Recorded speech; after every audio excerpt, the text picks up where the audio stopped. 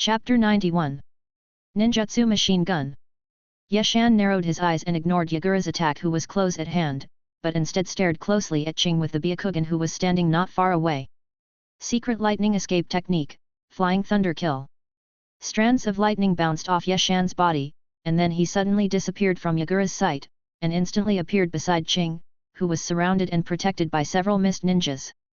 Medical ninjas and sensory ninjas are priority targets on the battlefield. This is knowledge taught in the Konoha ninja school. Yeshan naturally knows this, so he lists Ao, who has the Byakugan, as the first target. Several mist ninjas who were on full alert were startled, and someone immediately drew his weapon and stabbed Yeshan, who had rushed into the crowd. All this happened in an instant. When the long sword in the mist ninja's hand was just unsheathed and was about to pierce Yeshan's Konoha standard vest, when Yagura just adjusted his body that lost balance due to excessive force, the lightning on Yeshan's body dimmed and was replaced by scorching flames. The technique begins fire kill. Without forming any seals, the chakra on Yeshan's body quickly condensed into a fireball the size of his head, which whizzed off in all directions, so densely packed that it was terrifying. Due to the close distance and the fact that Yeshan's method of casting the spell was too strange, Mizuno Tsukisora only had time to complete half of the seal in his hand before the fireball shot in front of him, turning his handsome face red and reflecting the horror and despair in his eyes. At the critical moment, Mizuno Sora's longtime partner Kagaya Shoichi pulled out a bone from his left arm in time, and a large amount of chakra was condensed on his right arm, which he waved at a dazzling speed. Tsubaki's dance. The astonishing number of fireballs were all dispersed by Kagaya Shoichi, and failed to cause substantial damage to the mist ninjas who were caught off guard. Several mist ninjas took the opportunity to carefully distance themselves from Yeshan, guarding against his ninjutsu. Yeshan's body was filled with raging flames, like a fireman. The sea water under his feet was constantly evaporating, and the temperature around him rose by several degrees. Yagura stared at Hayama, whose face he couldn't see clearly, with a gloomy expression, and asked, "What kind of ninjutsu is this? You guess." "Humph. You look a bit similar to the Four Tails Jinchuriki of the Hidden Rock Village, but you are not a Jinchuriki after all. Is this the secret fire jutsu you developed?" Seeing that Yeshan was still indifferent, Yagura suppressed his anger and continued, "You can release a fire ninjutsu of at least B level without making hand seals. At the same time, the high temperature flames attached to the surface of the body can also resist the enemy's close combat. It is really a good ninjutsu with both offensive and defensive capabilities." Yagura talked to himself and analyzed Yeshan's technique in a few words. Several mist ninjas around him all sounded the alarm and became more cautious. "I have to say, the ninja world is really full of hidden talents." To Yagura's surprise, Yeshan, who was wrapped tightly in flames, actually started to speak, but his words were even more annoying. "But I am still alive today, not only because of the skills you can see, but also because of the skills you can't see." As soon as he finished speaking, another Yeshan shot out from the bottom of the sea like a cannonball and appeared in the center of several mist ninjas in front of their horrified gazes. Yeshan snorted coldly, snapped his right fingers and said, "Explode." Boom! The leaf mountain shot out from the bottom of the sea exploded instantly, and huge flames rose up. The impact force generated by the explosion even created huge waves of several meters on the calm sea surface. Yagura opened his eyes wide in shock. He couldn't believe that a ninja could hide a clone silently under the dynamic observation of the Byakugan, but the facts were before him and he couldn't help but believe it. In fact, this clone was not hidden by Yeshan at the beginning of the battle, but was condensed by secretly releasing chakra from the soles of his feet when Yagura was analyzing his technique. In the technique deployment mode, Yeshan can control the chakra at will without making any hand seals, especially the fire attribute chakra extracted from the heart, which can be controlled as easily as waving his hand. "Isn't this explosion a detonating talisman?"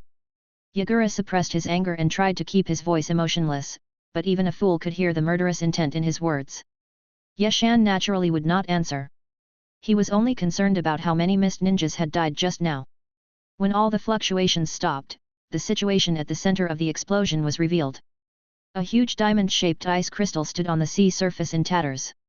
Through the ice, one could clearly see the situation inside. What made Yeshan silent was that the sneak attack just now did not cause any major damage to the mist ninja.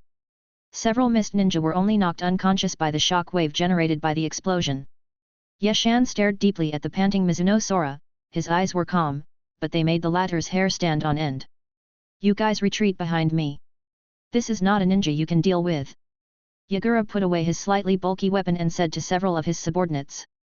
Although his subordinates are not very strong at the current stage, each of them has great potential and has powerful support behind them. If they are killed here, it will undoubtedly bring him great trouble. Qing, always observe the enemy's movements and alert them when necessary. Qing Dian, with bulging veins on his cheeks, nodded to indicate that he understood, then he and his companions slowly retreated behind Yagura, staring closely at Yushin, who was like a god of fire. Chen, you also step down. Feeling the vast chakra and sharp aura in Yagura's body, Yeshan said lightly to Yamashiro Tatsuya. For a moment, the blue sea became the battlefield between Yagura and Hayama. Both sides used all their strength to mobilize the chakra in their bodies, and at the same time constantly used murderous aura to stimulate each other, waiting for the opponent to reveal a flaw. It seemed like a long time had passed, but it also seemed like only a moment had passed. When the ninjas watching the battle around him began to sweat on their foreheads, Yeshan moved. Yeshan clapped his hands together, the flames burning on his body seemed to stagnate, and then a wall of fire instantly appeared in the sight of several people, sweeping over like a sweeping away of everything. Yagura's eyes narrowed, feeling somewhat helpless. There was nothing he could do. His opponent could release ninjutsu without forming hand seals. Even if he had many secret techniques, he would not have the time to use them. However, facing Yeshan's roguery, Yagura was not completely at a disadvantage, as he had his own ways to deal with it. Water release water mirror technique. The word-shaped weapon in Yagura's hand was held horizontally in his hand. The hook on the top was hooked in the air, and a water mirror appeared out of thin air. The water mirror was like a real mirror, reflecting the wall of fire that was pushed horizontally. Then the surface of the light flashed, and a large-scale wall of fire of the same size burst out of the mirror and met Hayama's technique. The two walls of fire collided with each other in Yeshan's astonished eyes, and then all dissipated, leaving only the residual heat waves in the air to prove their existence. The ninja world is full of wonders. Yeshan has never seen a ninjutsu that can completely copy the enemy's ninjutsu, let alone a water-based ninjutsu. He couldn't help but feel envious. Although Yeshan's first attack was ineffective, his usual style was to use all his strength once he took action. And since he mastered his unique training method, the scene he had imagined for a long time has come true.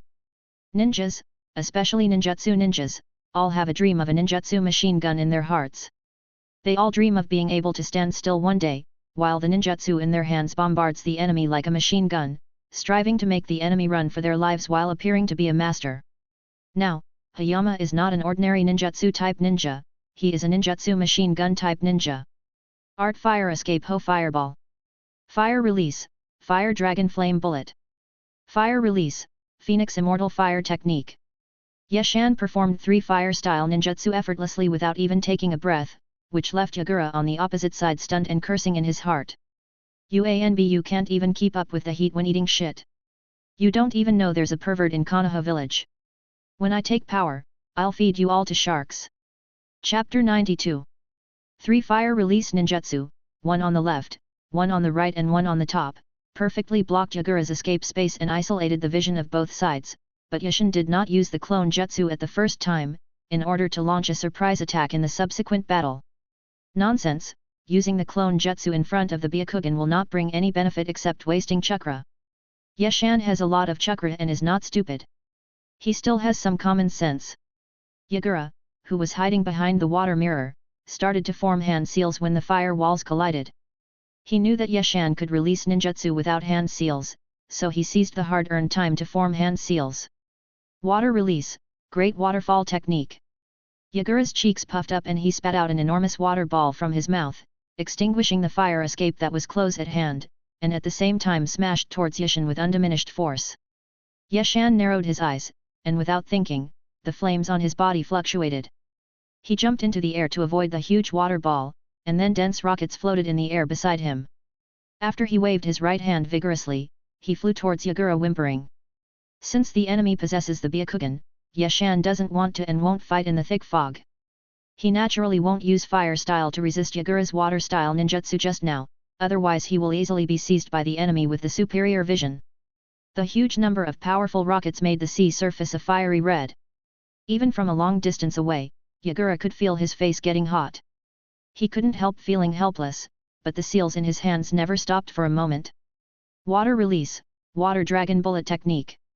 A water dragon rose from the sea, stirring up gusts of sea water, and then roared towards the rocket. As Yeshan expected, the powerful fire escape failed to play any role. After careful thinking, the flames on his body stopped surging, and were replaced by the water attribute chakra in the kidney sealing technique. The technique is deployed wave kill. Yeshan uttered the name of the technique coldly, and his temperament changed greatly. If Yeshan's aura was warm and unrestrained in the fiery killing mode, then in the wave killing mode it was cool and strange. Yagura looked at the changing chakra patterns on Yeshan's body with a gloomy face. His expression was extremely solemn, without any slackness. At this moment, there was no more concrete flame or water on Yeshan's body, only sky blue chakra, which was a little darker than the sea water. If you were closer, you could even hear the sound of flowing water. This isn't considered a ninjutsu, is it? Yagura asked with a serious face. As one of the most powerful men in the Hidden Mist village, Yagura prides himself on being knowledgeable and experienced. He has seen, heard of, and even experienced countless secret techniques, but he has never thought that someone could use chakra in this way. It's fine that you can release ninjutsu without making hand seals, but when can anyone other than Jinkriki concentrate chakra on the surface of the body and use it? Isn't chakra always violent and abnormal? When did it become so docile? Not to mention Yagura, even Yishin, who mastered the technique, couldn't figure it out. He didn't know why he could use chakras so smoothly. He could only attribute it all to the setting that time travelers must have cheats. At this time, Qing, who had the white eyes, seemed to have seen some clues, but he did not dare to approach the battlefield.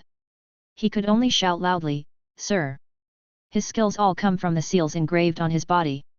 After hearing this, Yagura asked in surprise, "Chakra in the sealing technique? Are you sure?" "Absolutely sure." If Qing wasn't the most loyal of the loyal ones and had no motive to deceive himself, Yagura really wanted to dig out his white eyes and put them in his eye sockets to see for himself. The combat method of sealing chakra in a technique is not new, on the contrary, it is very common, and the detonating tag is the most commonly used one. However, it is difficult to accurately control the chakra in the sealing technique, and it may even hurt the caster if it is not done well. This is the consensus of the ninja world. Yagura had a great day today. He was enlightened and saw such a weird ninja. It was worth the trip. But no matter how strange Yishin's fighting style is, there is one thing that Yagura can be sure of, that is, as long as the opponent's ninjutsu does not take the initiative, then there is still hope of fighting. Thinking of this, Yagura stopped playing small tricks, and the strength of a cage-level warrior began to show. Water release. Exploding water wave. Yagura clenched his fists in front of his chest, his thin chest swelled up, and then a large amount of water gushed out of his mouth, piling up in front of him, and after a while, a small square lake was formed. Yeshan stood on the lake with a twitching mouth, staring at Yagura, who was standing not far away, unable to believe that his thin body could spit out so much water. Sure enough, ninjas cannot be called human beings, so how can humans jump up and down and spit water and fire? However, Yeshan couldn't understand why Yagura didn't directly use sea water to create a favorable combat environment, but instead spent chakra to spit out so much water to create a lake on the sea. Soon, he understood the fighting style of the top water style ninjas. After Yagura made a few seals with his hands, the small lake turned into a huge water ball under the effect of chakra, trapping Yishin inside the water ball. Yeshan was very surprised and puzzled. He didn't understand why Yagura went to so much trouble to do this. He couldn't breathe in the water, but Yagura couldn't breathe either. Could it be that the other party had gills? But Yagura quickly told Hayama what a ninja is. He could fight in water without breathing, but the enemy couldn't, so Yagura was able to kill one enemy after another. Seeing that the ninjutsu had been completed, Yagura pulled out the strange weapon behind him and aimed the hook on the top at Hayama not far away. Then a water dragon appeared vividly and pounced on Hayama with its fangs and claws. Since there was no leverage in the water, Yeshan's movements were clumsy and he could not dodge before the water dragon arrived. He had no choice but to grit his teeth and stop dodging, and also gathered a water dragon to blast it over. The two water dragons dissipated after the collision, and Yeshan released another water dragon and stepped on it, using the water dragon to support himself as he swam towards the edge of the water ball. Yagura couldn't help but look at Yeshan with new eyes. Among the several trapped enemies, Yeshan was the first ninja who wanted to use water escape. Indeed, in water, whether it was fire escape, lightning escape, wind escape, or even earth escape, it would not work. Only water escape could have some effect. However, Yagura took great pains to pull Hayama closer to the ninjutsu in order to kill him with the geographical advantage, so he would naturally not let him leave. In the water ball, Yagura is the absolute king. The water created by his own chakra is much smoother to control, which is also the reason why he consumes chakra. Outside the water ball, Yamashiro Tatsuya was extremely anxious, pacing back and forth, wishing he could go into the water ball to support Yeshan.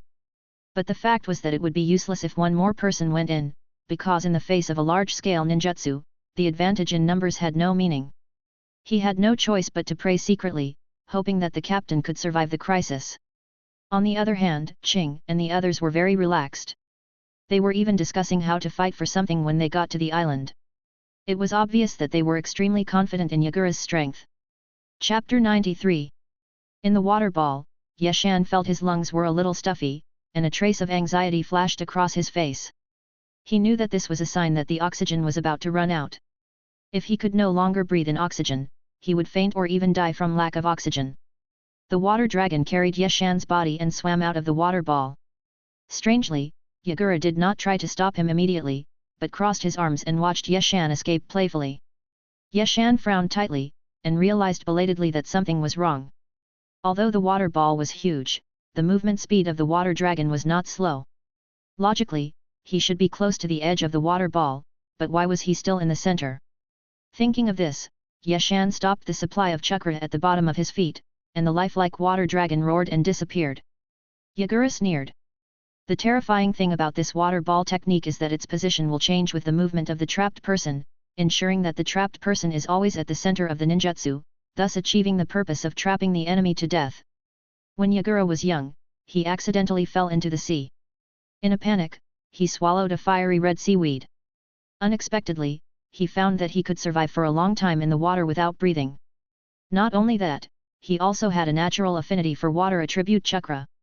He even created a series of ninjutsu such as the coral palm, which was extremely bizarre.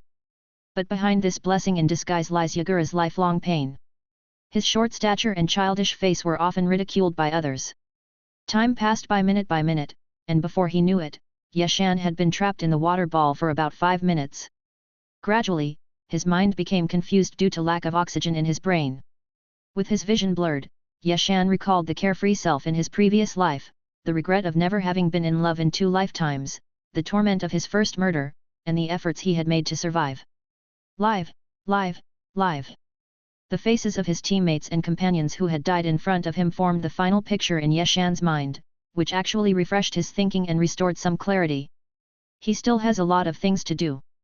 Those who have done him favors have not been repaid, and those who persecuted him have not been retaliated against. He can't just die here in a daze. Yeshan hurriedly took out a bunch of things from his ninja tool bag, and without bothering to identify them carefully, he threw them all out.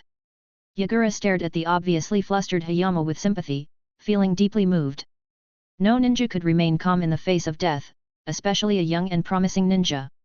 Yeshan's mind didn't clear for long, and soon became confused again. He felt as if someone was holding his lungs tightly, making it impossible for him to breathe.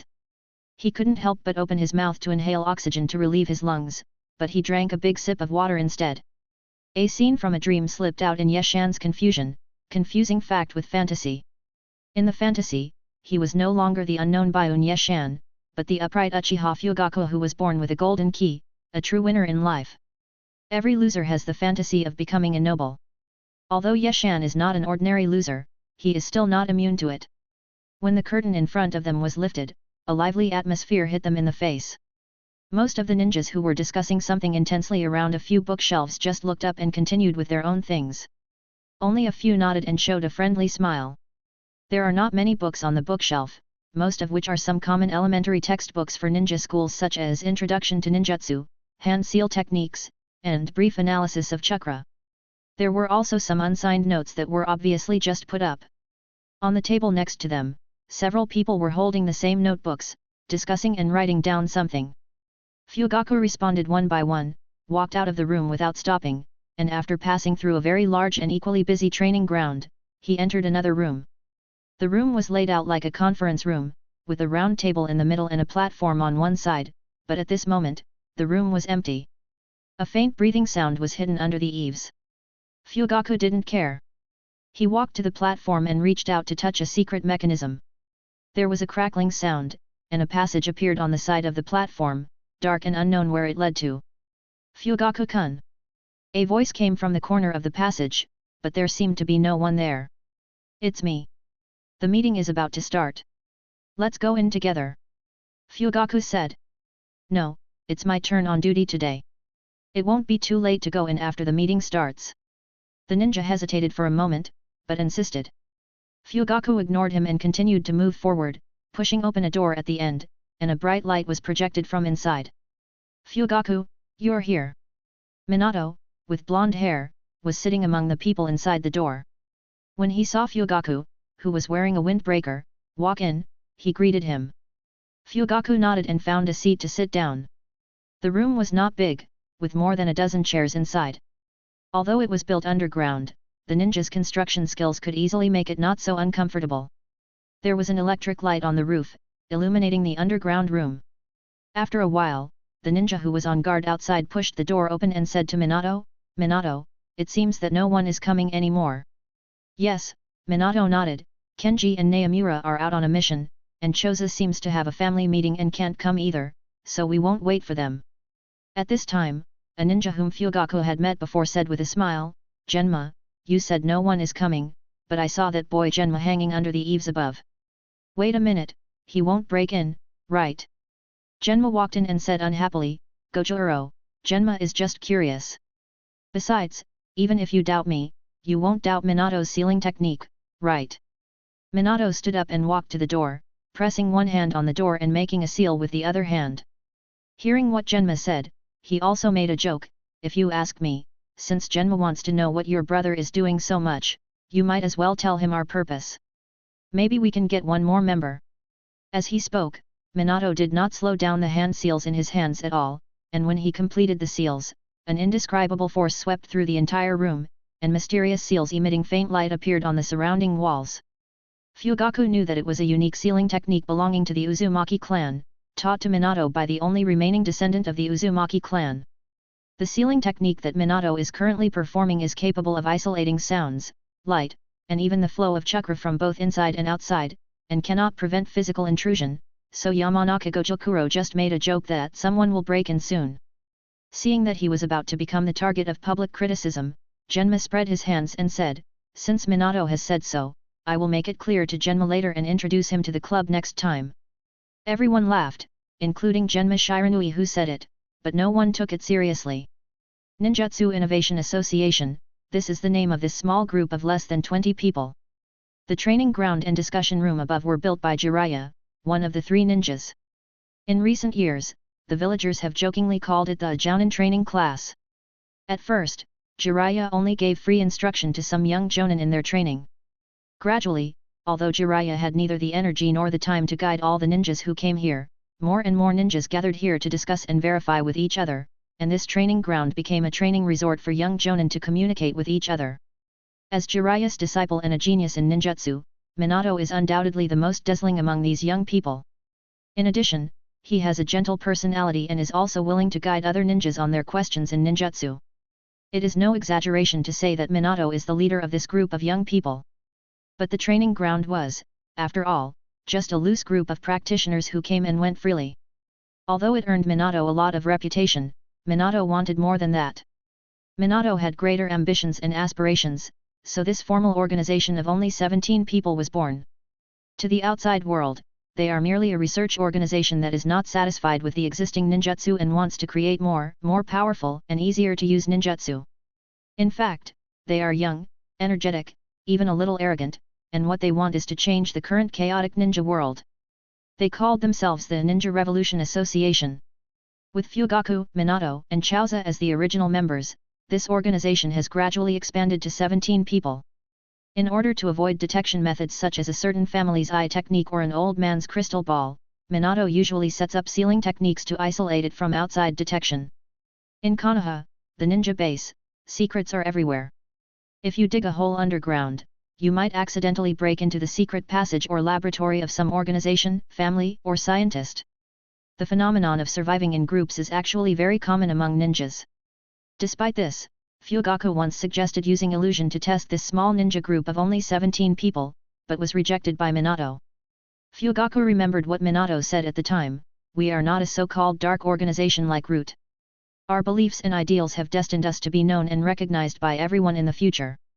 We were destined from the beginning to have no connection with things like secrets, so there is no need to do this at all." Fugaku deeply agreed with these words.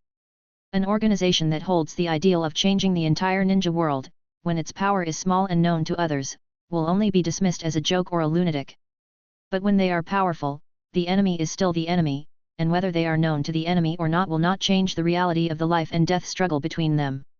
But for potential companions, this knowledge happens to be a call for publicity. Everyone sat down casually. It was called a meeting, but in today's time when there was no unified action, it was just a gathering to exchange ideas with each other. After all, it was not realistic to expect this group of young people, most of whom had never experienced power and practice, to come up with any constructive opinions. Therefore, the topics among them were not so much about any guiding principles as some imaginations about the future and some superficial goals. The first one is of course peace, which is also the core concept of this organization headed by Watergate that attracts everyone to join. The second one is ninja is the master. There is no need to say much about this one. It is the main body and the most fundamental position of this organization. The third point is unification, which is the means to achieve the first 2 points. I have to say a few more words about this point. Even with Minato's gentle personality, what he proposed was complete unification with the least possible losses, and under this premise, the use of force is inevitable. The rest is nothing more than the extension and argumentation of these 3 points, without any further information added. So, productivity is the power of production, except that the products and results of this production are all things that are beneficial to people's survival, including houses, food, and everything else. Minato talked eloquently and everyone listened attentively. Obviously, in their hearts, this blonde boy who was perhaps the youngest among them was very prestigious. Fugaku, Minato glanced and saw Fugaku in a red windbreaker sitting on a chair slightly outside with his eyes slightly closed. He knew that this guy was focusing on his own training again, so he said helplessly, "You know the most about this, so you should say a few words." Fugaku put away the chakra ball on his palm, opened his eyes calmly and said calmly, "Minato has already explained it very clearly about productivity, production relations, and means of production, and I have nothing to add." Chapter 94. As early as when Yashin joined the Uchiha clan, he proposed to Uchiha Shinichi to establish a ninjutsu development and reform committee, but it did not attract the attention of the family and was rejected. With Yashan's experience, he quickly discovered the management loopholes in the seemingly strict organization of the ninja village. That is, although the village had absolute ruling power in wartime, the management of the ninjas in the village was very loose in non-wartime, to the point where no one cared unless there was a mission. Ninjas need to gain military merits in exchange for corresponding ninjutsu to improve themselves. Not every ninja has a good master like Minato Namikaze. Most ninjas have no master or backing, and can only fight desperately on the battlefield for a ninjutsu. Therefore, Yashin advocated the establishment of the Ninjutsu Development and Reform Committee, to put forward his own views and ideas while spreading ninjutsu, so as to achieve the goal of establishing good relations with many ninjas. That is to say, it is just to build up momentum for Uchiha Fugaku to become Hokage. With his brain deprived of oxygen, Yashan began to fantasize about some unreal things. He opened his mouth wide and let the water pour into his stomach. Gradually, he was full and could not drink any more. The chakra coat on the surface of his body also dissipated. Yagura looked at all this expressionlessly, feeling regretful in his heart. He felt sorry for the powerful ninjas, which was a recognition of the enemy's strength. Another genius ninja has fallen.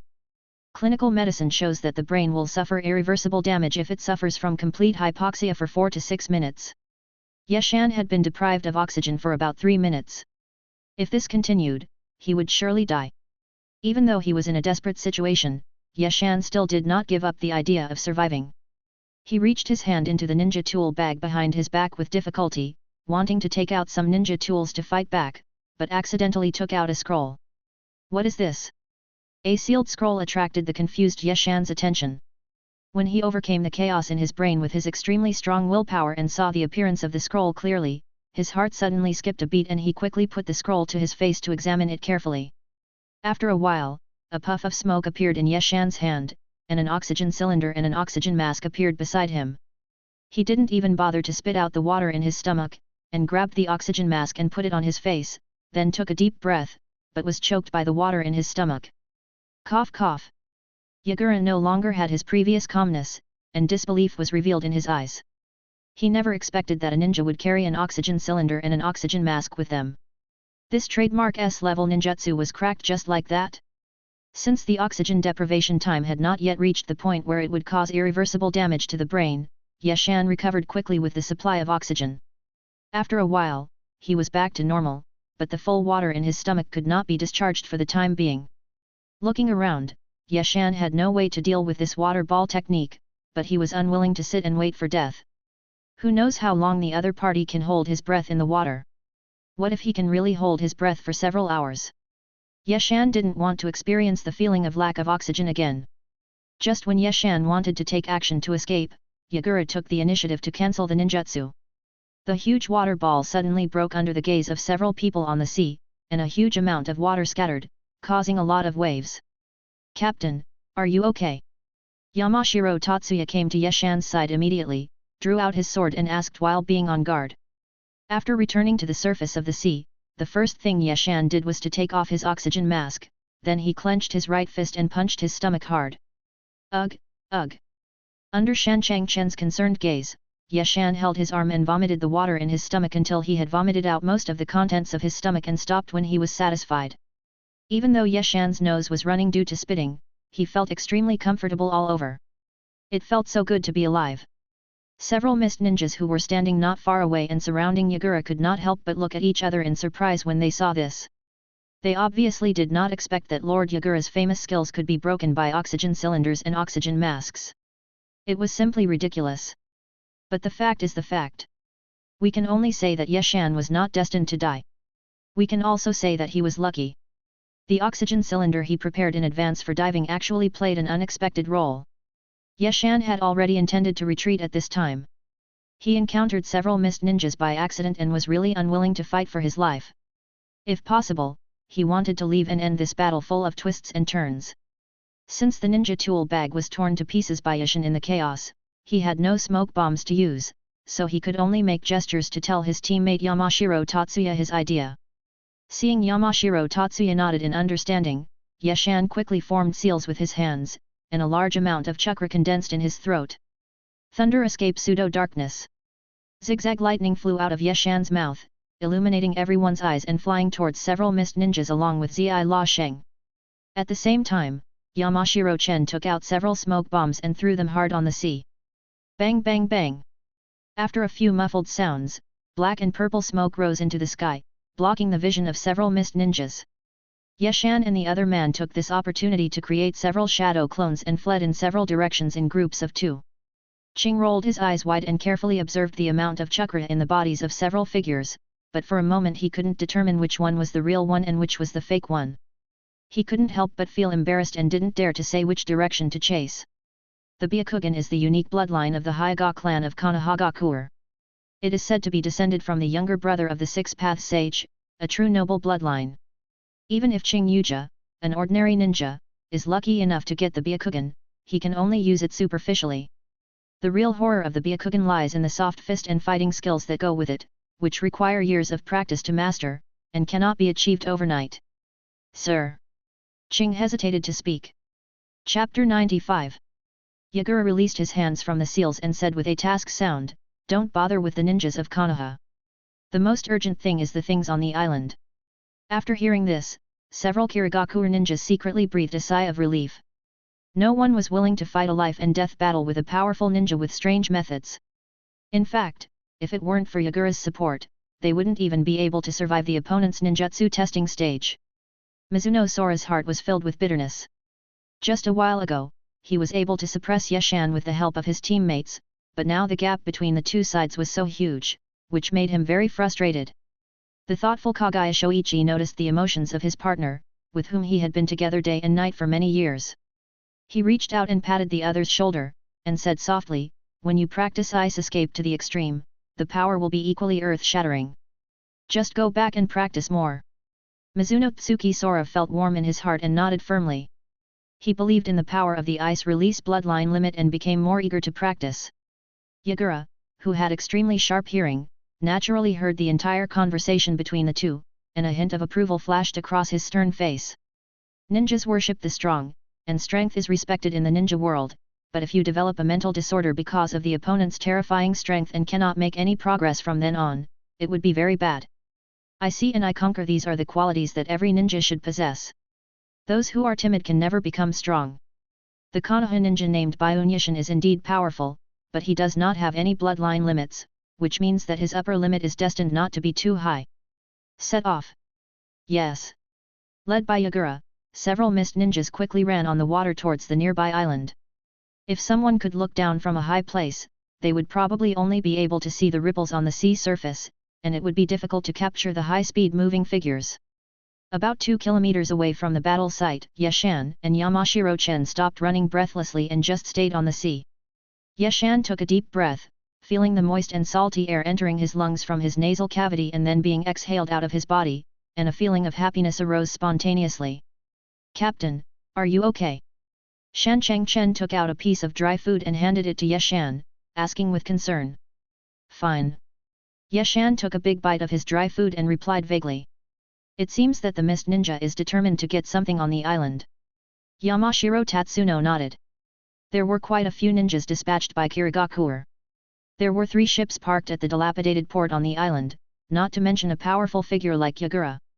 No matter what the other party is planning, let's return to the fire country as soon as possible. After saying that, Yeshan stuffed the dry food into his mouth, chewed it hard, and ran towards the west. The land of whirlpools was a vassal and ally of Konoha village. In the early days of the establishment of Konoha village, it played a role in balancing the land of water, but it was destroyed decades ago. Strictly speaking, the territory of the land of whirlpools is the territory of the land of fire. Now that the ninjas of the Hidden Mist village have made a big fuss in the territory of the land of fire, it is bound to cause condemnation from the peace faction in the village, headed by Sarutobi Hiruzen. But these have nothing to do with Yushin. The Mist Ninja can do whatever they want on the island. He is just a jonin, and a jonin who is suspected and hated by the higher-ups. It is not his turn to defend the territorial integrity of the Fire Nation and the dignity of the Konohagakure. Never engage in meaningless battles under any circumstances, this is Yeshan's way of survival. Moreover, Yagura's strength is unfathomable. His water escape technique alone is enough to make Yushin exhausted. When the opponent has full advantage of the terrain, the ninja with a weak brain will fight to the death. Yeshan made up his mind that even if the third Hokage was trapped on the island today, he would leave without looking back. After all, they were not very familiar with each other, and at most they would burn some paper at his grave during festivals, but not kowtow. At this moment, the two of them no longer conserved their energy and chakra, and quickly walked on the water, thinking only of getting away from this place of trouble as quickly as possible. However, fate is always full of coincidences. Not long after the two of them moved forward, Yeshan, who had excellent eyesight, saw a small black dot coming from the direction of the island. The little black dot moved very fast, but strangely, it almost lost its balance and fell into the sea several times. Yeshan knew that this was a sign of excessive chakra consumption. This is very strange. You have to know that this is a vast ocean. A ninja without chakra is no different from an ordinary person here. No one knows what happened that caused a ninja to rush onto the road of no return without hesitation. Soon, Yeshan noticed something was wrong. Why was the other party coming straight towards him in this vast ocean? Chen. Before Yeshan could finish his words, several more small black dots jumped from the island to the sea surface, and then a feeling of being locked appeared in Yeshan's perception. What a fierce aura, this is a master. Yeshan's clever detour led them to the land of whirlpools, and also caused them to encounter many things that shouldn't have happened. Chapter 96. Yeshan and Yamashiro-chen stood quietly on the sea, staring expressionlessly at the black spot in the distance that was stumbling closer and closer in their sight. It's not that Yeshan doesn't want to turn around and leave this place at this moment, but he has been locked by a sharp aura. On the endless sea without any cover, it is difficult to escape the pursuit of the perceptive ninja. Instead of running away blindly, it is better to fight head-on. Ninjas must have the awareness of protecting themselves, but more importantly, they must not be afraid of fighting, otherwise they will lose the heart of a strong man and completely become a coward. From the moment Yeshan first stepped onto the battlefield, he was completely separated from the mediocre and timid self of his previous life. On the cruel battlefield, fear will be a sign of the coming of death. When a person dies, his eggs face the sky. He will live forever. Get ready for battle. Yeshan's light tone revealed a strong murderous intent. Shan Changchen did not answer. After working in the team for many years, he already knew his captain's character very well. He is a ruthless person who doesn't talk much. He talks about things by burning paper. This is Yeshan's principle and also the guiding ideology of their team.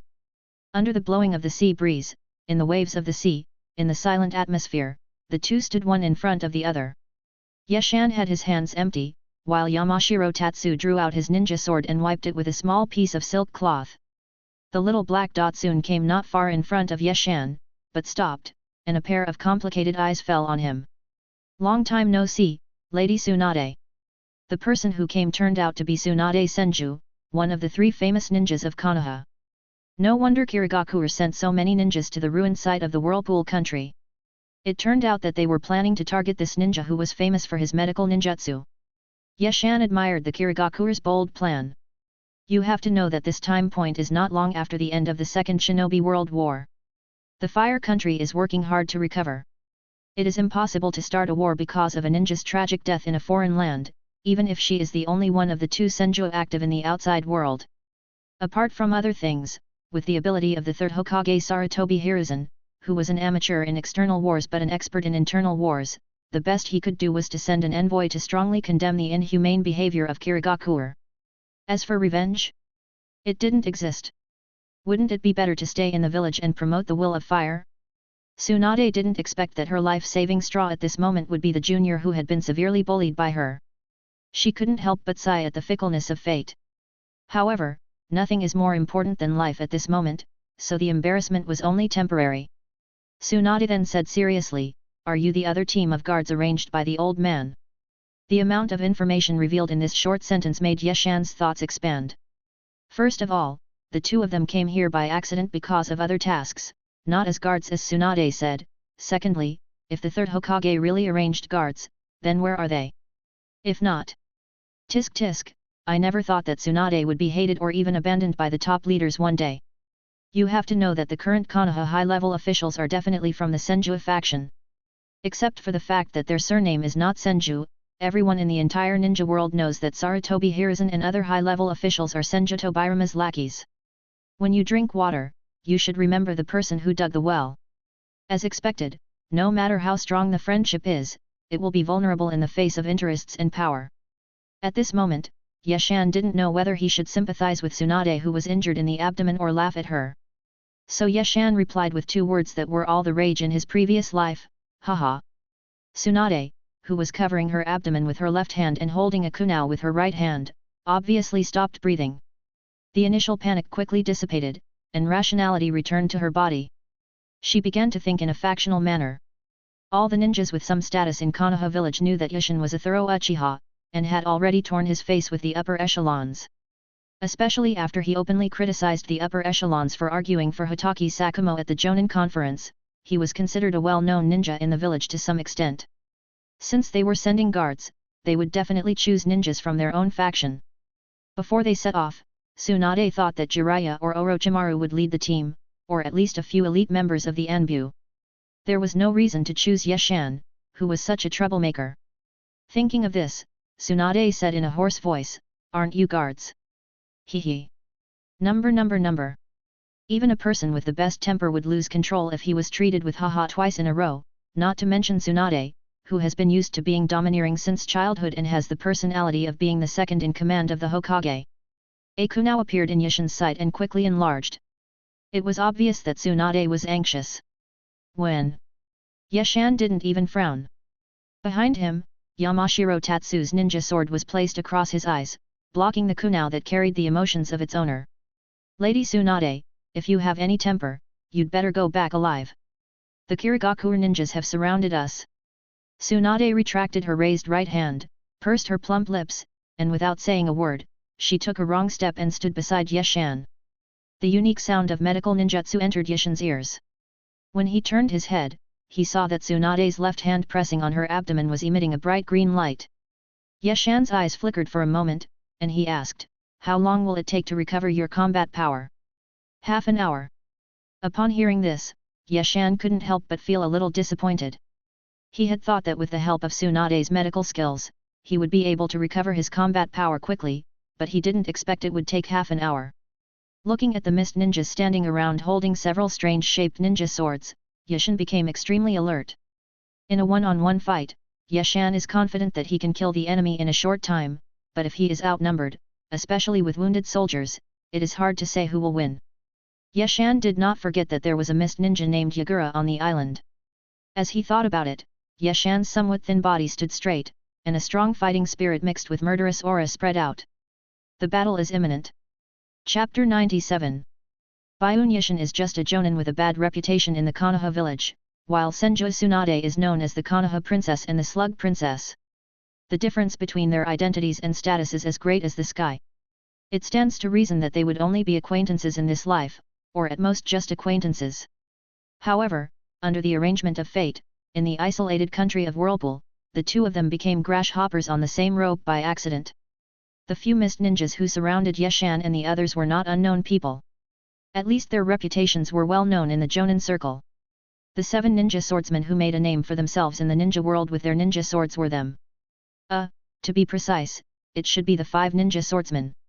2 of them were killed by Hayama in the Land of Fire long ago. Those 2 ninja swords are still sealed in Yamashiro Tatsu's scroll. The fat orange-haired mist ninja standing in front of Yeshan touched his round belly with his right hand and said coldly, "Today is a really good day. Not only can I complete the mission, but I can also avenge myself." He, could this be the Konoha ninja who killed those 2 idiots? What's his name? Let me think. It seems to be Kurogyu Moizan. Idiot, it's Byun Yeshan. Nanny, who gave you the guts to scold me, believe it or not? Shut up. The orange-haired mist ninja interrupted the escalating argument between the two with a loud shout, then pulled out a bandaged cylindrical weapon from behind and held it horizontally in front of him. Except Tsunade, the life or death of the remaining 2 people does not matter. Do it. The mist ninja, who was holding back his anger, grinned fiercely, swung the weapon in his hand that looked like an enlarged embroidery needle, and then threw it fiercely at Yeshan who was not far away. At the same time, another mist ninja placed his hands on his chest and quickly formed seals, and the knife with a thin wire flew just in front of Yeshan's face, completing the seal of the technique. Water release, water dragon bullet technique. Waves appeared on the calm sea surface, and a lifelike water dragon roared up, shook its head flexibly, and smashed straight towards where Yeshan was.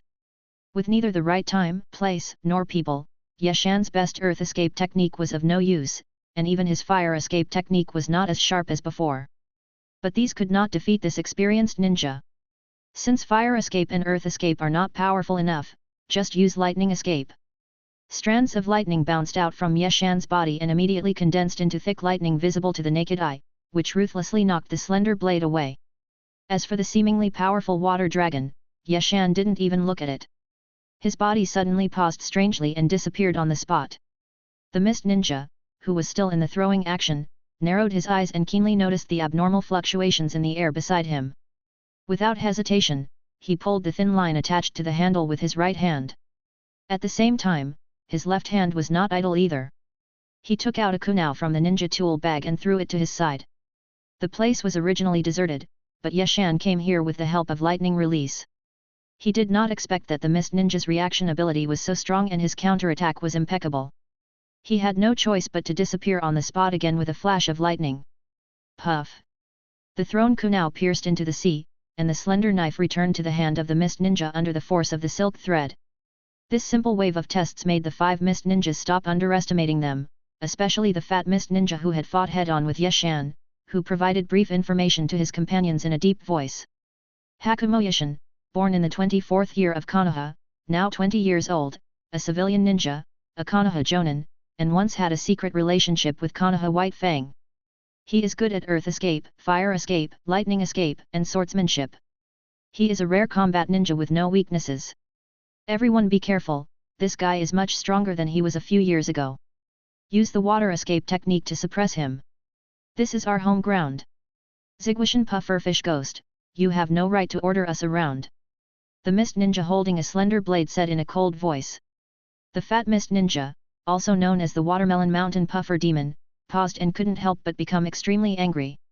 I am not qualified to give you orders, but don't forget that this mission is personally commanded by the Mizukage and led by the elders. If anything goes wrong, everyone will be held responsible. Don't think you can get away with it. The faces of several mist ninjas darkened. They could ignore the orders of the Watermelon Mountain Puffer Demon, but they had to obey the orders of the Mizukage and the elders, unless they wanted to become rebel ninjas. The 5 of them looked at each other, put aside their past prejudices and differences, and formed seals without reservation. Water-style secret technique, Rain of Needles. A drizzle began to fall from the clear sky. At first it was just an ordinary rain, but after a while it turned into a rain of hard steel needles, flying down all over the face. This ninjutsu is not unfamiliar to Ishin. During the Second Ninja World War, he witnessed several rain ninjas using this ninjutsu to completely wipe out the rock ninjas who were far ahead of him in number. A single needle rain or even a large rain of needles is not a fatal threat to ordinary ninjas, but if it is a large and continuous rain of needles, the lethality it causes is terrifying. No one can last long under the continuous and extremely sharp rain of needles, not even if Yeshan has practiced the hardening technique to the extreme. Therefore, there is only one way to crack it. Since you can't solve the ninjutsu, then solve the person who releases the ninjutsu. Shadow Clone Technique. Fire Release, Fire Dragon Flame Bullet. Yeshan first created a shadow clone, and then ordered the shadow clone to release fire escape into the sky to dissolve the rain of needles and protect Tsunade and Yamashiro Tatsuya. His original body smiled coldly in front of several mist ninjas and also formed a seal. As long as the seal in the mist ninja's hand is broken, this ninjutsu will not be scary. Lightning Release, Thunder Wolf. 2 thunder wolves leaped out from the dazzling lightning and rushed towards the mist ninja who was using a slender blade, as fast as thunder. Yeshan thought very clearly that the ninja sword owned by the mist ninja named Zigwashan Pufferfish Ghost could absorb chakra. The abilities of the remaining few were unclear, and only the mist ninja who used a slender blade was relatively easier to deal with. From the test just now, Yeshan was confident that the mist ninja was not good at ninjutsu, because his first reaction when facing the attack was not to form hand seals, but to recall the thrown ninja sword. Being rough but also meticulous, being still but also moving, and always thinking and staying calm during battle are the experiences that Yeshan has gained over the years. As Yeshan expected, this mist ninja made himself a breakthrough point. He was angry at first, but then he released his hands from the seals without waiting for the Watermelon Mountain Puffer Ghost to stop him, took out his weapon and rushed towards Yeshan. Haha, just a brainless reckless man. Yeshan's evaluation of this man dropped again, but he did not relax. He drew out his short knife and rushed forward with a flash of lightning. Chapter 98. The ninja tool, like an embroidery needle magnified 100 times, cleverly bypassed the lightning wolf that was as fast as thunder and flew towards Yeshan from an angle that he could not expect, abruptly interrupting his attack rhythm, but also fulfilling his tactical plan. The dense rain of needles in the sky stopped, greatly relieving Yeshan's pressure. This secret technique can be regarded as a powerful weapon on the battlefield. Once it is used, it is extremely difficult to deal with, but it is not without its shortcomings. Any ninjutsu has its advantages and its inevitable flaws. As long as you grasp this point, there will be few ninjutsu that can be the decisive force on the battlefield. After all, a ninja is a person, and a person with extremely high mobility. In fact, if it weren't for Tsunade who was recovering from her injuries, a ninjutsu like the Rain of Needles, which was large in scale but confined to a certain area, would not cause any trouble to Ishin. The fighting style of the Mist Ninja is weird yet brutal. They are ruthless to their enemies and even more ruthless to themselves, and they often do everything they can to win.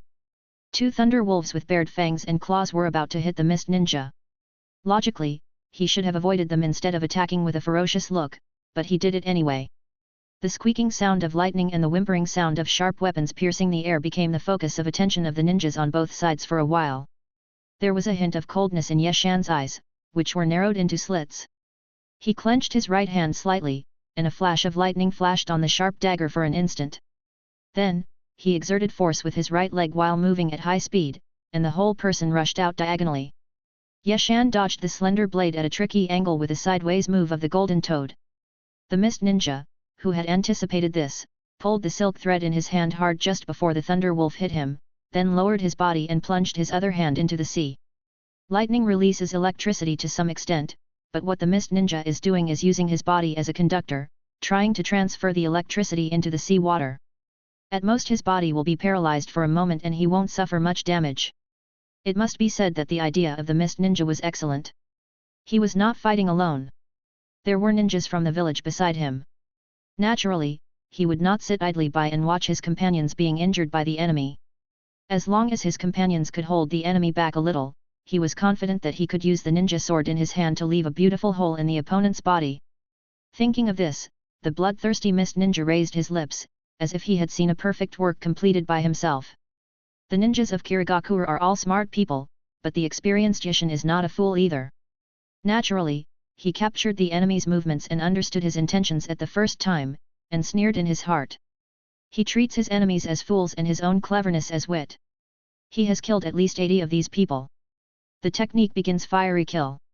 A few cold words came out of Yeshan's mouth, and then he jumped high in the horrified gaze of the mist ninja. With his back to the sun, the whole person seemed to be covered with divine light and seemed invincible. Fire style, super fireball technique. In an instant, the original scenery disappeared from the mist ninja's sight, and was replaced by a huge, boundless fireball. This thing is not a great fireball technique at all, it is simply an insult to the common sense of ninjas. It should be more appropriately called a fireball meteorite. At this moment, the faces of the 5 mist ninjas were undoubtedly livid. The violent fireball even caused the same Hada sword in the hands of the Watermelon Mountain Puffer demon to tremble slightly. Use water ninjutsu. At the critical moment, the Watermelon Mountain Puffer ghost was the first to come to his senses and roared. The other 3 people began to make seals in a panic as if they had just woken up from a dream, and no longer cared about arguing with the Watermelon Mountain Puffer ghost. Water style, 10,000 miles water flow wall. A huge amount of sea water was sucked up by the chakra, forming a thick wall of water that hung above the heads of several people, looking spectacular from a distance. Sometimes ninjas are human and sometimes not. Chakra is like the magical power of immortals. Except that it cannot make ninjas immortal, the rest of the power of ninjas such as breathing clouds, wind, fire, thunder, and lightning are no problem. The sound of water and fire colliding was heard, and the accompanying water vapor obscured the figures of several people. An artificial fog covered the sea surface within a radius of several miles. When the vision is blocked, it is usually the moment that decides the outcome of the battle. Yeshan has been on the battlefield for a long time, so he will naturally not miss such a good opportunity. Besides, this fog was part of his plan. The secret of lightning release, Jizo lightning pillar. A silver-white lightning pillar with a diameter of more than 100 meters stood proudly on the sea where the mist ninja was standing. The strange thing was that there was not much lightning on its surface, only strands of lightning jumping around, making it look like an oversized fluorescent stick. But we can't judge things by appearances. Tsunade is a perception ninja. Even though she was still several hundred meters away from the lightning pillar, she still sensed a strong sense of threat from it and couldn't help but feel a little nervous. After releasing the ninjutsu, even though Yushin had a huge amount of chakra, he still felt weak. He hurriedly drew the sealed chakra into his body, feeling a little dizzy. This secret of lightning escape technique is the last ninjutsu taught to him by Hotaki Sakumo. He has never used it in previous battles and it is one of his trump cards. Of course, the scary thing about this technique is not that its range is large and difficult to dodge, but its violence. Yeshan cautiously distanced himself and came to Tsunade's side. After glancing at her lightly, he snapped his right fingers and uttered a word coldly. Burst. Boom. Tsunade's eyes widened. She never expected that the seemingly stable lightning column could explode. Before she could observe carefully, the dazzling light forced her to close her eyes. The raging wind blew Tsunade's beautiful golden hair everywhere, and a strand of it playfully jumped onto Yeshan's nose, scratching it non-stop. Yeshan narrowed his eyes and carefully admired his masterpiece, ignoring the annoying strand of hair. The lightning pillar exploded without any warning, and a huge ball of light replaced the light pillar and remained in its place. The extremely humid air allowed the lightning to communicate with the power of nature. The sky darkened rapidly, and several thunderclouds floated over the sky where the mist ninja was staying. Boom! First, a ray of lightning struck from the thundercloud, resonating and connecting with the lightning chakra in the light ball. Then, thousands of lightning bolts followed one after another, and the rumbling sound was endless. From Yeshan's point of view, the place where the mist ninja stayed seemed to have turned into a lightning field, with dazzling lightning flashing continuously, more spectacular than the end of the world. The smell of electrolyzed water wafted around, and Yeshan, who was good at fire escape, even faintly caught a hint of the smell of burning human flesh. After estimating the time, Yeshan reluctantly withdrew his gaze and said in a deep voice, "Retreat." Although Yeshan won the battle and annihilated the 5 ninja swordsmen, it did not mean that he had reversed the power gap between the two sides. Yeshan dared to bet that if there were not 2 or more cage-level strongmen from the hidden mist on the island, he could swallow a handful of kunao on the spot. If they didn't take advantage of the chaos now, when would they? As long as the 3 of them got into the vast ocean, not to mention the cold ice, even the radar of the reconnaissance aircraft would not be able to find them. Tsunade gathered up her messy hair, swallowed her saliva quietly, and said sparingly, "Okay." In fact, she was originally unhappy with Yeshan. She felt that this young man was not very strong and was full of trouble. He even dared to openly criticize the Konoha high-level officials at the Jonin conference. He was just a brainless and reckless man. But now it seems that the third Hokage will regret it in the future. Comments like "not good enough for major tasks" are the biggest insult to the thunder and lightning that are still raging at this time. Tsunade really wanted to pull the old man of the third Hokage over and ask him to take a closer look. Is there any ninja in the village who could break the impasse and save his side in this situation? But when she thought about the guard, the light in Tsunade's eyes seemed to go out. Perhaps, it is time for Senju Tsunade to step down and let others take over. Chapter 99. At this moment, Tsunade's heart was complicated. She felt happy for surviving the disaster, but also a little shocked, and had some indescribable feeling. But there were things that could not be said now. Even though the mighty lightning-style secret technique filled her eyes, Tsunade kept her left hand on her abdomen using medical ninjutsu, recovering from her injuries against the clock. Yeshan had no time to appreciate his masterpiece. He knew very well that the most urgent thing was to quickly escape with Tsunade, the burden, otherwise things would be difficult when the mist ninja on the island arrived. He might have to die here today. Thinking of this, Yeshan made a sword flower with his right hand and put the short sword back into the sheath, then raised his leg and walked towards Tsunade. Looking at the other person's slightly messy clothes and the occasional spring scenery, Yeshan, who had never been in love in his 2 lifetimes, suddenly felt dry in the mouth and could only talk to cover it up. "Are you okay?" His tone was stiff and perfunctory, and his actions had nothing to do with concern. It was certain that he was a straight man. As he spoke, Yeshan bent down slightly, wanting to help Tsunade stand up and get away from this place of trouble. There is no industrial pollution in the Naruto world. Humans still stay on land and have little knowledge of the development of marine resources. In particular, the Whirlpool country has been abandoned for nearly 10 years, making the nearby seas extremely clear. If you observe carefully at the sea surface, you can even occasionally see some fish swimming happily. It happened that Yeshan was leaning forward slightly at this moment, and it was not easy for him to keep his eyes on Tsunade's plump body, so he could only look at the sea helplessly. Strange, why is the sea surface a little black? This thought flashed through Yeshan's mind, but he did not stop. Soon, his hand touched a delicate and slightly cold arm. Hiss! How much makeup did this woman use on her skin? It's so smooth. At this moment, Shan Changchen, who was standing behind Yeshan, narrowed his eyes and blurted out without thinking, "Be careful." While giving a warning, Shan Changchen stomped his right foot hard and shot out like an arrow. However, Yamashiro Tatsuya is just an ordinary jonin, and his reaction ability is not good enough compared to that of a real strong man. Yeshan was seen standing with his feet on the sea right below him. A ninja sword shining with cold light broke out of the water without any warning. At the same time, a water whip suddenly appeared behind him and bound his upper body before Yeshan could make any move. Such an event happened so suddenly that almost at the moment when Yamashiro Chen's voice reached Yeshan's ears, the water whip accurately controlled him. There was a flash of panic in Yeshan's eyes, and his body shook violently for no reason, but his years of fighting on the battlefield and bloodshed made him calm down instantly, and an unusual flush flashed across his face. Although the upper body is controlled and unable to form hand seals, a ninja's battle requires not only ninjutsu, but also physical skills. Instead of straightening up, Yeshan's waist lowered even more. A sufficient amount of chakra was instantly accumulated at the bottom of his feet, and his calf muscles contracted violently, and the ninja's extraordinary jumping ability was about to be exerted. Although it is a taboo for a ninja to be in the air with nowhere to gain leverage, Yeshan can't care about that much at the critical moment. As long as he jumps into the air to gain some time, Yeshan is confident that he can break free from the restraints and deal a fatal blow to the attacker. However, Yeshan's plan failed. The chakra exploding from under his feet did not bounce his body up, but instead caused him to stagger and almost fall to the ground. At this moment, the attacker's blade was less than an inch away from Yeshan's body, and the coldness even made his heart skip a beat. At this moment, even if Yeshan had all his skills, it would be of no use, and the calmness in his heart was replaced by panic again. He seemed to see the sickle in the hand of the god of death waving at him. At this critical moment, Yeshan took a deep breath, then twisted his waist, and his upper body tilted slightly to the right strangely. Pfft!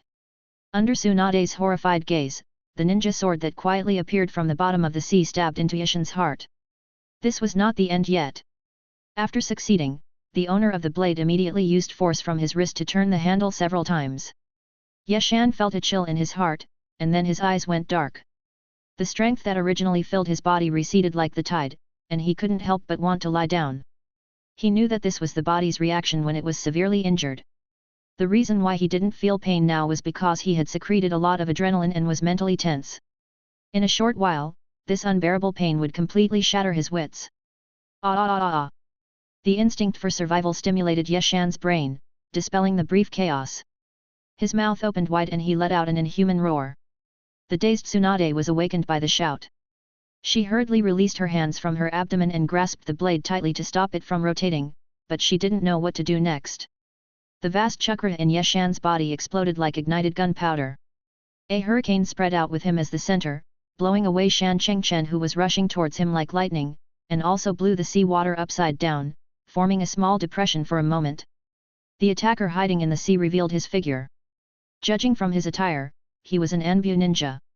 At this moment, he was overwhelmed by the aura that Yeshan burst out, and he stood there in a daze as if he had lost his mind. Come die! A big hand fell from the sky and pressed on the head of the Anbu. In a manic state, Yeshan exerted so much force that he actually crushed his skull. Crack! The sound of breaking bones was heard, and red and white blood splattered all over Tsunade's head and face, but she still held the blade, holding it tightly, even though her soft hands were cut and even the bones were exposed. Yamashiro Tatsuo, who was blown away, finally came to Yeshan's side. Without saying anything, he took out hemostatic medicine from his ninja tool bag and wanted to sprinkle it on Yeshan's wound. But for some reason, the right hand that usually held the sword and killed many ninjas was trembling slightly at this time, and the small medicine bottle seemed to weigh 1,000 pounds, causing a lot of medicine powder to not fall on the wound, but spill into the sea. Don't shake, don't shake, don't shake your damn right hand. Yamashiro-chen threw away the medicine bottle in his hand, took out a kunao and stabbed it into the palm of his right hand. Sure enough, his hand stopped shaking. Seeing this, Shan Chengchen was slightly delighted and took out another bottle of medicine and was about to sprinkle it on. Chen, stop it! Yeshan's voice made Yamashiro Tatsuo stop applying the medicine and froze in place, but he continued immediately. It's okay, Captain, it's okay, this medicine is very effective, it's specially made by the Uchiha clan.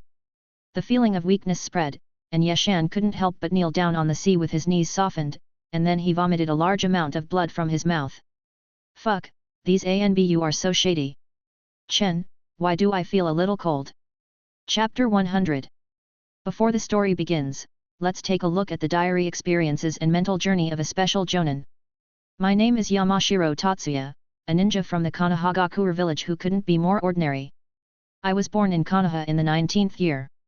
I am currently 25 years old and my ninja rank is special jonin. Before I was 10, I had a happy and warm childhood. Although the training at the ninja school became increasingly harsh with the death of the second Hokage and the approaching clouds of war, I was fortunately gifted. My teacher said that my future achievements would not stop at Chunin, which made my father very happy. In the 29th year of Konoha, I was 10 years old and graduated successfully. In the 30th year of Konoha, my father died in the land of grass. Damn rock ninja, I will not be a human if I don't take revenge. I began to practice hard and completed the mission desperately, hoping to get the recognition of the village as soon as possible. Yes, I longed to step onto the battlefield. My father died on the battlefield. According to his teammates, he died with the spirit of a ninja and with the will of fire. Speaking of the will of fire, this concept I learned in ninja school seems to have spread more and more widely in recent years. Even the small vendors on the street know about it. I think this is a good thing. It proves that our entire Konohagakure ninja village in the land of fire is united and has a strong will.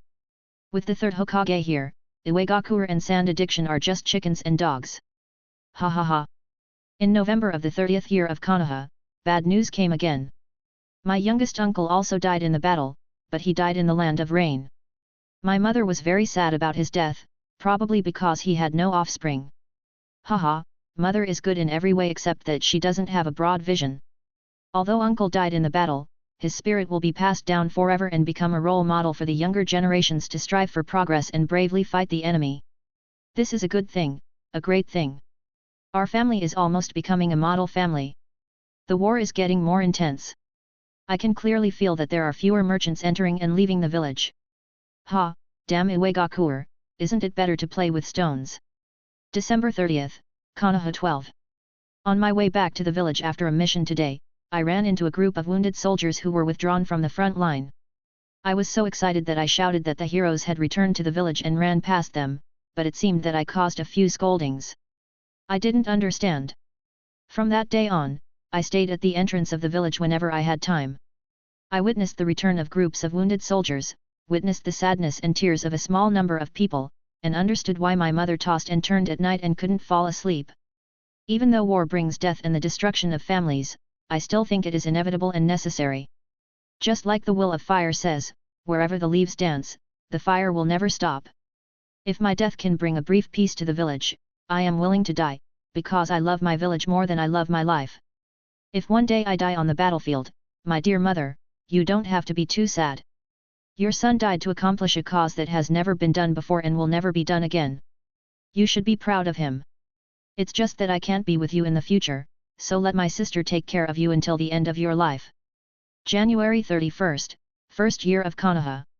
Today's mission has been cancelled because my leader, Kanashi Ichiro, is about to go to the battlefield.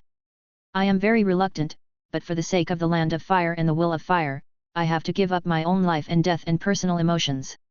I hope my teacher can make great achievements in the Rain Country and become a great hero like the second Hokage. On March 31st, the 3st year of Konoha, I was training hard at the training ground when I received a notification from the village. Strangely, the ninja who came to notify me refused to tell me what happened and just asked me to go to the hospital. I guessed that maybe my naughty sister had fallen down again, so I rushed over in a hurry. Teacher Zioxy is back. To be more precise, his body is back. This was the first time I saw a familiar face disappear. Teacher Kanashi looked peaceful, even with a hint of a smile, but he was terribly pale. I think he must have been proud of his sacrifice before he died, because he became part of the will of fire, he became light. Yes, it is light. Although it is very faint, it is undeniable that it exists. I am proud of my father, my uncle, and my teacher. I can't wait to enter the battlefield and become such a ninja. So much so that I argued with my companions about whether I should apply to join the war. September 31, the 9th year of Konoha. Today is an important day in my life. I will join the war. The conscription order from the Hokage's office is kept by me solemnly. It means nothing. It represents my personal honor. It means that I will soon be able to become a ninja who can stand on my own. It means that I can contribute to the will of fire. On the morning of September 31, the 9th year of Konoha, I will set out with the logistics team. Our destination is the Rain Country. Unfortunately, I cannot bring my diary with me. I heard that it rains all year round in the Rain Country. I am looking forward to it. I'm back on July 3 2st, 7th year of the Konoha calendar. Unfortunately, my two teammates didn't make it back, even as corpses. The damn rain ninja actually blew their bodies into pieces. I really couldn't bear to bring back such remains, so I had to bury them on the spot. Fortunately, a monument was erected. I will move them back to the Konoha cemetery when there is a chance in the future. I was asked to deliver the 2 death notices to their homes. I didn't know how to deliver them. I asked my mother, but she didn't answer me, which made me panic. On July 32, the 7th year of Konoha, the notice was delivered to their home. As expected, the whole family was crying again. I was helpless and could only stand outside the door awkwardly, letting them cry without knowing how to say anything to comfort them.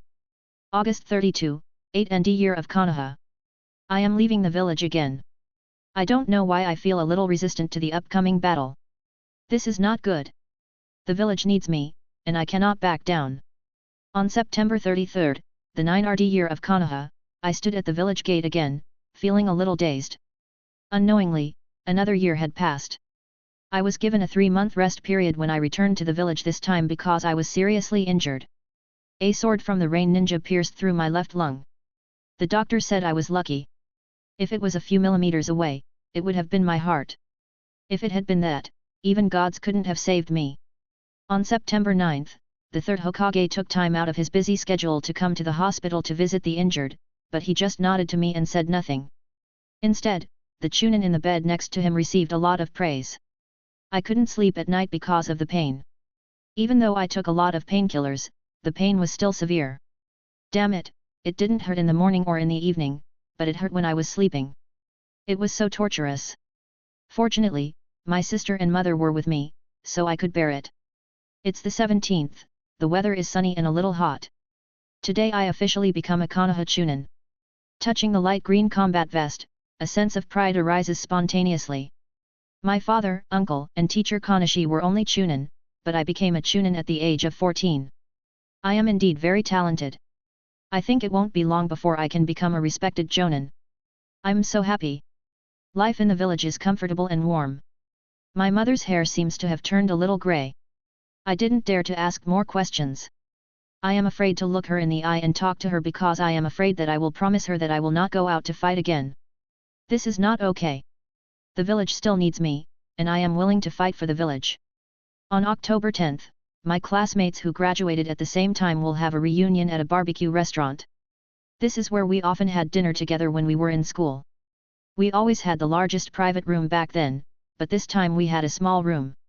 The classmates who didn't come will never come again. War is cruel. The faces I know well have become graves, and the names I often mention have become inscriptions on tombstones. They have become heroes. I want to be a hero, too, even if my mother doesn't want me to. Chapter 101. December 33, the 1-2RD year of Konoha. Tonight's meal is especially sumptuous because I will be on the battlefield again tomorrow. It seems that the village's combat power is gradually becoming strained. I, a newly promoted Chunin, was appointed as a squad leader. You know, I have no leadership experience, which makes me very stressed. I have to say, the standard vest is comfortable to wear, and it also makes me look a little handsome. For some reason, I couldn't sleep tonight. As soon as I closed my eyes, all I could see were the hideous faces of my teammates before they died. Especially Demu's face, which seemed to be engraved in my mind. Oh, he died in my arms. He had many wounds on his body. The fatal wound was 1,000 bones shot in the throat, which made him unable to speak before he died. However, he wrote the word home on the ground with his finger. I know he's missing his family. Demu graduated a few years earlier than me. He was a quiet man. I didn't expect him to die in an idle mission. I can only say that it's fate. We were leaving in 2 hours. I couldn't bear to see my mother and sister's reluctant expressions, so I left home before daybreak. On February 35, the 2th year of Konoha, 3 of my subordinates died in the land of rain.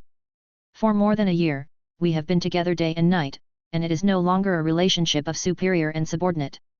In the intervals between battles, I even fantasized about opening a barbecue restaurant with them after the war. As for ninjas, to be honest, I already hate them. For several years, I stayed on the battlefield almost non-stop. There, I couldn't eat, drink, or sleep well. My mental state was extremely bad. I woke up in the middle of the night several times. I even began to envy my comrades who died in battle. At least they no longer had to worry, sleep in the open, or fight with weapons at the risk of their lives. Oh, by the way, I killed a ninja from the same village because he disobeyed orders from his superiors and watched my companions die in battle. When my ninja sword pierced through that arrogant face that exuded disdain, I inexplicably felt a sense of pleasure, and of course a little bit of fear. I didn't want to kill him, after all, his last name is Sarutobi, but he shouldn't have laughed at my dead companions, even if they were indeed weak. That night, I ate alone and slept alone. My companions were still around, but they couldn't speak to me, and they couldn't enjoy the jerky they found from the Sarutobi ninja. Since that day, I became silent and rarely mentioned the will of fire. I began to carefully observe the words and deeds of every ninja in the camp, but I saw nothing but numbness. I found an interesting person, a genin named Byunyushin, who is about 10 years old. He looks thin and small, and there is nothing special about him, but his eyes are very sharp, as if he can see into people's hearts, which makes me a little interested. You can't judge a person by his appearance. Byun-Yishan is young but very opinionated. He is also very sensitive to danger during missions, but he doesn't care much about the completion of the mission. He only cares about his own life. I once had a close encounter with Yeshan. It was one night when I met him while taking a shit in a forest. But we just nodded to each other and didn't say anything. It was a bit awkward. I found that there are more and more Enbu ninjas in the camp. These guys never talk to anyone. They just hide in the dark with notebooks and observe everyone. Haha, the Enbu ninjas are not here to join the war. Their mission is to find those who spread anti-war speeches. Several people have been taken away. I don't know what fate awaits them. Those people were actually executed? Why could the Enbu ninja kill them without mercy? They just complained a few words, and this is considered treason. Haha, I understand. Ha ha ha, damn will of fire. They said nice things like companions are your second life and you can't abandon them at any time or no matter how bad the situation is. It's all bullshit. Otherwise, those people wouldn't have died in their hands anyway. What the hell is this about fighting for the village, fighting for the next generation of the village? If we keep fighting, the next generation will all die. Where is the next generation? I don't know what the top leaders were thinking. They actually ordered dozens of 5 or 6-year-old children to join the war. Are they crazy? Haha, that must be the case. December 35, 12th year of Konoha. Today, I went on a mission with that Byun-Yishan. If he hadn't kicked me and made me fall, that glowing senbon would have pierced my throat. I am very grateful to him. Although I am the captain, he saved my life. I began to deliberately apply for him to join the team because I felt that this person was not simple. Damn it, those idiots in the mission department, are they out of their minds? They actually sent me, a Chunin, to carry out a stealth assassination mission. Fortunately, Yeshan was smart and deliberately let the team encounter several sand ninjas and killed them. In this way, we had no choice but to give up the mission because of the injuries of the team's combatants. Yeshan, you are really a genius. I've become more and more dependent on Yeshan. I'll ask for his opinion on every decision during a mission, even though I'm the captain. The other two idiots actually look down on me. Haha, you two are lucky to have met Yeshan, otherwise you would have died 3 or 4 times. You don't know how to appreciate what you have. Yeshan is really a genius. Not only is his talent for learning ninjutsu far superior to mine, but his ability to carry out missions is even more beyond my reach. The only shortcoming is that the completion of the mission is not optimistic, and it has already caused the reprimand of the ninja above. Haha, as long as I can survive, I don't care whether the mission is completed well or not. I don't want to fight for the damn will of fire anymore, because the will of fire is just a trick to deceive the students of the ninja school. Nothing is more important than being alive, even if it means being humiliated by the Byakugan. Unfortunately, my 2-year subordinate died in battle. Due to the shortage of manpower, I had to form a 2-man team with Hayama to carry out the mission. Today I asked Yeshan to be the captain but he disagreed. I was very unhappy. Today I asked Yeshan to be the captain but he didn't agree. I'm very unhappy. Today I asked Yeshan to be the captain but he didn't agree. I'm very unhappy. I couldn't stand it anymore, so I started calling him captain regardless of whether he agreed or not. I also told him that we should talk about our own affairs. You call me Shen Changchen and I call you captain, so that neither of us would be delayed. I feel like I've found a great leader. Captain Hayama is truly a god. He was able to keep us alive. I really want to see the Uegakuer get so angry.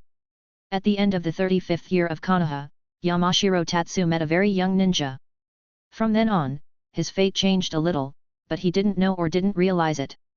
The will of fire that he once regarded as his guiding principle was trampled under his feet, and going back alive became Shan Changchen's new belief. For this reason, he was willing to call a genin the captain.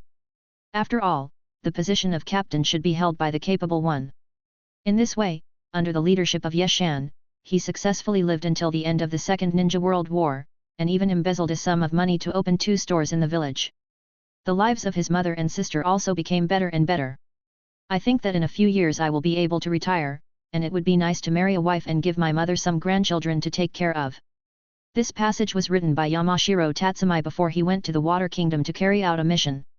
The words reveal his yearning for a better life. Chapter 102. When the exploding chakra scattered, when the attacker died suddenly, and when the ninja sword that was shining with cold light completed its mission and shattered, the sea water gradually returned to calm. If it weren't for the blood that kept flowing out of Yeshan's mouth, Yamashiro-chen would even think that everything that had just happened was just his illusion. The Uchiha secret high-quality hemostatic drugs and pain-relieving powders that were treasured by the outside world were sprinkled on the tattered wounds as if they were free, but were immediately washed away by the blood and could not play their intended effect. Shan Cheng-chen lost his usual composure and kept sprinkling the medicine powder. His hands stopped shaking, but gradually his body began to shake. Damn it, stop bleeding. Stop right there. Shan Cheng-chen angrily threw the medicine bottle open, creating a small ripple on the sea surface before sinking, just like his panicked heart. As a battle-hardened ninja, even if he was not a medical ninja, Yamashiro-chen knew clearly what it meant to a person when the bleeding from a wound could not be stopped. Yeshan pulled his mouth hard, as if he wanted to say something, but the blood rushing up from his throat stopped him from moving. When he thought that he would die here, Yeshan felt panic and sadness in his heart, but soon his reason returned to him. Even if you have to die, you should die with dignity and meaning. Stop it. Amid the gurgling sound of blood, Yeshan's 3 words came out with difficulty, successfully breaking the silence. The dazed Tsunade came back to her senses, not caring about her bloody hands and the piercing pain, and used medical ninjutsu to cover the wound. Suddenly, a green light came into Yamashiro Tatsuya's eyes. Yes, even if Uchiha's medicine does not work, even if the heart may be pierced, the best medical ninja in the entire ninja world is by his side, and his captain can still be saved. Hope made Shan Cheng-chen's body stop shaking, as if a dying man in the desert encountered a refreshing oasis, or a drowning man grabbed a weeping willow hanging over the water.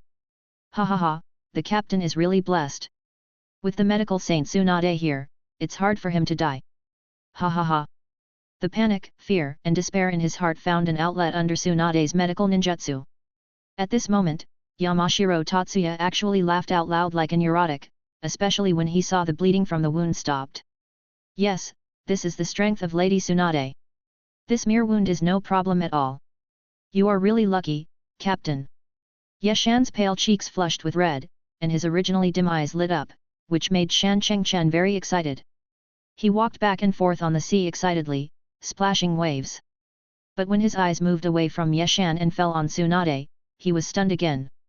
Tsunade's face looked very bad at this time, terribly pale. Shan Cheng-chen could understand all this. After all, she was injured, and it was normal for her to have these symptoms. But why were there tears in her eyes? Why were her lips trembling? Why were there 2 streams of water on her face? No, this is not water, but tears. Shan Cheng-chen, who had taken 2 steps away, felt as if struck by lightning. He staggered forward and wanted to take a closer look, but he forgot to attach chakra to the bottom of his feet. He stepped into empty air and fell into the sea. Gilyalu. The choking sea water seeped into Yamashiro Tatsuya's ears, eyes, nostrils, mouth, and throat. The physiological reaction caused his body to struggle instinctively, but his eyes were fixed on Tsunade's beautiful face, refusing to move an inch away. The body that lost the support of chakra gradually sank into the sea. Yamashiro-chen stretched out his bleeding right hand and grabbed towards Yeshan, trying to grab something. The sunlight refracts from the sea surface into the sea.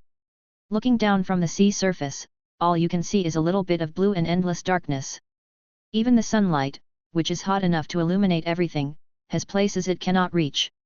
The dark scenery under the sea surface is a clear proof of this. But looking up from the bottom of the sea, in addition to the sea water, there is also bright light. Yamashiro Tatsu's eyes moved away from Tsunade and were on his captain. I don't know if it was a coincidence or a necessity, a beam of sunlight fell on Yeshan, and from Yamashiro Tatsu's perspective, it was as if the whole person was as bright and dazzling as a luminous body. Is this light? Light, yes, time. This beam of light is not big, not even bright, but it is undoubtedly light. Shan Cheng-chen became excited, and quickly adjusted his body and swam out, coming to Yeshan's side. He reached out and touched his body, his eyes fixed on his face, unable to take in anything else. Yamashiro Tatsu knew the village's evaluation of Hayama, and also knew the comments from some ninjas behind the scenes that were enough to destroy a person. It was nothing more than that Hayama was opportunistic on the battlefield, cowardly, had no bottom line as a ninja in his heart, and had no trace of the will of fire in his mind. He was a complete opportunist and betrayer.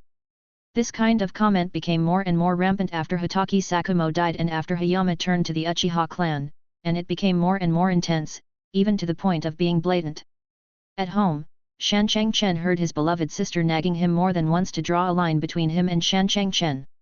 Even his mother repeatedly hinted to him that he should be able to judge people and be cautious in making friends. Whenever he walked by on the street, the ninjas he knew in the past would always ignore him and not even say hello. When they met ninjas they didn't know, they would inevitably call him a lackey, a waste, or a traitor. Even ordinary people would cower and say a few words to him. In real life, he has not been able to complete his wedding and fulfill his mother's wish. Every matchmaker has ignored him, and every woman he has been able to chat with has inexplicably cut off contact with him. Shan Changchen knew why all this happened, and he also knew that he had become the type of person he hated the most when he was a child. Every night when it was quiet, his former teammates would jump out of his dreams and accuse him of betraying the will of fire and failing to live up to their sacrifice, which made him very upset. Regarding these things and these people, Shan Changchen just wants to say one thing: fuck you. When he was on the battlefield and couldn't sleep because of fear, where were these companions who always claimed to be the will of fire? When he was cold in the rainstorm in the rain country, did these companions give him an extra piece of warm clothing? When he was surrounded by the enemy and in a desperate situation, where were those so-called companions? They all seemed to have disappeared from the face of the earth, and were indifferent to his situation. The village pretended not to know and instead asked him to brave the difficulties and die for the will of fire. They even ridiculously stated that death was not scary and that their name would be engraved in the memorial garden. It's really ironic that the only difficulty in life is death, and no one wants to die. Shan Changchen wants to live, wants to take care of his mother until her death, wants his sister to marry in style, wants to drink a cup of hot tea every day when he wakes up, wants to light a cigarette comfortably after meals, wants to lie in bed and stare blankly after a nap, wants to enjoy flowers in spring, eat ice cream in summer, sleep more in autumn, and eat hot pot in winter. He doesn't want to die, he wants to live. The reason why he could survive until now in the cannibalistic ninja world was not because of luck, nor his own strength, but only because of the person he was touching right now, Byunyishin. Even if everyone in the village denies you, excludes you, and hates you, I will still stand by your side without hesitation. If one day, everyone pulls out weapons and wants to kill you, I will fight you to the end without wavering, even if the consequence is that I will never be able to experience all the beautiful things in the world again. No matter how others see you, you are the only light in my heart. It is you who dispel all the dark clouds in my heart and point out a bright path for me. This is my choice, Yamashiro Tatsuno, and it is also my ninja way. You are my light, always have been, now are, and always will be. Chapter 103. Touching Yeshan's body, which seemed to be getting colder and colder, Yamashiro Tatsu's eyes became determined. He no longer hesitated and took off the ninja sword on his back, and then interrupted Tsunade's medical ninjutsu. Tsunade-sama, please follow me. After saying that, he picked up his unconscious captain and ran in the opposite direction of the island.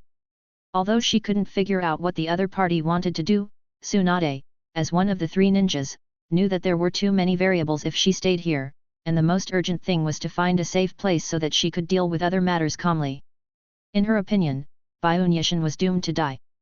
No one could survive with a broken heart, not even her grandfather, Hashirama Senju, who was known as the god of ninja in the ninja world. Thinking of this, even though she was used to separation and death, she still felt a little sad. Tsunade had naturally paid attention to Ishin. Ever since Hitaki Sakumo brought him to his side to teach him, she had developed a strong interest in this young man who was born as a civilian ninja. She even thought at one point that Ishin's achievements would far surpass those of Konoha White Fang.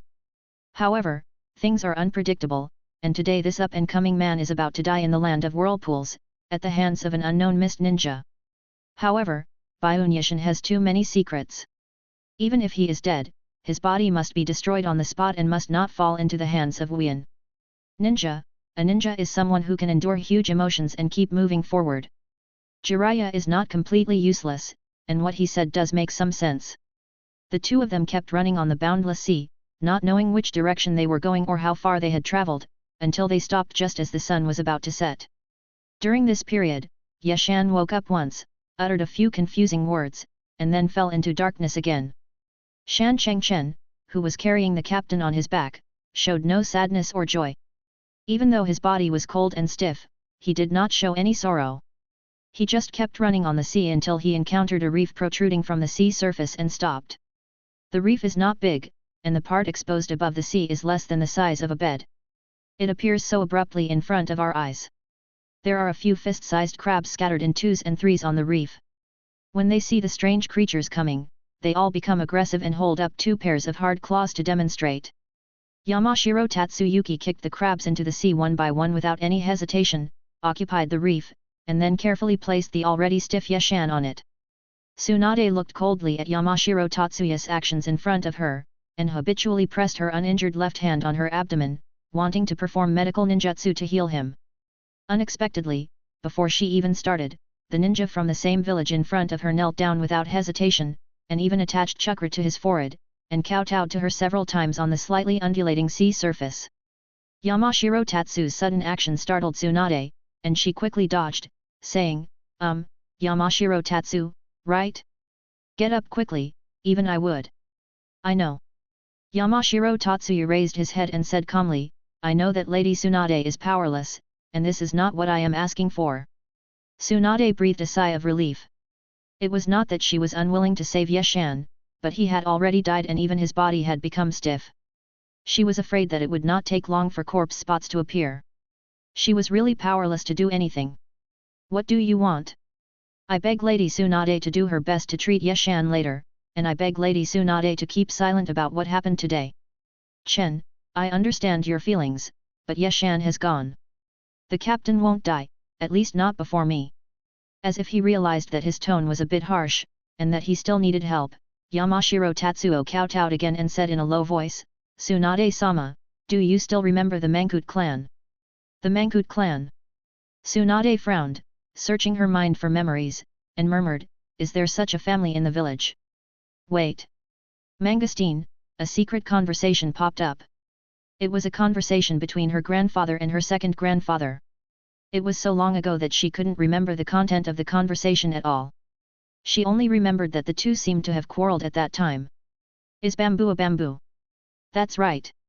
I vaguely know that it seems that it was grandfather who brought your clan to the village. If you are from the Mangzhou clan, why are you called Yamashiro Tatsu? Yamashiro Tatsuya raised his head with a smile on his face, but he did not answer Tsunade's question.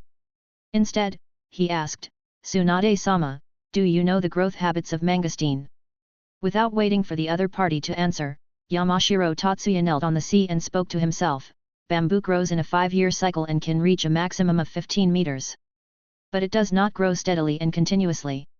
In the first 4 years, the bamboo takes root in the ground and only grows a few centimeters every year. But in the 5th year, it will grow rapidly at a speed of 30 centimeters per day. Lady Tsunade, do you know why? Why? That's because bamboo knows how to accumulate vitality and then develop later, how to accumulate capital, and how to be the last to come. Our Mangzhou clan has lived in the mountains for generations, secluded from the world. But our clan has a precept that says that when the chaotic times end and the world is divided into 5 major countries, we can leave the mountains and head south. The first ninja village we encounter is the end of our clan. Back then, my great-grandfather led the young men of the clan out of the mountains. Although he didn't overcome all difficulties, he did suffer a lot before coming to the Konoha. He changed his surname to Yamashiro and has stayed here ever since. My clan's talent for cultivation is poor. Our ancestors produced only 1 jonin, 43 chiyunins, and 176 genin. We are a small clan with little reputation. But, all the members of our clan are like bamboo, strong and unbreakable, and they can be destroyed but the knots remain. The ninjas we produced are fearless in the battlefield.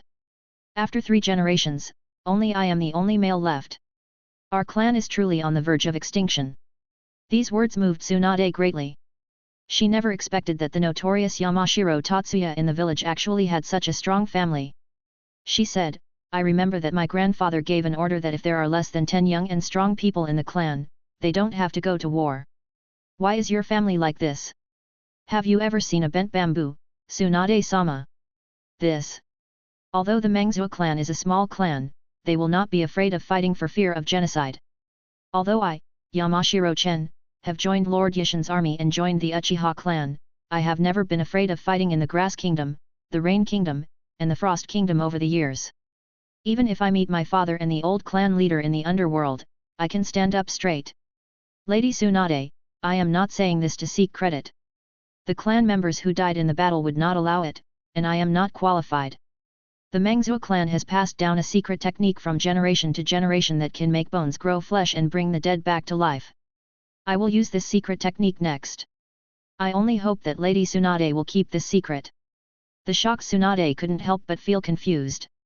After all, with what Yamashiro Tatsuya had just said, he was the only one left in the entire family, so there was no need to keep this secret. Yamashiro Tatsu seemed to have seen what Tsunade was thinking and said bluntly, I still have my mother and sister at home. I understand. The other party kowtowed just now for his family. Don't worry, I can swear on the honor of the Senju clan that I will never reveal what happened today.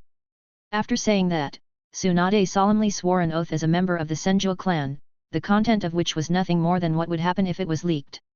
Yamashiro Tatsuya listened to him with a serious face, kowtowed several times, and said, It's not that I don't trust Tsunade-sama, but as a dying man, I am only concerned about my family.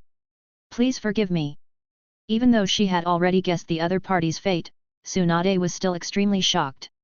She wanted to say something but stopped herself, but ultimately said nothing. Worth. Yeshan is my best friend, my captain, and my light. For him, I am willing to give up my life. The art of rotation of vitality, the secret technique of the Mengzhou clan, is for situations like today.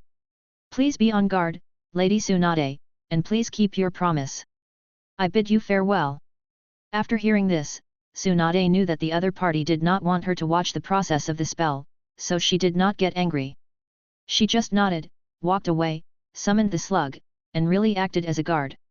In the 44th year of Konoha, Byun Yishin lost another companion, a close friend, and a brother with whom he could talk all night long. The life of a ninja is fragile, but at the same time tough, just like a bamboo, which may bend at times and strong winds and be uprooted at times, but it still stands tall and straight. Let the wind blow from all directions. Chapter 104. Yeshan had a dream, a very strange dream. He dreamed that he turned into a bird with 3 claws and fiery red feathers that sparkled in the sunlight. It had broad wings that were 2 meters long, so it could fly effortlessly even in a storm. It had a beautiful crest that could easily attract the opposite sex, and it had a pair of eyes that could rotate 360 degrees, emitting a faint cold light. However, it is very strange that this bird is extremely weird. It can only fly in the air without stopping. Once it falls to the ground, its whole body will inexplicably catch fire. If it does not fly again in time, it will soon turn into a piece of charcoal. The bird kept flying in the sky, like a flame cutting through the sky, and as brilliant as a meteor. But Yeshan gradually became anxious. He realized that the abundant energy in his body was disappearing during the flight, and his light wings became heavier. He knew that if he didn't stop, he would die of exhaustion. But if he stopped, he would have to endure the pain of the burning flames. The pain was not only physical, but it seemed to pierce his soul, making it unbearable. Helpless, facing death and pain, Yeshan could only choose to rest for a short time, and fly again after recovering a little bit of strength. This dream was so real and terrifying that Yeshan could clearly feel the fragrance in the air, the raindrops during a thunderstorm, the scorching sun, and the wind resistance during flight. What was even more helpless was that he even felt hungry. He transformed himself into a bird, flying day after day and year after year, not knowing where the end of his flight was, nor what the meaning of life was. The once sharp eyes were filled with fatigue, the once gorgeous feathers were covered with burns, and the once plump wings became tattered, but it still flew without stopping. On this day, Yeshan wanted to stop to rest and find food as usual, but suddenly his eyes lit up and a lush bamboo forest appeared not far ahead. Yeshan was delighted. A bamboo forest meant fresh and delicious bamboo shoots to eat. Even though he was a bird now, he still couldn't get used to eating nutritious but disgusting insects. He no longer hesitated, flapped his wings vigorously, and dived towards the bamboo forest. The bamboo forest was lush, swaying slowly in the wind, making a rustling sound. Yeshan glanced around and quickly locked onto a tall and green bamboo, stopping on it. Call. The flames came as expected the moment Yeshan stopped, but he didn't care at all. Over the years, he had already figured out the intensity and pattern of the flames, and a little pain was not worth mentioning. Filling his stomach was more important at the moment. What? At this moment, a small bamboo shoot attracted Yeshan's attention, and he looked at it while enduring the pain of burning flames. This bamboo shoot is not big, only the size of an adult's fist, and it is dark and inconspicuous. But it actually grows on a huge rock. What's even more terrifying is that there is a tiny crack in the middle of the top of the rock. Yeshan's eyes gradually became moist. What kind of bamboo shoot is this? It grew from underground and thought it would soon drill out of the soft soil, but it didn't expect a huge rock to press on it, blocking its way to breathe fresh air and receive the baptism of sunlight. However, it refused to admit defeat and continued to take root underground to accumulate strength. It actually penetrated the rock little by little and stood proudly on the rock that once blocked it, showing its magnificent vitality. Yeshan's body began to tremble, not because of the burning flames, the pain was nothing, but because he was shocked by the tiny bamboo shoot in front of him. Isn't this bamboo shoot the person he once was? He has been trying hard to survive in the ninja world, but there are always people who want him to die, but he just won't die. Not only does he not want to die, he also wants to accumulate strength and fiercely penetrate the bodies of those who block him, standing on their bodies to declare his tenacity and attitude. Yes, he should have lived a glorious life, should have enjoyed the fresh air without worries, should have accepted the baptism of wind and rain with ease, should have proudly shuttled through the air, instead of being like now, foraging for food in a clumsy manner, resting in fear, and soaring exhaustedly. Someone once said, "I would rather die than live without freedom." Freedom is a necessity for the survival of an intelligent creature. It can satisfy the spiritual life of a creature to the greatest extent. In order to enjoy freedom, a creature would not hesitate even if it were to die. Yeshan's eyes became sharp again. He spread his wide wings, raised his head high, opened his broken mouth, and let out a loud and captivating cry. He jumped down from the bamboo and carefully walked to the seemingly indestructible boulder. He stared at the tiny bamboo shoot for a long time, letting the flames on his body burn. First the feathers, then the skin, then the muscles and internal organs, and finally the skeleton. The merciless flames burned everything on Yeshan, burning his flesh, but it could not burn out the light in his eyes. A gentle breeze blew, gently picking up the last thing Yeshan left in this world, his ashes, and sent it to the side of the bamboo shoot, and then continued to blow away into the distance. The proud bird chose death for freedom, the tenacious bamboo shoots penetrated the indestructible rock for freedom, the dying Yeshan gained life in his dream, and the living Yamashiro-chan died with a smile for the light in his heart. There are newborns and old ones in the world, there are poor and rich ones, there are healthy ones and sick ones, but no matter what, as long as they are alive, there must be something in their hearts that supports them. This thing is varied, whether it is faith, money, family affection, love, friendship, or dreams, even a spring in the mountains, even a trivial wind, even the sunshine that everyone is accustomed to, even a flower on the roadside, can become the source of support for living things to survive. From today on, there are two more things that keep Yeshan alive: freedom and entrustment. The emotion of sadness did not appear in Yeshan's body at this moment. Perhaps this emotion would erupt while eating after the training, or in the dead of night, or when he encountered delicious food but could not share it, or on a sunny day, but not now. There was only pain, a piercing pain. Yeshan didn't understand why people had to fight and form factions, and why some people would do something even though they knew it would lead to their death. All of this was something he had never experienced in his previous life, and he had to experience it personally in this life, and he had to endure all the ups and downs alone. Looking at Shan Changchen's face, Byun Yeshan reached out to help him tidy up his clothes, gently brushed the dust off his face, and then expressed his thoughts. "Fuck you, Yamashiro-chen, you are such an idiot." Chapter 105. Tsunade, who was wandering not far from the reef, witnessed everything that happened. This incident was beyond her understanding and aroused her infinite curiosity. People always have a desire for knowledge and a desire to win when it comes to things related to their professional fields. Tsunade, as the best medical ninja in the entire ninja world, really wants to know how Yamashiro Tatsuya managed to resurrect a dead person, even if the cost is the death of another person. Strictly speaking, all ninjutsu in the ninja world is the process of chakra transmission. As a kind of energy body, chakra's therapeutic limit is to repair damaged cells and give new cells a certain vitality, but it is absolutely impossible to transmit vitality. Otherwise, everyone in the ninja world would be an excellent medical ninja, and chakra would not be the top priority as a killing tool in the hands of ninjas. But Tsunade couldn't ask Hayama, one of the parties involved, at this time. A person who yells loudly is not to be feared, but a silent person is very likely to burst out with unimaginable destructive power. There was only one thing she could do now, and that was to walk to the edge of the reef and pay tribute to the dead ninja from the same village in silence. In Tsunade's opinion, no matter what bad deeds a ninja had done during his lifetime or what complicated political stance he held, he deserves to be commemorated after his death. Firstly, the dead are the greatest, and secondly, a ninja who can voluntarily sacrifice his own life to save others cannot be a bad person. Yeshan looked at Tsunade's figure quietly, his eyes were scattered at first and then firm, as if he had decided on something. Tsunade-sama. Yeshan's slightly hoarse voice sounded uncomfortable. Can I ask you a favor? Tsunade turned around, her eyes seemed to contain a trace of pity. Let me take the bodies of your subordinates back to Konoha. Yeshan was slightly startled, then turned his eyes to Yamashiro Tatsuya's face and squeezed out a hum through his nose. You are wrong. Yamashiro Tatsu is not my subordinate. He is my best friend. The so-called captain title is just a means of keeping secrets during the mission. In private, we all call each other by their first names. So I can't stop you from going to the Water Kingdom to die again. Yeshan felt a little annoyed. He wanted to take out a cigarette and light one for himself, but he realized that this action was disrespectful to Shan Chengchen, so he forced himself to hold back. What is the ninja way, Lady Tsunade?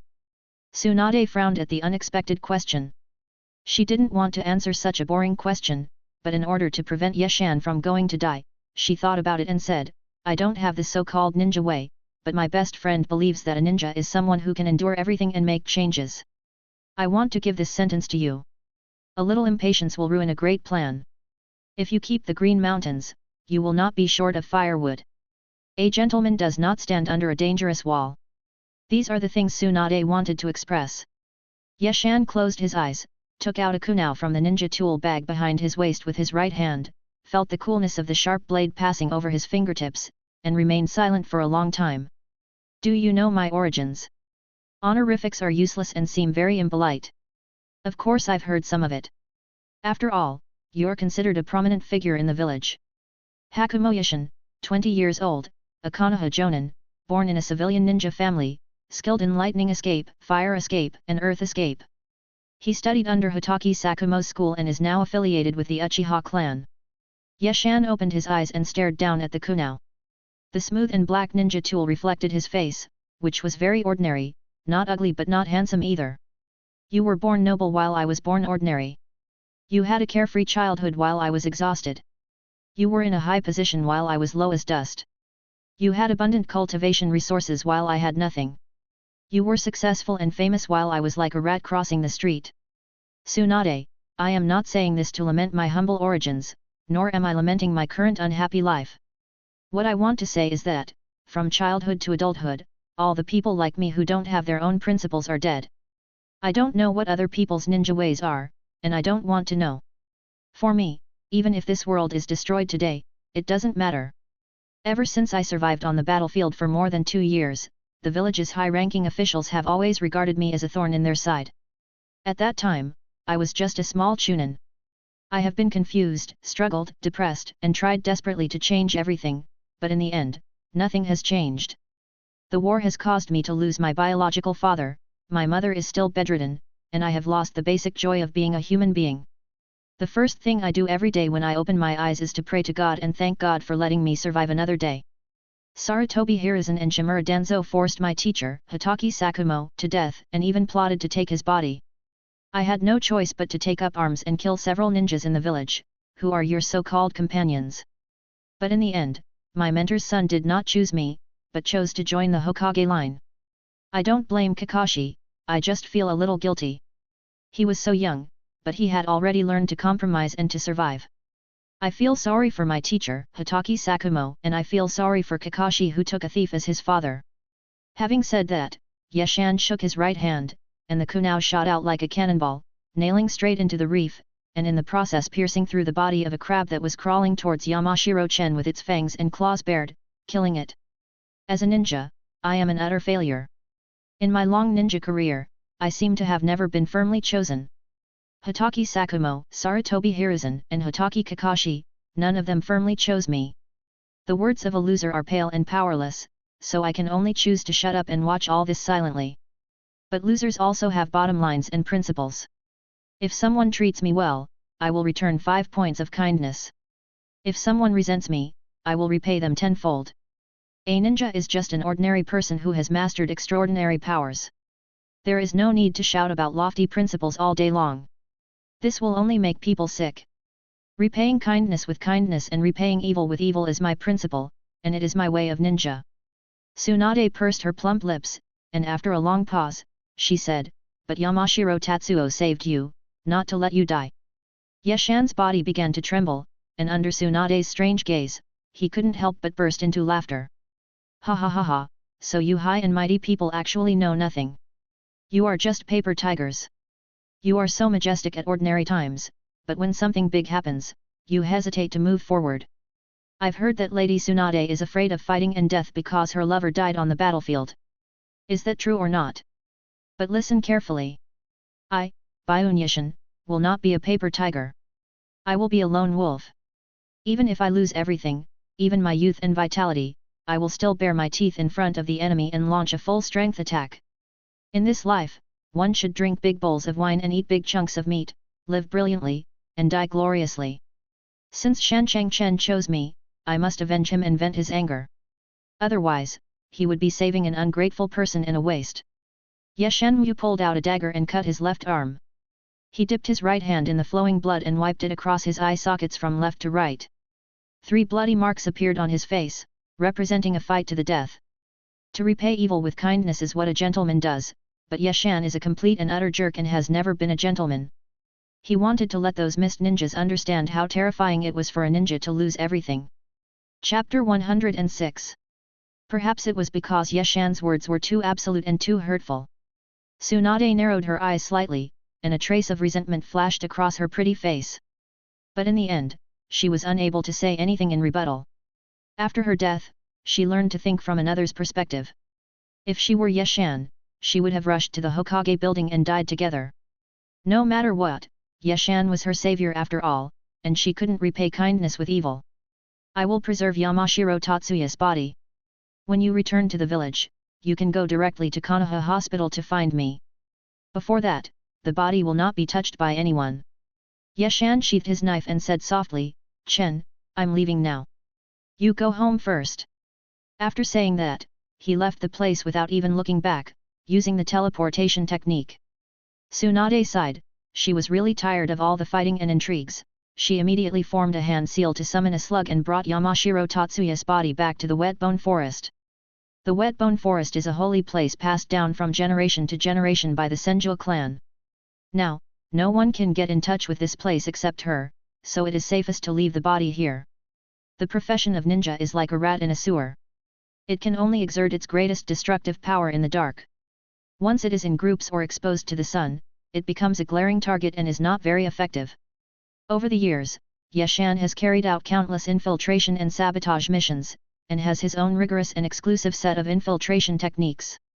The Land of Water is an island country, consisting of a large island and several small islands.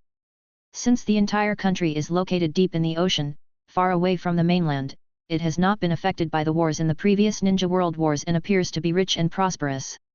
The ninjas on the island mainly practice water-attributed ninjutsu. The air is rich in water vapor, and thick fog fills the air almost every morning. When it is the thickest, you can't see your hand in front of you, and it lasts all day. Yeshan sneaked all the way here, admiring the dense forests and rivers of the Water Kingdom, and felt more confident about his revenge this time. Yeshan did not return to the Land of Whirlpools to seek revenge from the Mist Ninja. That would not be revenge, but simply seeking death. Even if Yeshan was arrogant, he could not face 2 cage-level strongmen at the same time and escape unscathed, not to mention that there were a bunch of Mist Ninjas on the island. But where there are people, there are disputes, and where there are people, there are factions. It is obvious that this group of Mist Ninjas are not a group, and according to Yeshan's observation, they may even be enemies. Otherwise, it cannot explain why Yagura led his team to the Whirlpool country in such a hurry. Picking peaches is always one of the most pleasurable behaviors, but this practice will undoubtedly aggravate the conflict between the two sides and lead to the breakdown of the team.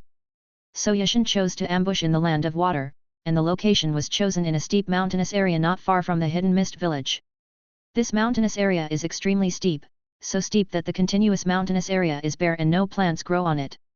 The entire mountainous area is divided into two halves, and the dividing line is a narrow mountain road. It can be said that this mountainous area is the only way to reach the Hidden Mist Village. It is the natural barrier of the Hidden Mist Village and a place where one man can block the passage of 10,000. When each ninja village was first established, they considered what to do if they were invaded in the future.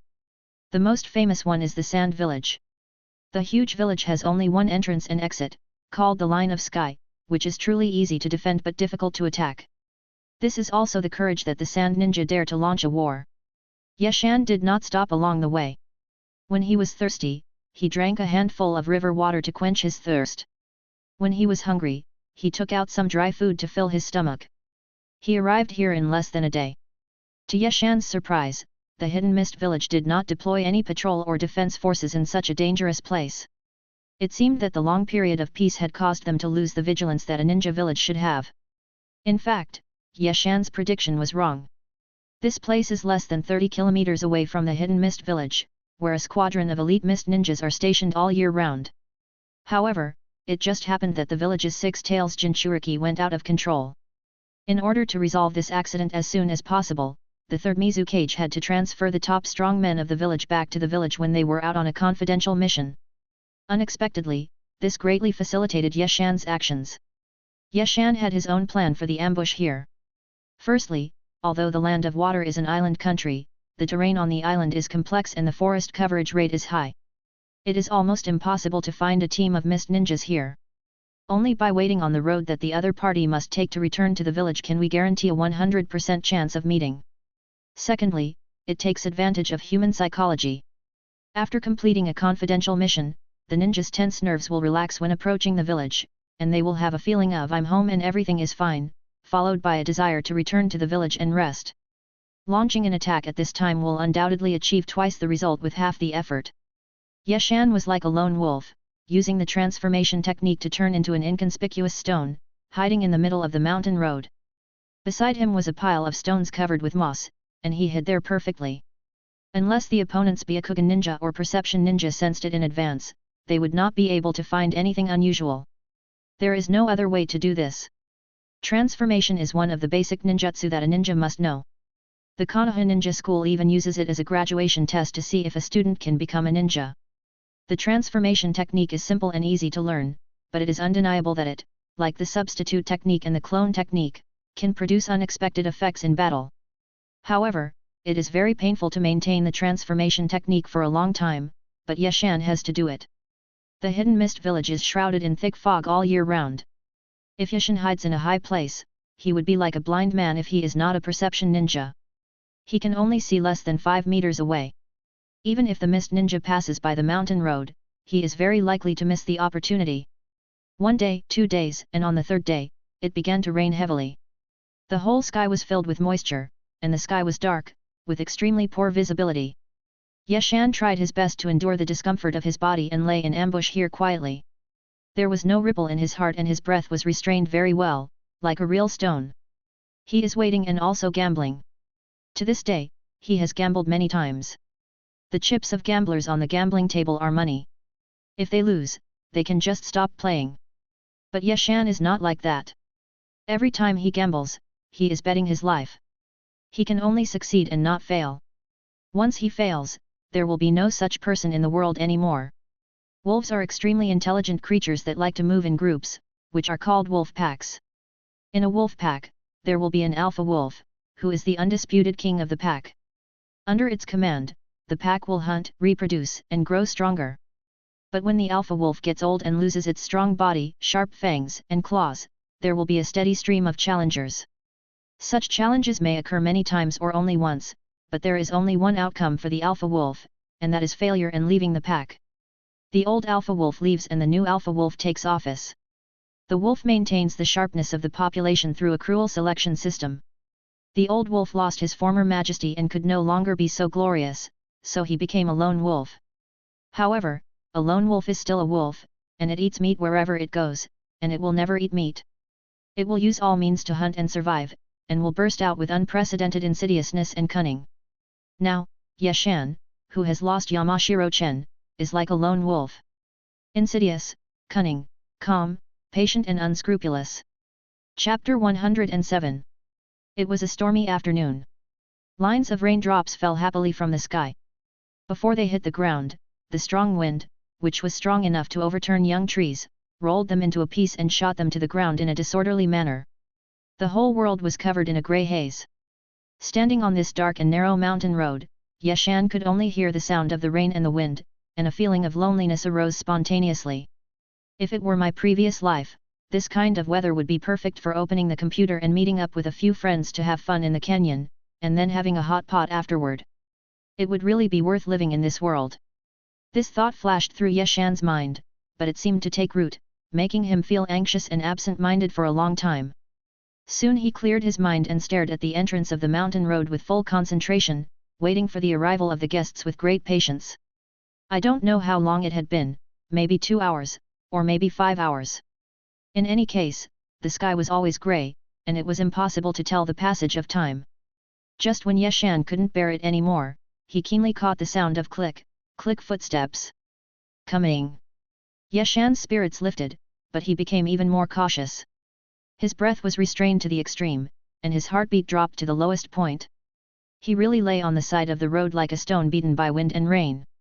Not long after, several mist ninjas slowly came from the entrance of the mountain road.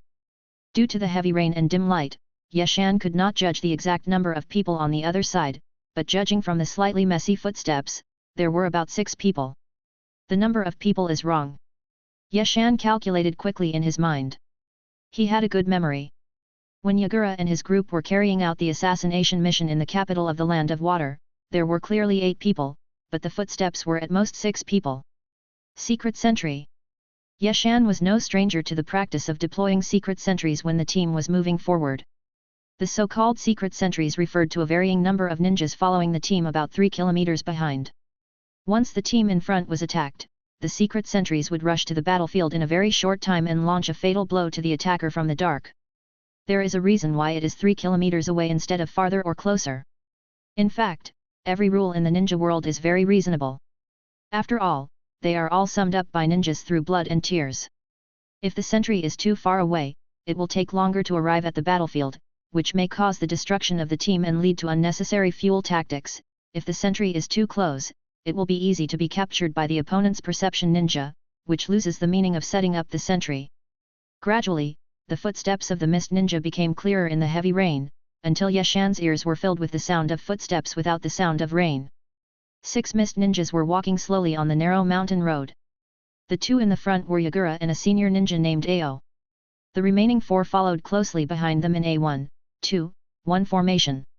As expected of the elite troops of Kirigakure, they remained orderly and without any flaws even when they arrived at their own doorstep.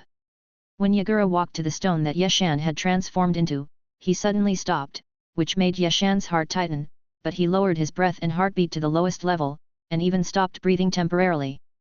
The short Yagura frowned, his baby face covered with tears. He looked up and said, "Where is the garrison squadron in the mountain area? What is Kang Long doing? Why hasn't he come up to ask for information in such a long time?" Qing also glanced around after hearing this, but the rain was too heavy and the sky was too dark. He could not see anything except the chaotic raindrops. He asked in a low voice, "Sir, should we use the white eye to scout around?" Yagura waved his hand to indicate that it was not necessary, and said in a deep voice, "The 3rd-generation lord is incompetent to the outside world, but he is good at eliminating dissidents internally. The ninjas stationed now are all his people, so try not to use the Byakugan to investigate." After a pause, Yagura sighed, "The village has lost a large number of elite soldiers this time. The famous 7 ninja swordsmen are now in name only. I don't know what kind of waves will arise next. Sora, are you sure that Bai Unieshin was still a slightly powerful jonin a year ago instead of a cage-level strongman?" Yagura raised his voice to make sure that Mizuno Sora, who was standing not far behind him, could hear him, but there was nothing he could do as the rain was too heavy. A trace of bitterness flashed across the face of Mizuno Sora, who had fought with Hayama before. This was the 4th time that Lord Yagura asked this question. Absolutely true. Yagura hadn't expected to get inconsistent answers, in fact he was just deceiving himself. There isn't even one such ninja village in the area, but Konoha has a lot of them. The 3 Konoha ninjas are like this, the deceased Hitaki Sakumo is like this, and even the unknown Byunyushin is not like this. Is Konoha really the cradle of geniuses? Yagura was feeling melancholy and bleak, just like the heavy rain. Let's go back to the village. The most urgent thing is to seal the 3 tails into my body. As long as I become the 3 tails Jinchuriki, the position of the 4th Mizukage will be secured. Everyone's eyes lit up after hearing this. They naturally supported Yagura to become the new Mizukage. Except for Ao, who was not a ninja from the family, the other 4 were all from famous ninja clans. As long as Yagura became one of the 3 Jinchuriki, with the full support of their families, a badly reputed 3rd Mizukage would not be a concern and would have to abdicate. Once Yagura becomes the 4th Mizukage, they will undoubtedly be valued and it is not impossible for them to become respected elders in the future. They all have a bright future. The group walked towards the village excitedly, unaware of the abnormality of a stone on the roadside. It was either Yagura and his team's bad luck, or they trusted the Byakugan too much. The entire team had no regular sensory ninja except Ching, who had the ability to scout. If a sensory ninja with keen senses was present, he would definitely be able to detect the extra chakra fluctuations beside him. But this is also one of the reasons why Yeshan dared to take such a risk. It is true that the Byakugan's reconnaissance ability is unrivaled in the ninja world, but the Byakugan that is not activated is no different from the naked eyes of ordinary people on weekdays, except for its pure white pupil color. Yeshan tried his best to endure it, and watched the 6 people leave out of the corner of his eye. 1 step, 2 steps, 3 steps, when the mist ninja took about 10 steps, the long-planned attack came. There was a barely perceptible bang sound, and it was Yushin who ended his transformation technique. Even in the heavy rain, the sound was still caught by the mist ninja. Yagura turned around with a sudden movement, and as his body was still turning, a sharp shout echoed through the mountain road, "Enemy attack!" His eyes pierced through the thick rain and accurately captured Yeshan's figure. He was shocked, but his body kept moving. Almost at the moment of shouting, several kunai were thrown out by him. Then he gathered his strength and sprinted forward, shooting at the attacker along the ground like a cannonball. Yagura's idea was simple and correct. In this dangerous terrain, there was only the earth-style ninjutsu that could destroy the lives of their group in an instant. So he had only one choice: to interrupt the caster before he completed the hand seal. Yeshan's eyes were calm, so calm as if he was doing something he repeated every day. He could naturally think of what the enemy could think of, but wanting to interrupt and being able to interrupt were 2 different things. Just when Yagura was halfway through his flight, several kunai pierced Yayama's body as he looked on in disbelief. The expected blood did not appear, but only 2 bang sounds and 2 puffs of white smoke. The first bang and the first puff of smoke were emitted when the shadow clone was destroyed, while the second bang and the second puff of smoke were emitted when Yeshan's real body was untransformed. Deception is the essence of ninja combat, and Hayama has been a master of deception since he was a genin. Simply put, Yushin predicted the mist ninja's prediction of sudden events, so he will be the winner of this attack. Earth escape Yunso collapse. Earth escape Yellow Spring Marsh. The solid mountain made a rumbling sound under the stimulation of chakra, and the mountain road became extremely muddy under the stimulation of chakra. The ninjutsu passed down from generation to generation in the land of earth was carried forward in the land of water, like the god of death waving the scythe in his hand, exuding a captivating coldness. At this moment, the defensive fortifications that the hidden mist village was proud of turned into a life-harvesting machine. At this moment, the mountains collapsed and the earth collapsed. Chapter 108. In just a few seconds, a normal human being can only blink a few times, breathe a few times steadily, and at most say a few words. This is because ordinary people are used to a slow-paced life, and their subconscious comfort leads to a slow reaction speed. Even if they encounter danger, it is often difficult for them to make a correct and agile escape. But a ninja, especially one who has experienced the Ninja World War, has dangerous genes engraved in his bones and calm blood flowing in his veins. The guys who shout and scream on the battlefield will not survive a few brutal fights. When Yushin coldly uttered the name of the ninjutsu, even though Yagura's ears were filled with the pounding of his own heartbeat, and even though the sound of wind and rain filled the entire narrow mountain road, he still caught the attacker's technique.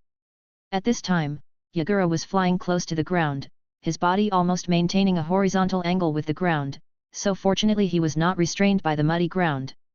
However, Yagura knew clearly that he was just luckier than his companions and reacted faster. If he could not make the most correct move before the shattered rocks fell, then his fate would be exactly the same as Ching and the others.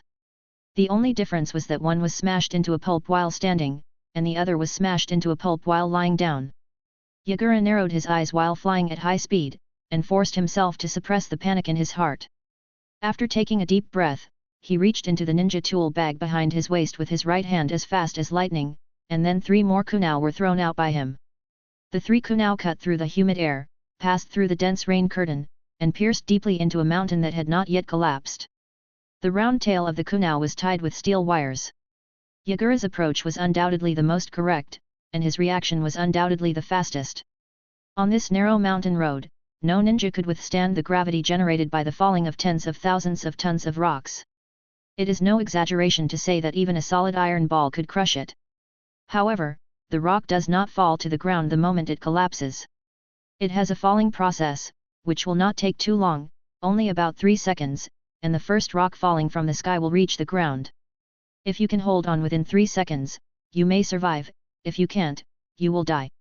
Even though Yagura had experienced many life and death experiences, he was still very nervous at this moment. He took a deep breath, feeling the expansion of his lungs, exerted force with his right hand, and his whole body suddenly pulled up like a fish pulled up by an angler, almost sticking to the mountain wall, and turned into a black shadow and rushed forward. Yeshan didn't look at the 5 members of the Kirigakure who were doomed to die. His eyes were fixed on Yagura. The few small fish were just gifts.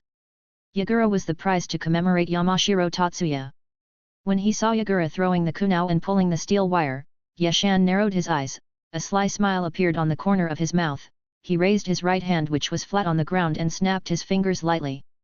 Snapped. Yagura heard the sound of snapping fingers while moving upwards. In fact, his eyes were fixed on Yeshan, and he did not even look at the rocks above him. Although the threat of rocks was great, they were dead objects after all. As long as he avoided them, there was nothing to be afraid of. However, it was different for attackers. Yagura had to observe every move of the attackers in order to seize the initiative to act. But the attacker just snapped his fingers and didn't make any further moves, which puzzled Yagura. As if noticing the other party's doubts, Yeshan stretched out his finger and pointed at the part where the kunai was deeply embedded in the mountain wall. Yagura's heart skipped a beat, and he raised his head and looked up, and he was horrified. He saw several palm-sized rectangular papers appearing out of thin air on the bare mountain wall. The papers were flashing red light and looked like they were about to burst. They were the best-selling products in the ninja world, detonating talismans.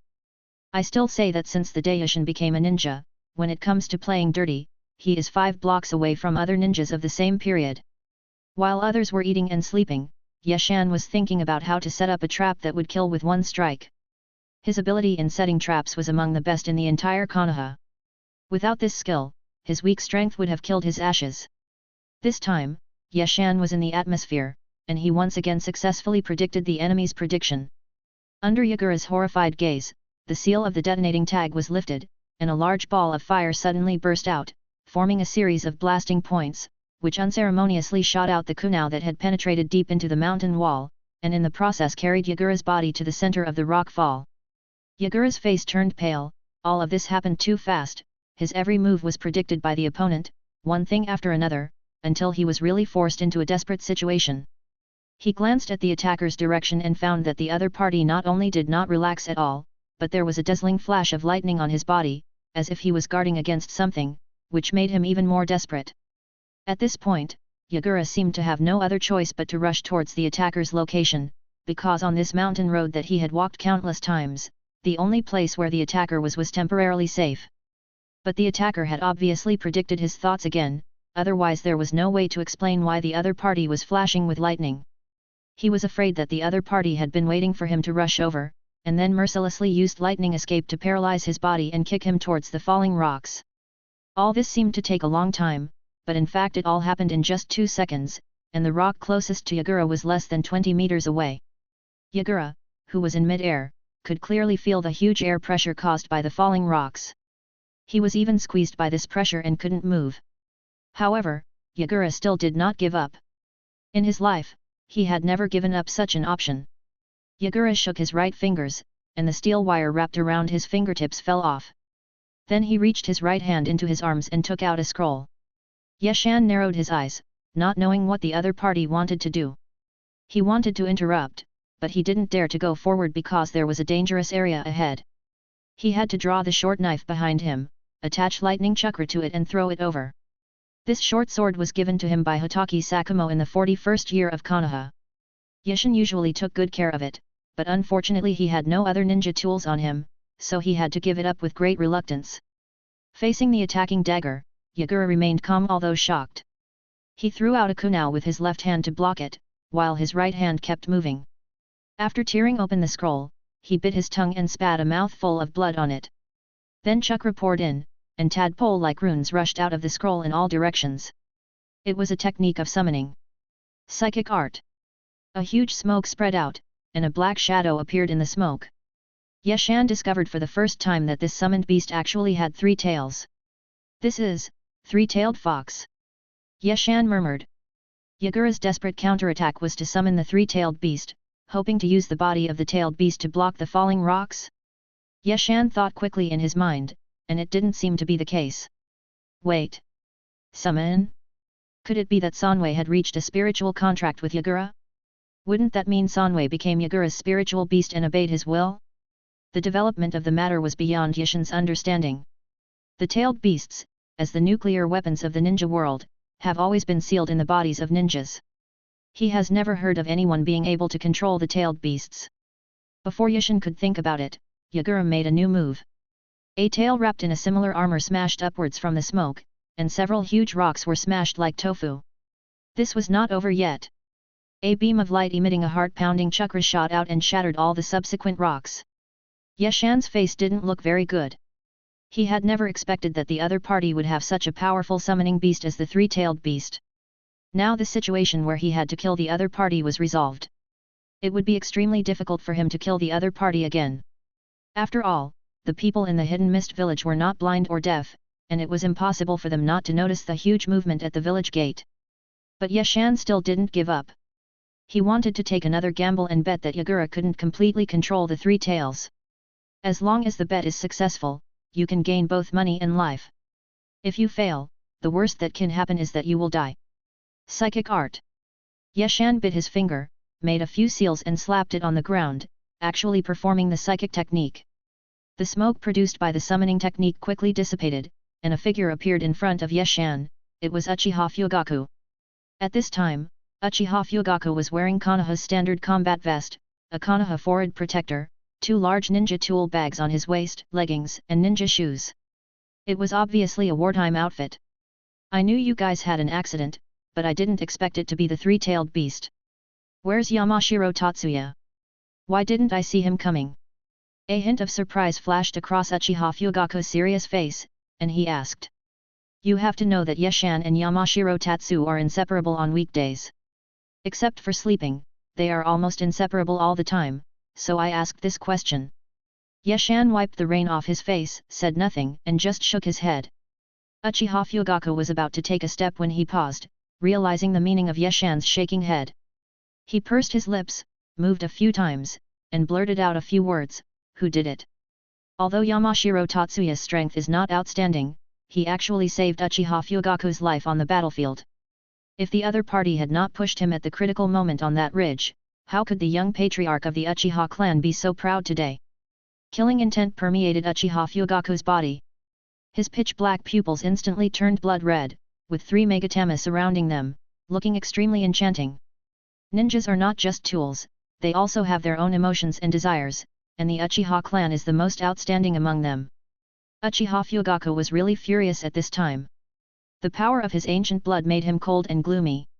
He stared at the huge body of the 3 tails with his eyes fixed, and murderous intent rose to the sky. A new round of battle is about to begin. Chapter 109. Things have developed to this point, with no room for either side to turn back. The death of their companions, who had been with them day and night, ignited the fire of hatred in the ninja's heart, and this hatred can only be washed away with the blood and heads of their enemies. When enemies meet, they are extremely jealous of each other. Words become a burden at this time. The only thing that can be done at this moment is to fight with real swords and guns. Uchiha Fugaku stretched out his right hand and gestured a few times in front of his chest, expressing his thoughts through Konoha's unique combat gestures. Kill the enemy with all your strength. This is the meaning conveyed by Uchiha Fugaku's gesture, which coincides with Yashan's plan. I'll come first. Yashan made a few seals and activated the secret technique of thunder release. He turned into a flash of lightning. Almost as soon as the sound finished spreading, he arrived at Yagura's side and smashed his fist wrapped in lightning into the opponent's head. Yagura's face was as gloomy as water. He exerted force with his feet and jumped away from his standing position. Several seals were completed in an instant. The chakra in his body gathered at the throat, and a dense stream of water needles was sprayed out. Water style, multiple water needle technique. At this time, Yashan was standing on the back of Sanwei, which was covered with bone spurs. He saw that the opponent easily avoided his attack without any surprise.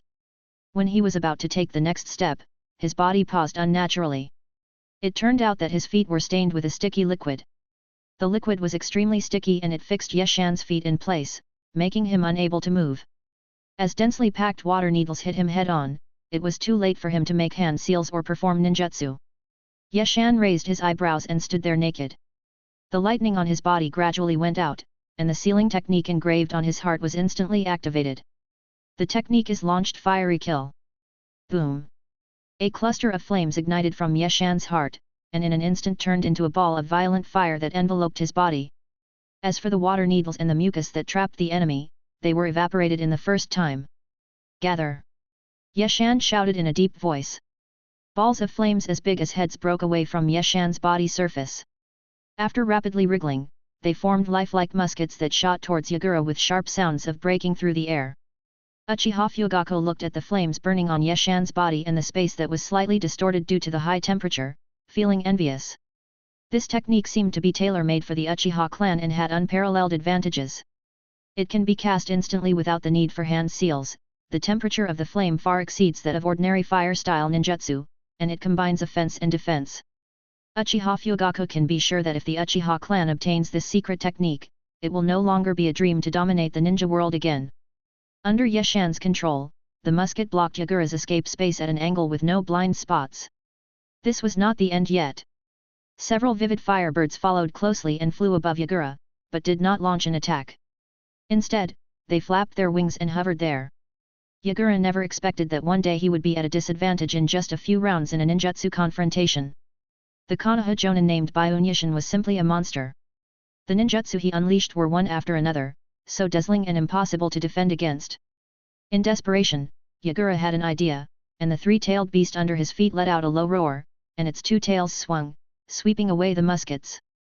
Then he opened his mouth and spit, and a water dragon rose up, shooting down the firebirds that were eyeing him in the sky one by one. Yashan's eyes narrowed. Although he didn't know how Yagura did it, he could actually control the tailed beasts. Just for this reason, he had to get rid of him today no matter what. Otherwise, when Yagura became the Jinkriki and his strength increased greatly in the future, it would be more difficult to deal with him. Uchiha Fugaku stood quietly on a mountain wall, watching the entire fight between the two from a high place, and understood the reason why Yashan summoned him. He looked at the short Yagura, and then at the fierce Three Tails, and decided to use his trump card directly to put an end to this battle as soon as possible. Delay would lead to unexpected events, not to mention that this place is very close to the hidden mist village and the enemy may come to support us at any time. A large ball of chakra condensed in Uchiha Fugaku's eyes, the three Megatama in his Sharingan rotated slightly, and then he jumped down from the mountain wall and rushed towards Yagura like a cannonball. This undisguised attack was caught by Yagura at the first moment. He knew clearly the fighting style when facing a ninja with Sharingan, and also knew the power of Sharingan illusion. While the people below remained standing in the same place without changing their expression, the Three Tails' tail swung and smashed towards Uchiha Fugaku like a giant pillar. A huge feeling of oppression squeezed Uchiha Fugaku's body, and the rain blown by the wind hit his face, causing a slight pain. He was in mid-air with nowhere to gain leverage, which put him in danger, but he was not panicked at all, because he believed that Yashan would take action. The technique is deployed wave kill. 3 water curtains suddenly blocked Uchiha Fugaku's body, but the thin water curtains could not block the huge tail of the three-tailed beast. At most, they could only reduce its force. A square block of water appeared just right above Uchiha Fugaku's feet. Uchiha Fugaku seized the opportunity, bent his legs slightly, and stepped on it. Then, under the reaction of the force, he gained acceleration again, perfectly avoided the attack of the Three Tails, and came in front of Yagura. The experienced Yagura remained calm despite being startled. He quickly interrupted his attempt to look the other person in the eye and forced his gaze to stay below the other person's neck. The Sharingan is famous far and wide, and the ninja world has long since summed up a whole set of tactics to fight it. Simply put, if it's a one-on-one, run away quickly, and if it's a two-on-one, go around and attack from behind. Yagura was now facing two people at once, and with no way to escape, he had no choice but to control his own vision. After all, although the Sharingan is scary, it is not a big threat as long as you don't look directly at it and are caught in the illusion. This is the consensus in the ninja world. But Yagura was wrong in one aspect, or he was just relying on luck. It was true that the medium through which ordinary Uchiha clan members released Sharingan illusions was their eyes, but Uchiha Fugaku could not be considered an ordinary member of the Uchiha clan in terms of strength or status. Snapped. Uchiha Fugaku snapped his fingers, and the sound-mediated illusion was instantly activated, causing Yagura's hand seal to come to an abrupt halt. Swish! Lightning was wrapped around Yeshan's body, and he raised his right hand like a knife and chopped at Yagura's soft neck without mercy. Yagura only felt a sound of snapping fingers in his ears, and his eyes blurred, but he found himself in the bathroom at home. What was even more strange was that half of his body was missing in the mirror. Not good. At this moment, Yagura knew that he had fallen into the Sharingan's illusion. His heart sank and he hurriedly gathered the chakra in his body and rushed to the meridians in his head. Almost instantly, Yagura got rid of the Sharingan's illusion. The power of the illusion using sound as the medium was naturally greatly reduced, but the purpose of this illusion had been achieved, because Yeshan's hand knife was less than 30 centimeters away from the opponent's neck. If he moves forward a little bit more, the mist ninja in front of him will definitely die, and even the six-path sage cannot save him. Yeshan narrowed his eyes, and the lightning chakra in his right hand suddenly increased, emitting a dazzling white light, and chopped down. Ding dong! At the critical moment, Yagura, who had just escaped from the illusion, raised his left foot and skillfully kicked the hook-like weapon on his back, blocking Yeshan's fatal blow. At the same time, Yagura's body inevitably tilted to the right, and he was about to fall on the back of the three-tailed beast, but he could not care so much, and his hands were still flying quickly in front of his chest, still forming seals. Snapped. Finally, with his body tilted 60 degrees, Yagura put his hands together in front of his chest, and the surging chakra in his body began to boil. His cheeks puffed up high, and he completed the hand seals before releasing a large-scale water ninjutsu. Water style, Great Waterfall. SHH. A figure came close to the ground. Yagura took a look subconsciously, but saw two scarlet eyes. Golden binding illusion. In just a moment, the winner was decided. Puff. Yagura's unconscious body fell onto the back of the three tails, and in front of him squatted Uchiha Fugaku with wide eyes and panting. Yeshan's expressionless right hand swung down, cutting Yagura's soft neck like cutting a watermelon. Blood splashed everywhere under the pressure, spraying Uchiha Fugaku's head and face. The powerful Kirigakuer master Yagura was defeated and died. Do not. The two Kirigakuer ninjas who were acting as secret sentries just managed to jump onto the three tails back, but they didn't expect to see their leader being killed by the damn Konoha ninjas, and they couldn't help but roar in anger. Yeshan frowned and said nothing. Instead, he disappeared on the spot with a flash of lightning. Then, the sound of clanging came from the back of the three-tailed fox again. With Yeshan's current strength, the two Kirigakuer ninjas with the strength of Jonin only lasted for a few breaths before they were killed on the spot in a panic. For a moment, the hard back of the three-tailed beast was filled with the smell of blood, and some human muscle tissue was still left on several hideous spikes, making it look like hell on earth. Yagura is very powerful. Without Uchiha Fugaku's Sharingan illusion, Yeshan would have no choice but to escape. But the cruelty of the ninja world is that there is no if in anything. Yayama, what about the three-tail? Without Yagura's control, the three tails gradually became irritable, its three tails kept smashing against the mountain walls on both sides, and its body kept twisting from side to side. Obviously it had discovered the two people on its back. Chapter 110. Be it the disputes in the ninja world or the war of words, Yeshan doesn't want to pay attention to it or get involved at this moment. He has something more important to do. There were a lot of people at the entrance of the Konohagakuer hospital. Many people from other places came here to seek medical treatment, which resulted in people having to queue up to enter the hospital. Yeshan wore a dark green vest on the upper body, black ninja pants on the lower body, and a Konoha forehead protector on his forehead. He stood at the back of the team with an expressionless face, quietly queuing. The ninja team in charge of hospital security spotted him first, causing a small commotion. A moment later, a ninja dressed as a jonin walked out of the duty room outside the hospital wall, came in front of Yeshan, and saluted with his hands and seals.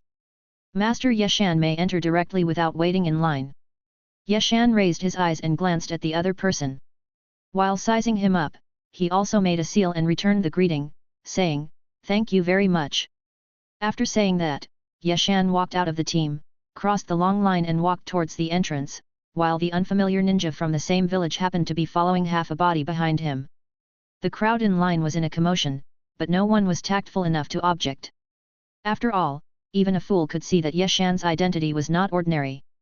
After exchanging greetings with the ninja again at the entrance, Yeshan walked into the hospital with an expressionless face and went straight to the 6th floor. The 6th floor of Konoha Hospital is made up of offices of all sizes, and Tsunade's office is located at the innermost side, and it is the largest and most luxurious one. At this time, Tsunade was sitting on a chair in the office. She was not in a daze or drinking, but took out a book and read it, which surprised Shizun, who was also in the office. There was a short and powerful knock on the door. Tsunade raised her eyebrows, quickly tidied her clothes, and said in a deep voice, "Come in." Pat. Yeshan pushed open the door, and his eyes naturally fell on Tsunade, who was sitting opposite the door. He felt a little comfortable in his heart, but his face remained calm, and he said softly, "Tsunade-sama. Just call me Tsunade." Yeshan paused and said, "The Sun and Sama are well known, so they should be addressed as they are." Tsunade put down the book in her hand, a trace of unnaturalness flashed across her pretty face, and said, "Your current strength is not that of an ordinary jonin, so there is no need to call me sir. Besides, we are friends, aren't we?" Then, without waiting for Hayama to say anything else, Tsunade pointed to the chair in front of the desk and said, "Sit down." Yeshan nodded, took a few quick steps forward, and sat steadily on the chair, but found that he didn't know what to say. After a long silence, he took out a crumpled cigarette box from his pocket and asked, "Is it okay?" Tsunade seemed to have expected this.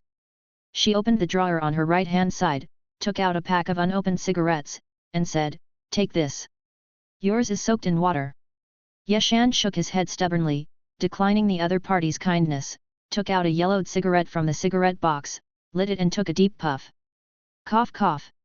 The tobacco soaked in water was very choking and had a strange smell. Yeshan, who hadn't smoked for a long time, couldn't help but coughed a few times. Tsunade's expression was complicated, and she said softly, "Why are you doing this?" She recognized it at a glance.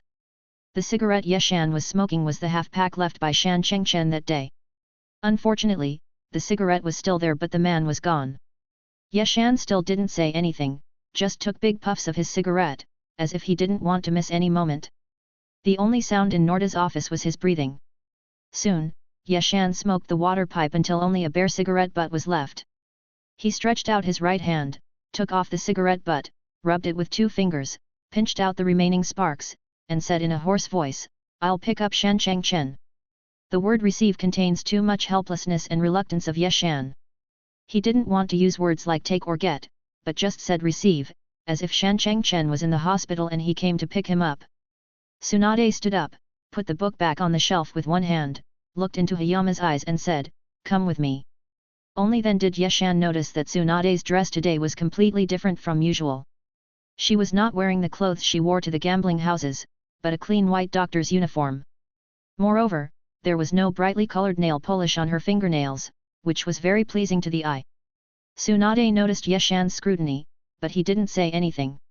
He just walked out of the office with a quicker pace, and his custom-made low-heeled ninja shoes made a pleasant sound when they hit the floor. In a separate room, it was completely empty, without any furniture, except for a bed placed in the center. As it was winter, the weather was cold, and the temperature in the room was very low, so low that Yeshan was shaking a little. There was a corpse lying on the bed, with its head covered by a white sheet. Yeshan couldn't see the face, but he was very familiar with the ninja shoes that were exposed outside the sheet. They were bought by Yeshan and Yamashiro Tatsu last year, and he would not make a mistake. Yeshan stood with his head raised and eyes closed for a long time, his chest rising and falling, and it was obvious that he was in a very uneasy mood. A hand fell on his shoulder and patted it gently. Yeshan took a long breath and didn't stop until his lungs expanded to the limit. Then he slowly exhaled the foul air and calmed down. After making sure that his friend's body was intact, Yeshan did not leave. He just stood by the bed, waiting quietly. After an unknown amount of time, footsteps were heard in the corridor. It was Uchiha Fugaku who came over with several ninjas in black mourning clothes. After entering the room, the footsteps of several people became much lighter and almost inaudible. Uchiha Fugaku obviously didn't expect that there would be other people in the room. He was slightly stunned when he saw Tsunade, then quickly stepped forward and said respectfully, "Lady Tsunade." Tsunade nodded in return, patted Yeshan's shoulder again, and walked out of the room. There was a hint of surprise in Uchiha Fugaku's eyes. He was surprised at Tsunade's attitude towards Hayama, but it was not easy to say anything at this time. "Yeshan, these people are the best convergence masters in the clan." Yeshan turned around, formed seals with his hands, bowed 90 degrees to the people, and said, "I'm counting on you all." Several people hurriedly returned the greeting. They were just people of low status in the Uchiha clan and were used to being ordered around on a daily basis. They had never received such courtesy before. "Please rest assured, sir. We will do our best." Yeshan nodded, walked out of the room, came to the corridor, hesitated, and finally asked, "Are you busy?" Uchiha Fugaku knew that these words were directed at him, so he quickly walked out of the room without saying a word, but just shook his head. Yeshan nodded, and the two of them left. Along the way, many ninjas who knew the inside story looked at them with admiration, and many people came forward to greet them. Uchiha Fugaku politely returned all the greetings, leaving no room for fault. Konoha village is neither big nor small, and the two soon arrived at the door of Yamashiro Tatsuya's house, and Uchiha Fugaku knocked on the door. The door opened, revealing a youthful face. It was Yamashiro Tatsuya's sister. When she saw that it was Yeshan and a strange ninja standing outside the door, she couldn't help but get excited and jumped out and said, "Where's my brother?" Yeshan's eyes were red, but he tried hard not to let the tears fall, and said, "Let's go in and talk." The little girl pouted unhappily, but still let the two in. Then she realized that Uchiha Fugaku was wearing mourning clothes. Her heart skipped a beat, and she suddenly grabbed Yeshan's arm, shouting in a trembling voice, "Where's my brother?" Hearing the voice, Yamashiro Chen's mother walked out of the kitchen and saw the dark clothes on Uchiha Fugaku at a glance. She calmed down, looked at Yeshan and asked, "Where is Chen?" Yeshan opened his mouth, but couldn't say what he wanted to say. In the end, Uchiha Fugaku stepped forward and said in a deep voice, "Chen, died in battle." Dang lang! The shovel in Yamashiro Tatsuya's mother's hand fell to the ground, followed by her body. Sadness surged in like a tide, instantly drowning this originally warm home. The sobbing sound seemed to come from the heart, causing Yeshan's heart to twitch violently several times. Yamashiro Chen's sister opened her eyes wide, unwilling to believe that the brother who seemed to be so annoying to her on weekdays was dead. She grabbed Yeshan's arm tightly, and her nails pierced deeply into the flesh. "Where's my brother?" Emotions burst out in an instant, and the death of her loved one stimulated her young heart. "Speak up, where's my brother? Aren't you a jonin? If you can't even protect your companions, what kind of jonin are you? Why did my brother die instead of you? Why didn't you die?" Yeshan's eyes were filled with tears, but he blinked hard to prevent them from flowing down. "Sorry." Uchiha Fugaku took 2 steps forward, helped up Yamashiro Tatsuya's mother, and waited silently for them to digest this bolt from the blue. "If my brother hadn't followed a loser like you, he wouldn't have died. He is the genius of the Yamashiro family, one of the best." The little girl wiped her tears, but continued to vent her anger with words. These words were like heavy hammers hitting Yeshan's heart, making his eyes go dark. "That's enough. Stop talking." Yamashiro Tatsuya's mother scolded her daughter with red eyes. Things had already happened, and saying more would be useless and would only offend Yeshan. This woman who supports a family has experienced too many deaths. She knows that ninjas are a group of high-ranking people and she cannot afford to offend them. Yeshan's heart ached. He was not afraid of the insults or beatings from Yamashiro Chen's family, but he was afraid that they would become distant from him. Yeshan broke free from the little girl's hand, slowly knelt down towards Yamashiro Tatsuya's mother, and his forehead, which was wearing the Konoha forehead protector, hit the ground. "Sorry." Uchiha Fugaku, who was supporting Yamashiro Tatsu's mother, quickly moved aside, leaving Tatsu's mother to receive Yashin's kneeling worship firmly. Chen's mother wiped her tears, took 2 steps forward to help Yashan up, and said bitterly, "It's not your fault, it's Chen's fault that he is so unlucky."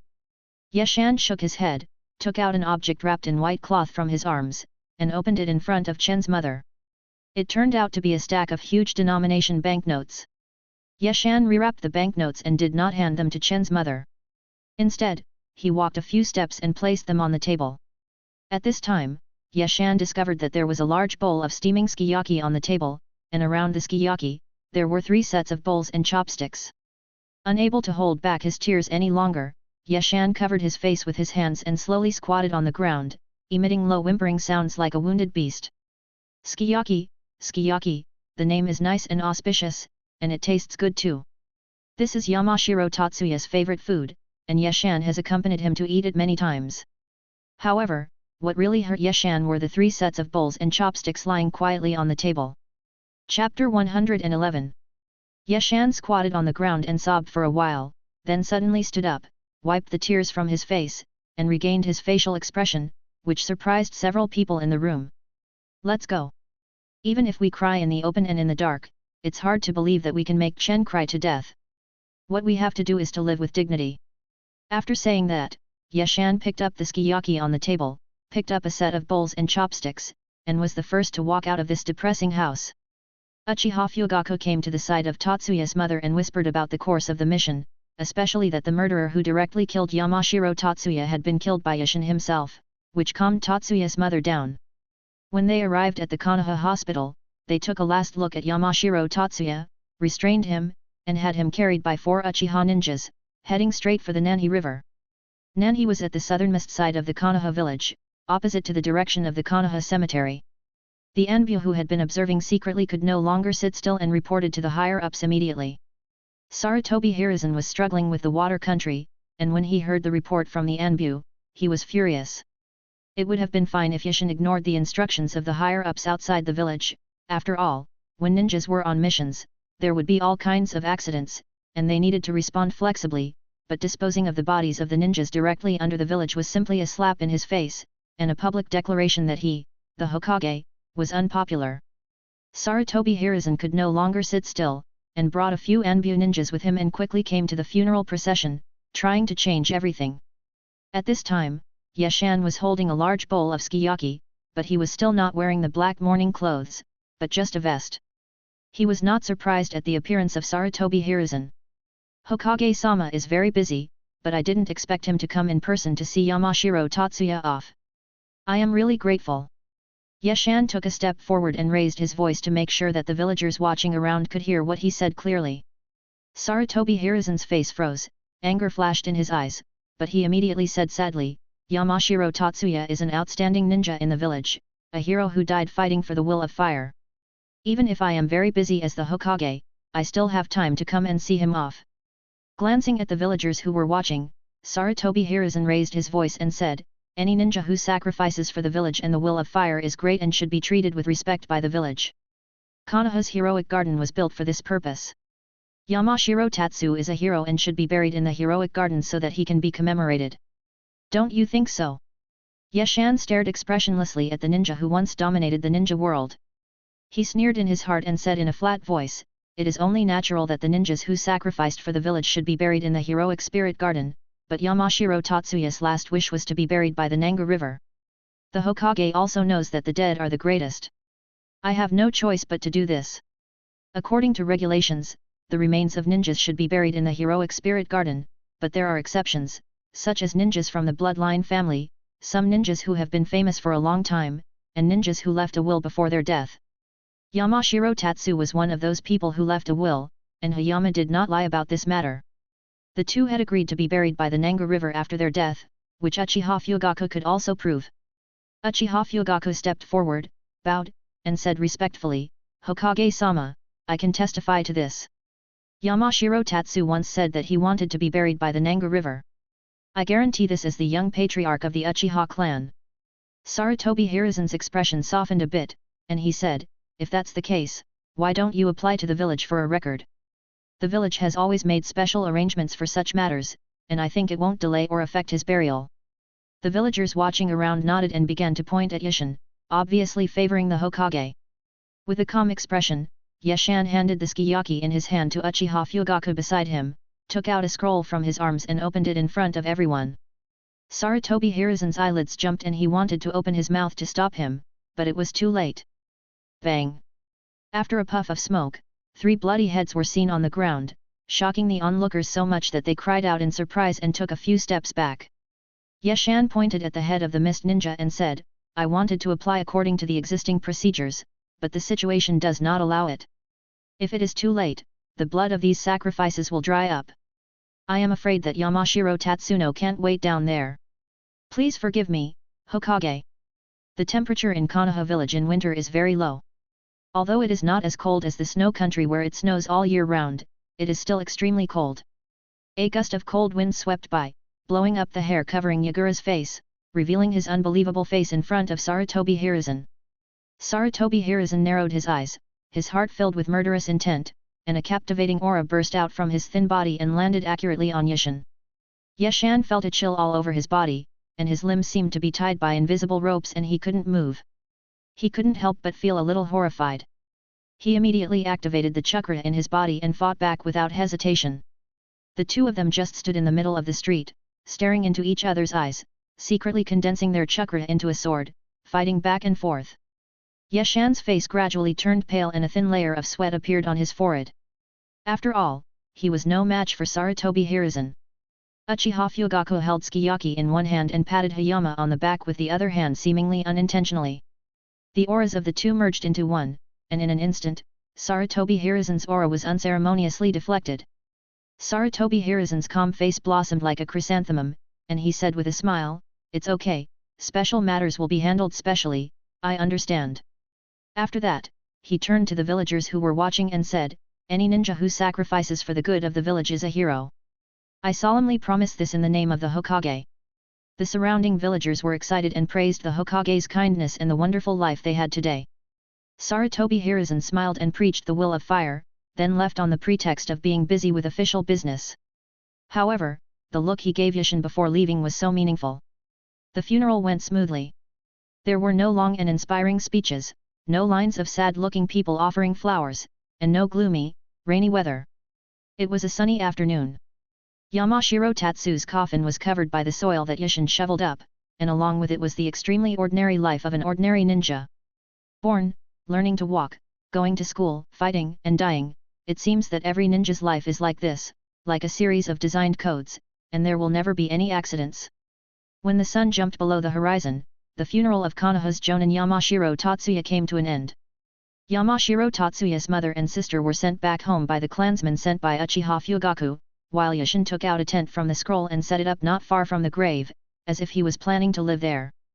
Uchiha Fugaku didn't say anything, he knew why Yashan lived here. The 3 heads placed on the grave of Yamashiro Tatsuya were a great attraction for all ninjas. If they could get some secret techniques from them, it would be a sure win. Yashan lived here to announce to everyone that the head of the mist ninja was a trophy and a sacrifice. Anyone who wanted to get his hands on it had to go through him, whether it was a mist hidden in Konoha spy or an invisible ninja buried underground. Uchiha Fugaku summoned some ninja tools and handed them to Yashin, who was sitting cross-legged on the ground, including a special short sword. "Food will be delivered by the tribesmen on time. If you need anything else, just let me know." Yashan nodded, took the ninja tool and put it on the ground, thought about it, picked up the short sword again, and then looked at his face with the blade. Uchiha Fugaku didn't say anything. He sighed deeply and left. Time passed in the cold wind, and before he knew it, stars appeared in the sky. Yashan raised his head and looked at the stars with some loneliness. Perhaps, Yamashiro-chen had become one of them. The sound of footsteps interrupted Yashan's fantasy. He was still sitting cross-legged, but his hands were silently making seals. The footsteps were getting closer and closer, and a delicate face appeared under the starlight, with a hint of sadness. "It's you." Yashan was shocked. He never expected that the person who came was his former teammate, Yamanaka Yura.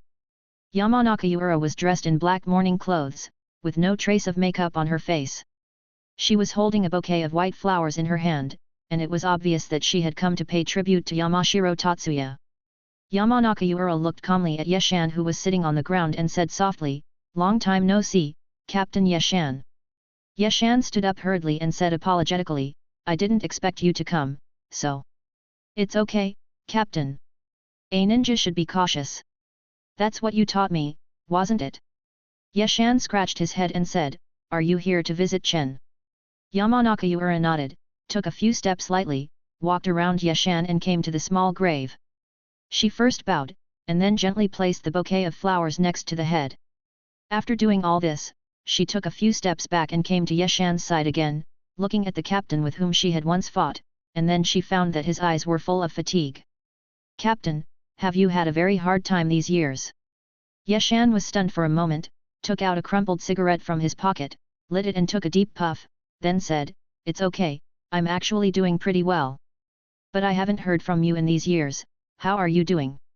Yamanaka Yura raised his right leg and said, A disabled ninja, a ninja who can no longer perform missions, naturally lives a more comfortable life.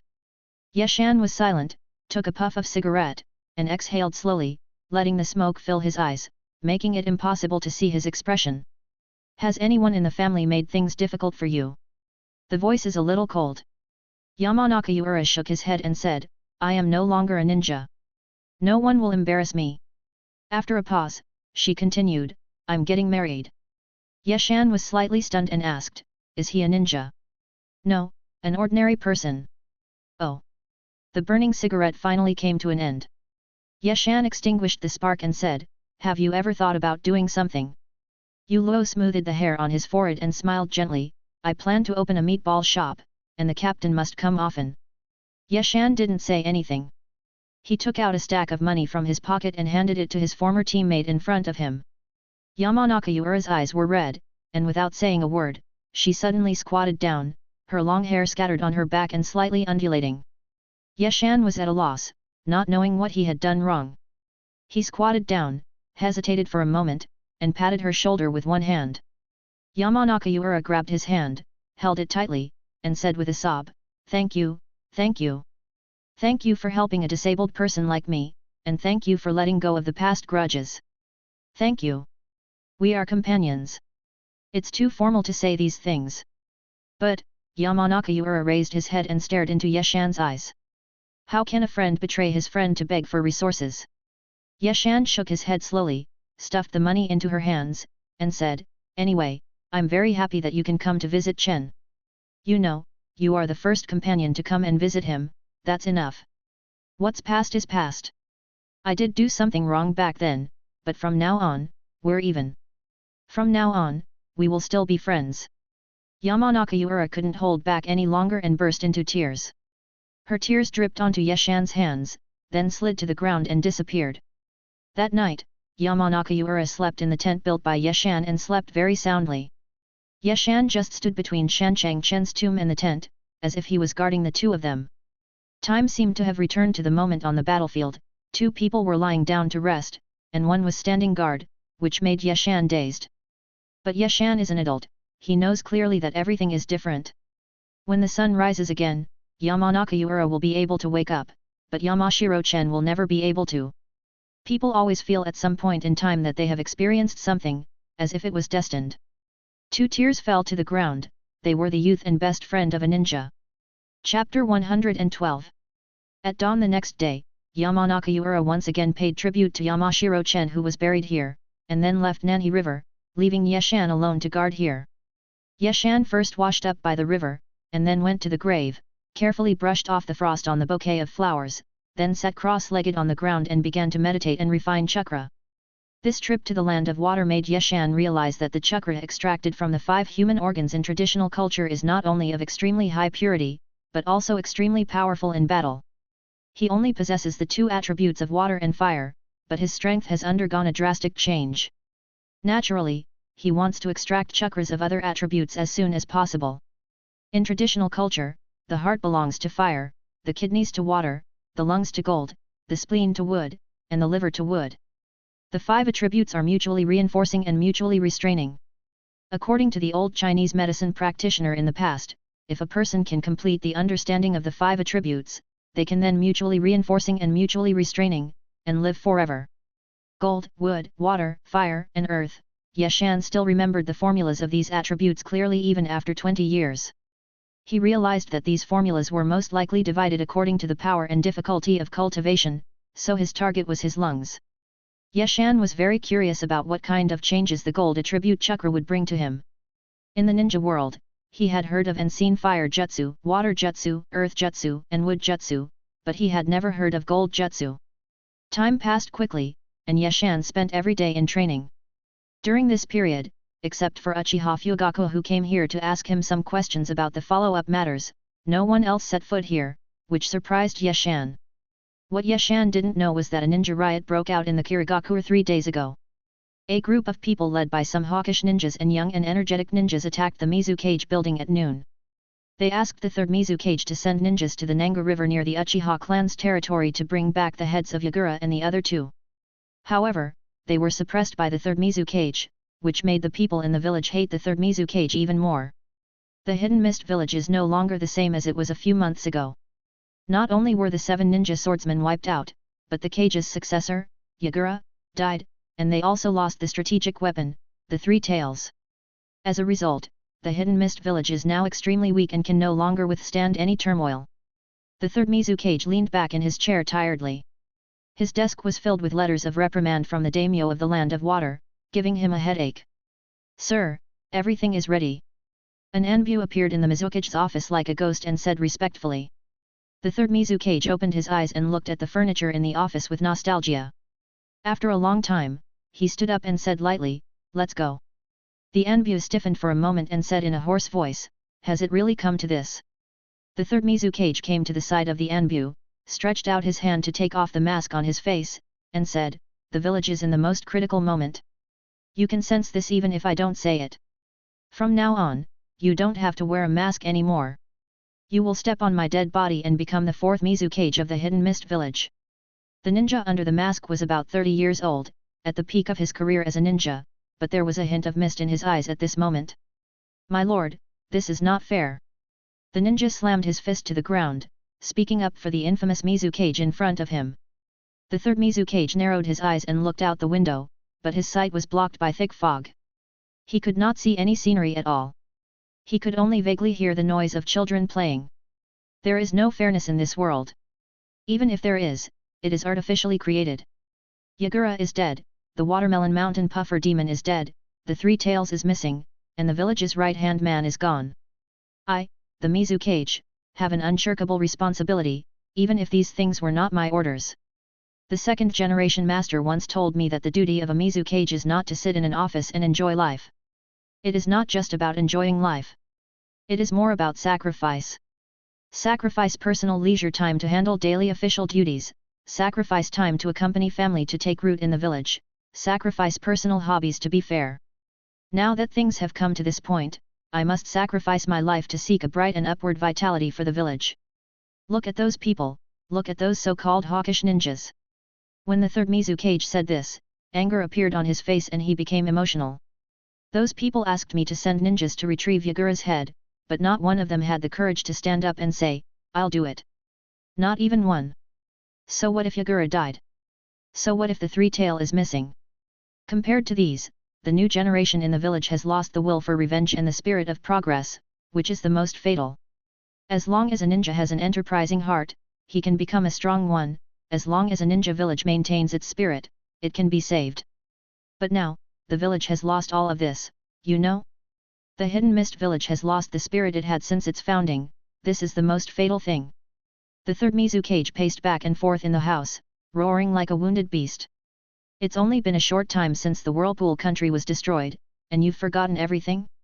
What will happen if a ninja village loses its enterprising spirit and only thinks about self-preservation? Have you forgotten? If this continues, within 10 years, the Hidden Mist village will only produce a bunch of useless people, and there will be no chance of a truly strong person emerging. By that time, the country will really be destroyed. The third Mizukage was breathing heavily, his chest rising and falling. It was obvious that he was very excited, but the words he said next were chilling. "Listen, I want you to turn the Hidden Mist village into a bloody mist village. I want you to turn all the ninjas in the village into a group of bloodthirsty people. Do you hear me?" The Anbu's eyes became sharp and a cold aura emanated from his body, which was inextricably linked to his profession. So you chose me to be the new Kage. To his surprise, the third Mizukage shook his head, squatted on the ground, looked him straight in the eyes, and said word by word, I choose you to be the sacrifice of the Hidden Mist Village. The Anbu ninja widened his eyes, looked at the man in front of him in disbelief, swallowed and asked, what do you mean? Literal meaning. The third Mizukage simply sat on the ground and started talking with the half-kneeling Anbu ninja. A village under a high-pressure policy will burst into unparalleled vitality in a short period of time, but this method is ultimately a helpless measure and cannot be implemented for a long time, otherwise the village will still not escape the fate of extinction. In 10 years, at most 10 years, this bloody policy will be abolished. By that time, you, the fourth Mizukage, will become a victim. The Anbu ninja pursed his lips. He knew clearly what the fate of the so-called victim would be, but he did not retreat at all, not with a trace of fear, only with a heavy sense of responsibility. The third Mizukage sighed and said, Yakura was the perfect successor, but he died inexplicably at the hands of 2 unknown Konoha ninjas, becoming a stepping stone for others to become famous. Otherwise, I would never have chosen you to be the Kage. Why? Because you are from the Terumi clan, you will never be able to become the Mizukage. But there is no way. You have a good daughter, she will be the 5th Mizukage. The Anbu ninja nodded solemnly, feeling very proud. The third Mizukage stood up, dusted off his butt, and said calmly, let's go. The Anbu ninja had experienced countless bloody battles in his life, and his heart had long been as hard as a rock, but at this moment he was still very sad. He was sad for the third Mizukage, and also for his own future ending. The third Mizukage smiled, patted the Anbu ninja on the shoulder in a good mood, and said, don't cry like that. As a Kage, it is an honor to die for the village. So today is my big day, be happy. After saying that, the third Mizukage put on his Mizukage hat and walked out of the office where he had worked so hard with his hands behind his back. The Anbu ninja looked up, watching the thin figure disappear from his sight, and found it so tall and majestic, so indestructible. This world is inherently unfair. Some people are born with what most people cannot get even after struggling for their whole lives. Some people spend money like water, while others can hardly get food. Some people have photographic memories, while others are extremely stupid. Some people are extremely powerful, while others are as lowly as ants. Some countries are rich and prosperous, while others are poor and sparsely populated. Some ninja villages are full of geniuses, while others have no successors. But this world is relatively fair, because the laws of nature are fair. People have 3 disasters and 6 diseases, birth, aging, sickness and death, the earth has the changes of the stars, and the sea has changed, countries have the rise and fall, and things and people are no longer the same. Nothing can last forever, and all objects will eventually fade and disappear under the law of time. But humans, a short-lived creature, have discovered in the constant loss that even if the human body disappears, one thing remains: the spirit. Human beings are creatures that cannot survive without spirit. The obsession of each individual supports him to live on. These obsessions are varied. Promotion, getting rich, eating well, sleeping well, having fun, antiques, calligraphy and paintings, birds and animals, and having many children and grandchildren are all obsessions or spirits. However, the obsessions of individuals will still disappear and be forgotten in the inheritance of time, but the length of time they last varies. The obsession of one person is called a dream or an ideal, the obsession of 2 people is called like-minded, the obsession of a group of people is called belief, the obsession of a population is given a more noble word: will. The physical body of the first Hokage who once dominated the ninja world has disappeared, but his will has been passed down by later generations, supporting the Konoha village as it stumbles forward in the ninja world. To this day, there are still countless heirs of the will of fire. The first Mizukage died, and his will was also inherited and passed down in the Hidden Mist village. However, to this day, this will has gradually been forgotten, causing the Hidden Mist village to the brink of destruction. The Hidden Mist village is isolated from the outside world, so the ninjas in the village all yearn to own a piece of land on the mainland. However, the small land area leads to scarce resources. In order to truly fulfill this long-cherished wish, someone has to sacrifice himself, which gave birth to the core of the will of water sacrifice. The sacrifices of generations pushed the water country forward, and it was recognized by the world as one of the 5 great countries. But after the fall of the whirlpool country, different voices gradually emerged in the village. They believed that the geographical location of the water country was a natural advantage, and there was no need to occupy a piece of land. This voice became more and more intense, forming an anti-war wave and a morbid mentality of self-sufficiency. The third Mizukage discovered the existence of this voice, so he took on huge pressure and forcibly participated in the Second Ninja World War, thus suppressing this wave. However, all these efforts fell into the hands of two Konoha ninjas, and were even worse. The Kirigakure ninjas were actually afraid of the Konoha ninja named Byunyushin. They were afraid of fighting and war. That's why the third Mizukage came up with the idea of self-sacrifice to create a hero.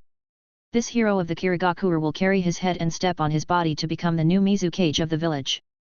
A hero who kills everyone's hated power will naturally have unparalleled appeal, and the Terumi clan's massive strength will also give the new Kage supreme power.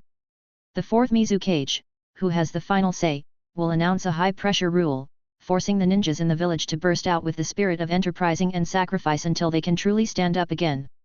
By that time, the fourth Mizukage will sacrifice himself once again to become the new generation of Mizukage, thus ensuring that the will of water will be passed on forever.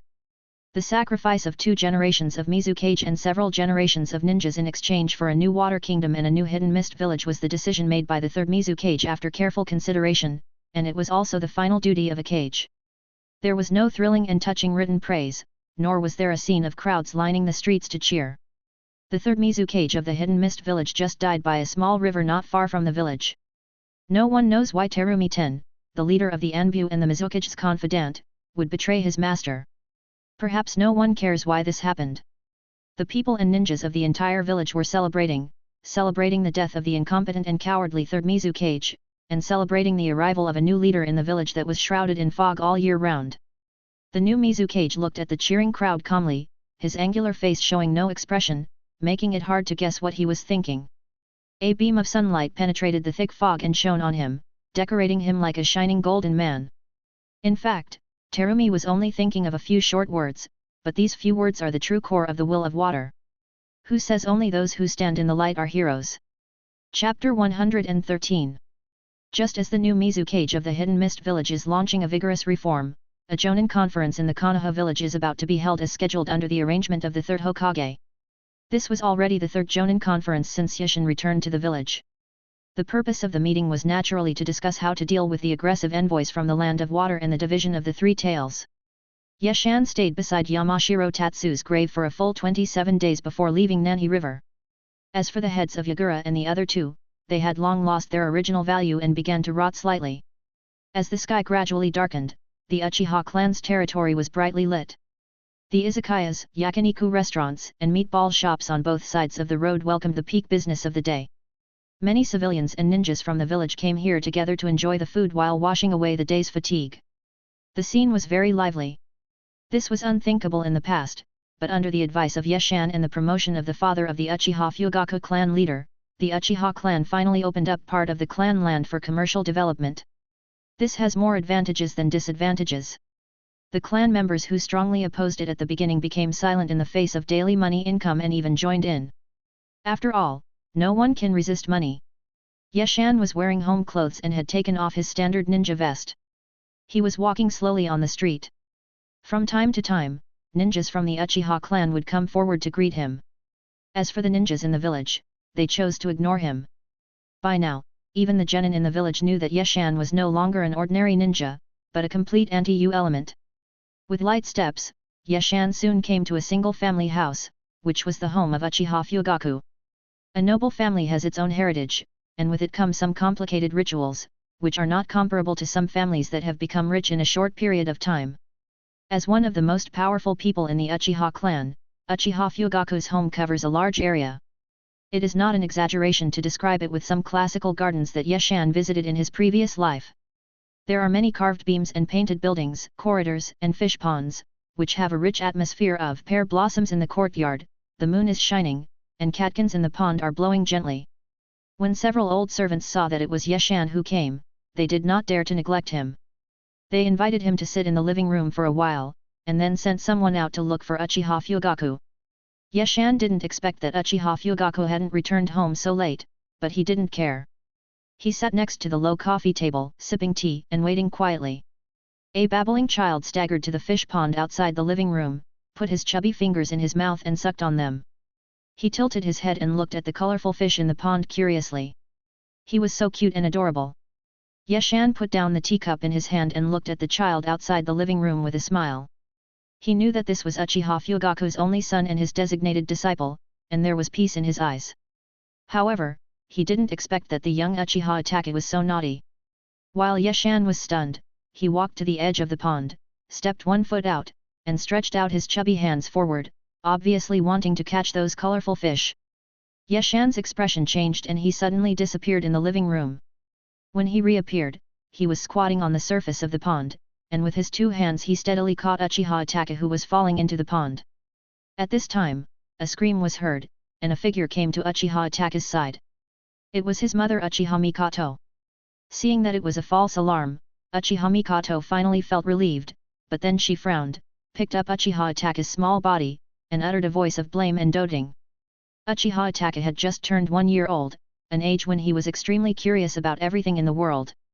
When he saw that he couldn't get the fish he wanted, he couldn't help but pout and threw himself into his mother's arms, making a fuss. Yeshan chuckled and placed his right hand on the clear surface of the pond.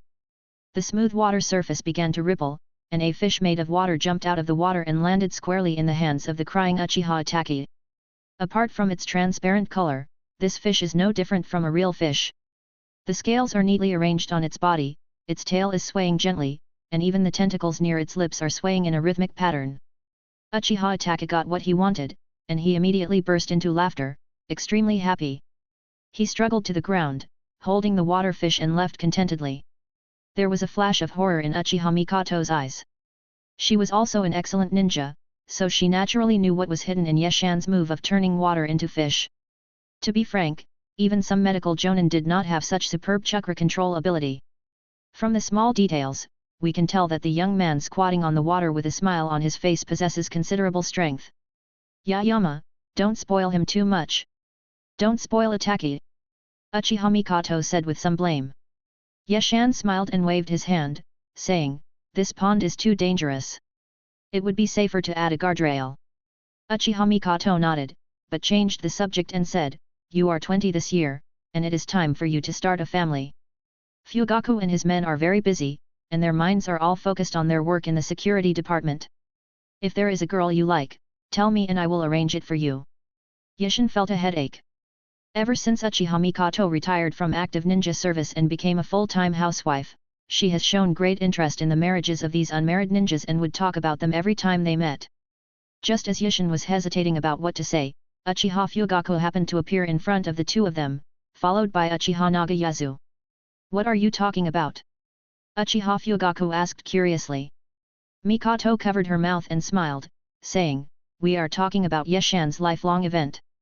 Nagato Uchiha, who was standing behind Uchiha Fugaku, froze his smiling face. He hurriedly stuffed the bag in his hand into Fugaku's hands, and left here instantly without even saying hello. It was obvious that he was tortured.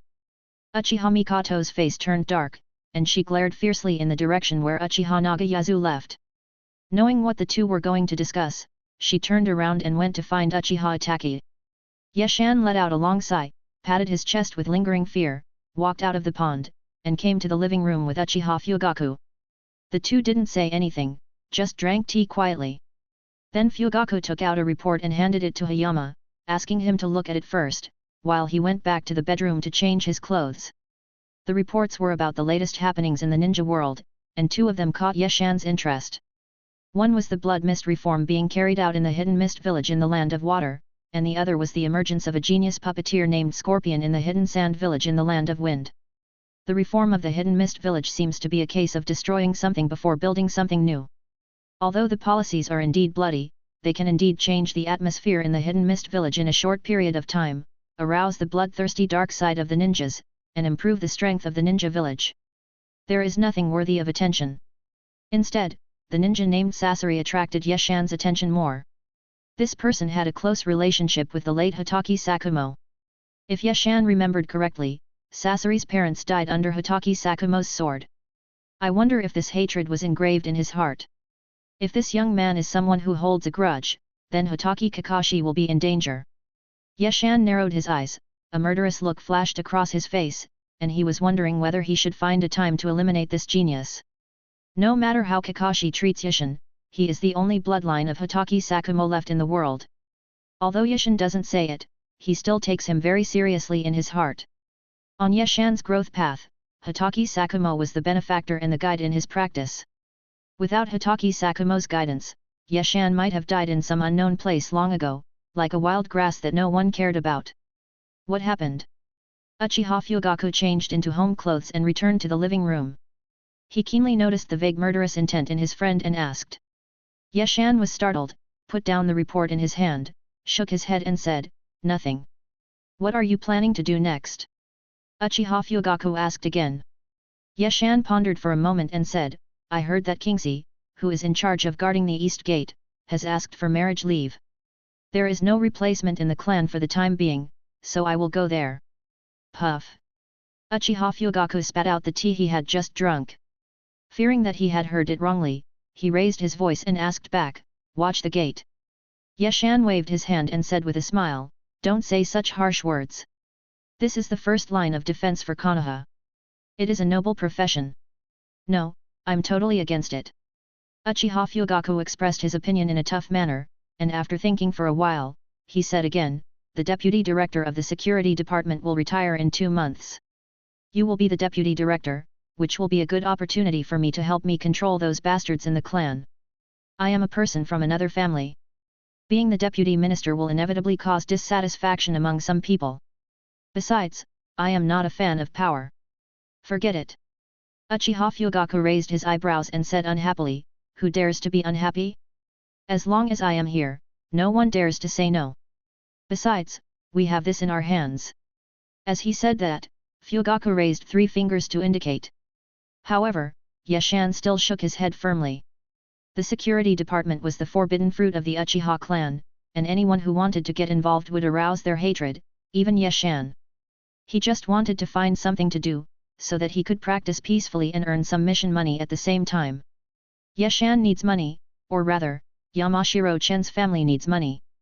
He wants to give some financial compensation to Yamashiro-chen's mother and sister. Seeing that Hayama was determined, Fugaku felt embarrassed. He really didn't want his friend to condescend to guard the gate. After thinking for a long time, his eyes lit up and he had a new idea. The village will set up a team in the forest to the east to guard security and catch spies. You go there. Yashan thought for a moment, agreed, and said, "What are the clan's plans for tomorrow's Jonin tournament?" "I don't have any plans. The 3 tails are already in the clan's possession and will definitely not be handed over. This is also agreed by the Elders' Council. Since we got the tailed beasts, some small families that were originally wavering have clearly joined us, and the daimyo has also sent a letter inviting father to meet in the capital. These benefits are real."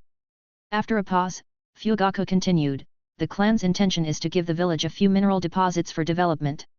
I believe that after they get the benefits, they will accept the ownership of the 3 tails. After all, the Hidden Mist village has given it up." Yashan was not surprised by this situation. The starting point of any organization or person is profit. The village got a few minerals, and the Uchiha clan got a tailed beast that ranked last among the tailed beasts. No matter how you look at it, the village made a profit from this deal. After all, the 9-tailed beast was so powerful, the 3-tailed beast was not a big threat. The two talked for a while, all about strange things, not political affairs. After a long time, Yashan saw that it was getting late, declined Fugaku's invitation, and went to the Uchiha clan's hospital to visit his mother. When the mother and son meet, there is bound to be some nagging, but Yashan's mother's complexion is much better. She is enthusiastically planning to plant some vegetables on a piece of vacant land. Yashan naturally agrees with a smile and plans to discuss it with Fugaku another day to fulfill his mother's little wish. Looking at his mother's rosy face, Yashan was in a good mood. He even ate a lot more in the evening, and only put down his chopsticks in satisfaction when he was full. Perhaps, we can ask Tsunade to treat mother. Such a thought flashed through Yashan's mind. Chapter 114. Early the next morning, Yashan woke up from the small bed in the ward and saw that his mother was still sleeping soundly. He tiptoed out of the room and came to the street where the air was fresh. Although it was still early, the street was bustling with many pedestrians walking back and forth. From time to time, familiar ninjas would come forward to greet them, and Yeshan responded with a smile. After some simple activities, Yeshan came to a breakfast shop, ate a lot of food with a good appetite, and then packed a portion to take away, which was the breakfast he brought for his mother. Although the food in the hospital of the Uchiha clan is good, eating it frequently will inevitably make people feel a loss of appetite. Occasionally eating a meal outside will naturally make people feel better. Sure enough, the large portion of breakfast was eaten up by my mother, who exclaimed that she had not had such a delicious breakfast for a long time. Yeshan smiled and said, "If you like it, I will send it to you every day." Yeshan's mother waved her hand and chuckled, "I know you are busy. You don't have to come to see me every day. I am fine now." At this time, Uchiha Fugaku opened the door and walked in, holding a fruit basket in his hand. Seeing the two of them talking, he smiled and asked, "Is there any good news so early in the morning?" Yeshan stood up, took the fruit basket from Uchiha Fugaku, put it on the table, and said, "Nothing, just some family matters. Auntie, if you have any requests, just tell the doctor. I've already given him a heads up." Uchiha Fugaku said. "I'm really sorry to bother you." Uchiha Fugaku shook his head and said, "You are too polite. Yeshan and I are very good friends. It is only natural for me to do this." When Yeshan's mother saw Uchiha Fugaku wearing the Konoha standard vest and Konoha forehead protector, she knew that the two of them had important matters to deal with today, so she did not try to keep them and kept urging Yeshan to do his work. Dozens of people were already waiting at the hospital gate. When they saw Uchiha Fugaku and Hayama walking out side by side, they naturally surrounded them and greeted them, and then followed them towards the Konoha conference room. Along the way, many ninjas attending the meeting kept their distance from this group until they met another group. This group of people were not wearing Konoha ninja uniforms. Instead, they were all wearing kimonos, which set off their slender figures. They were members of the Hyuga clan. The relationship between the Uchiha clan and the Hyuga clan cannot be said to be very harmonious. They have been very unhappy in private for some interests, but they are all top-notch powerful clans and have their own demeanor. Since they have met, a few words of greeting are inevitable. "It's been a long time since we last met. The clan leader is still as charming as ever." Uchiha Fugaku is the younger generation, so he should be the first to greet. The head of the Hyuga clan is a middle-aged man in his 40s. His long hair is not tied up but is loosely draped behind his back. He is neatly dressed and has few wrinkles around his eyes. He is obviously a master of health preservation. "Haha, I'm old, time is not forgiving, from now on you youngsters should get closer to me. Rizu, why don't you come forward and say hello?" Behind the Hyuga clan leader stood two people who looked almost identical. They were actually twins. Upon hearing his father's instructions, the one on the left took a slight step forward and saluted, "Greetings, brother Fugaku." Uchiha Fugaku smiled and also bowed. The two groups exchanged a few brief words, but unexpectedly parted ways at a fork in the road. Before they parted, Yeshan, who had been silent, suddenly spoke. "Master Patriarch, has a noble ever lost a white eye?" The Hyuga clan leader suddenly turned around, his eyes flashing with cold light, and looked directly at Yeshan and asked, "What do you mean?" The rest of the Hyuga clan members also stared at Yeshan with unfriendly eyes, and some were even so impatient that they rolled their eyes. Yeshan ignored these threatening looks, smiled faintly and said, "Nothing, I just want to inform the clan leader that the white eye no longer exists." Rizul looked at his father's face, stepped forward, bowed and asked, "What does cease to exist mean?" For the Hyuga clan, the Byakugan bloodline is the foundation of their survival. The lost Byakugan has always been a thorn in their hearts. They have tried to take it back, but they have failed. Now that there is new news, they are naturally very concerned. Yeshan did not keep the secret any longer and said bluntly, "I have killed that mist ninja. If nothing unexpected happens, the eye has also been shattered into pieces." Under the pressure of tens of thousands of tons of rock, even the hardest bones in the human body will be crushed into pieces, not to mention the fragile eyes. A look of surprise appeared on Rizu's face, and he was about to speak when he was interrupted by his father in front of him. "The Hyuga clan owes you a debt of gratitude. If there is anything in the future, we will definitely not shirk responsibility within the clan's capabilities." Yeshan said he didn't dare, and the two groups finally parted ways and headed towards the venue from different directions. After entering the venue, Yeshan separated from the Uchiha clan ninjas and sat down in the seat for civilian ninjas. As it was still early and he was not popular, he simply closed his eyes and rested. Gradually, more ninjas appeared in the conference room, and the seat next to Yeshan was also occupied. He still did not open his eyes and continued to wait quietly. At this moment, a crisp sound of heels hitting the floor came from far away and stopped not far from Yeshan. A fragrance drifted into his nose, making him open his eyes in surprise. "Get out of the way! I want this seat!" The ninja, who was about 30 years old and sitting next to Yeshan, without saying a word after hearing these words, stood up quickly with a smile on his face and left his seat to find another seat. The visitor nodded with satisfaction, then sat down beside Yeshan in the puzzled look he gave him, and chuckled at him. This smile seemed as bright as a spring breeze to others, but it made Yeshan's body inexplicably tense. He felt as if there were ants crawling around, and he felt uncomfortable all over. Many ninjas sitting in the conference room stopped talking and all looked at the direction where Yeshan was sitting with strange eyes. The atmosphere was very stiff. Yeshan wiggled his hips and forced a smile. "Long time no see, Lady Tsunade." Tsunade waved her hand heroically, signaling the ninja who was about to pour water to stop him from doing so, then smiled and said, "It's been a long time indeed. Let me think, it's been almost a month." Yeshan felt even more uncomfortable, as if he was sitting on pins and needles, and his whole body was uncomfortable. "What's wrong? You're twisting your body all over. Do you have hemorrhoids?" Tsunade asked seemingly with concern, but there was a big smile in her bright eyes. "It's nothing, I just feel uncomfortable being stared at by them." Yeshan pointed at the ninjas in the conference room and said. They were sitting in the third row from the back in the conference room, with dozens of rows in front of them. Those sitting there all looked back at the same time, which made Yeshan feel very uncomfortable. Tsunade raised her pretty eyebrows and raised her voice, "What are you looking at? If you like it so much, do you want to come sit with me?" As he spoke, he patted the empty space beside him. The ninjas quickly withdrew their gazes and looked at the podium seriously, as if there was a flower there, but they all pricked up their ears.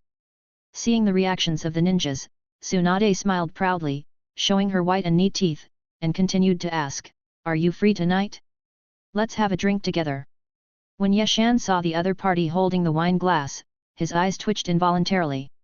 Just as he was about to speak, he felt a darkness in front of his eyes and a tall figure stood beside him. The visitor was dressed casually, with his snow-white hair tied up, wearing a pair of wooden clogs, and there were 2 tear marks on his face painted with red paint. "Why did you come and sit here?"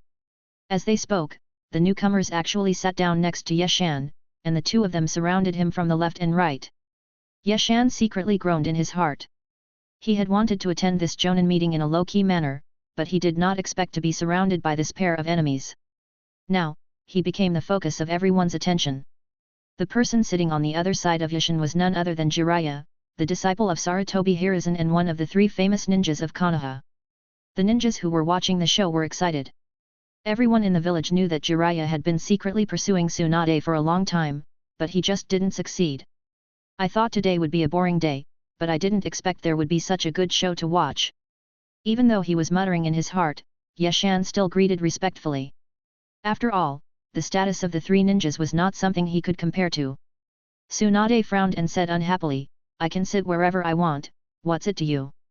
Jiraiya smiled awkwardly, knowing that Tsunade was angry, and hurriedly changed the subject, saying, "Orochimaru has become more and more mysterious recently.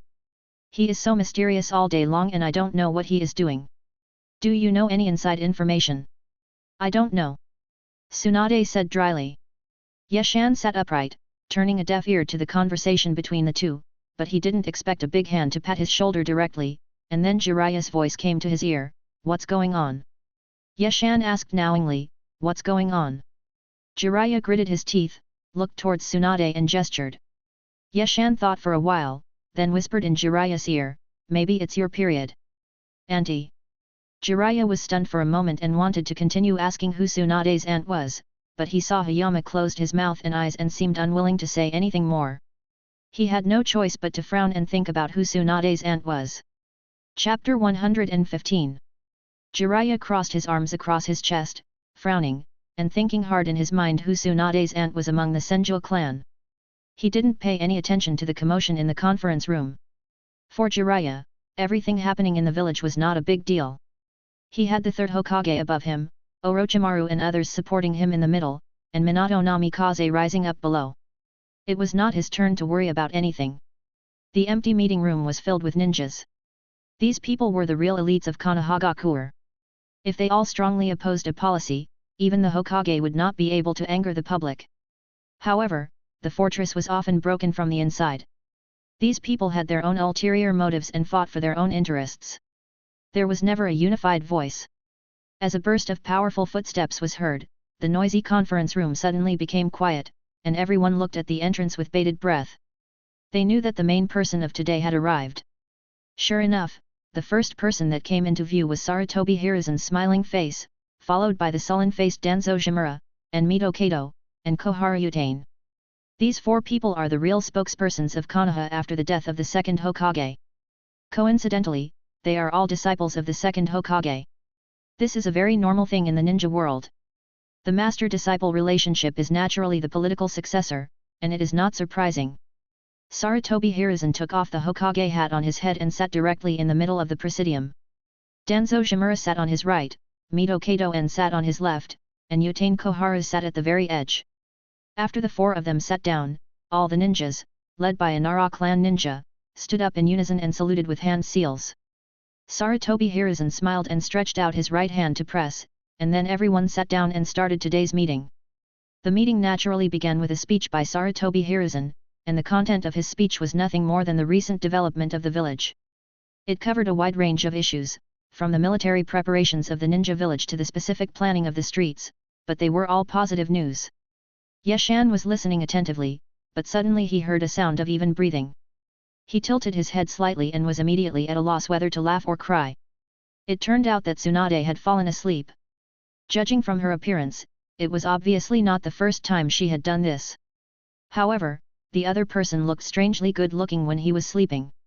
Yeshan concentrated his mind, put this dangerous idea out of his head, and continued to listen attentively to Sarutobi Hiruzen's speech.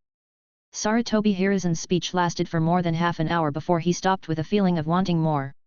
Then some of the leaders of the ninja clan began to speak.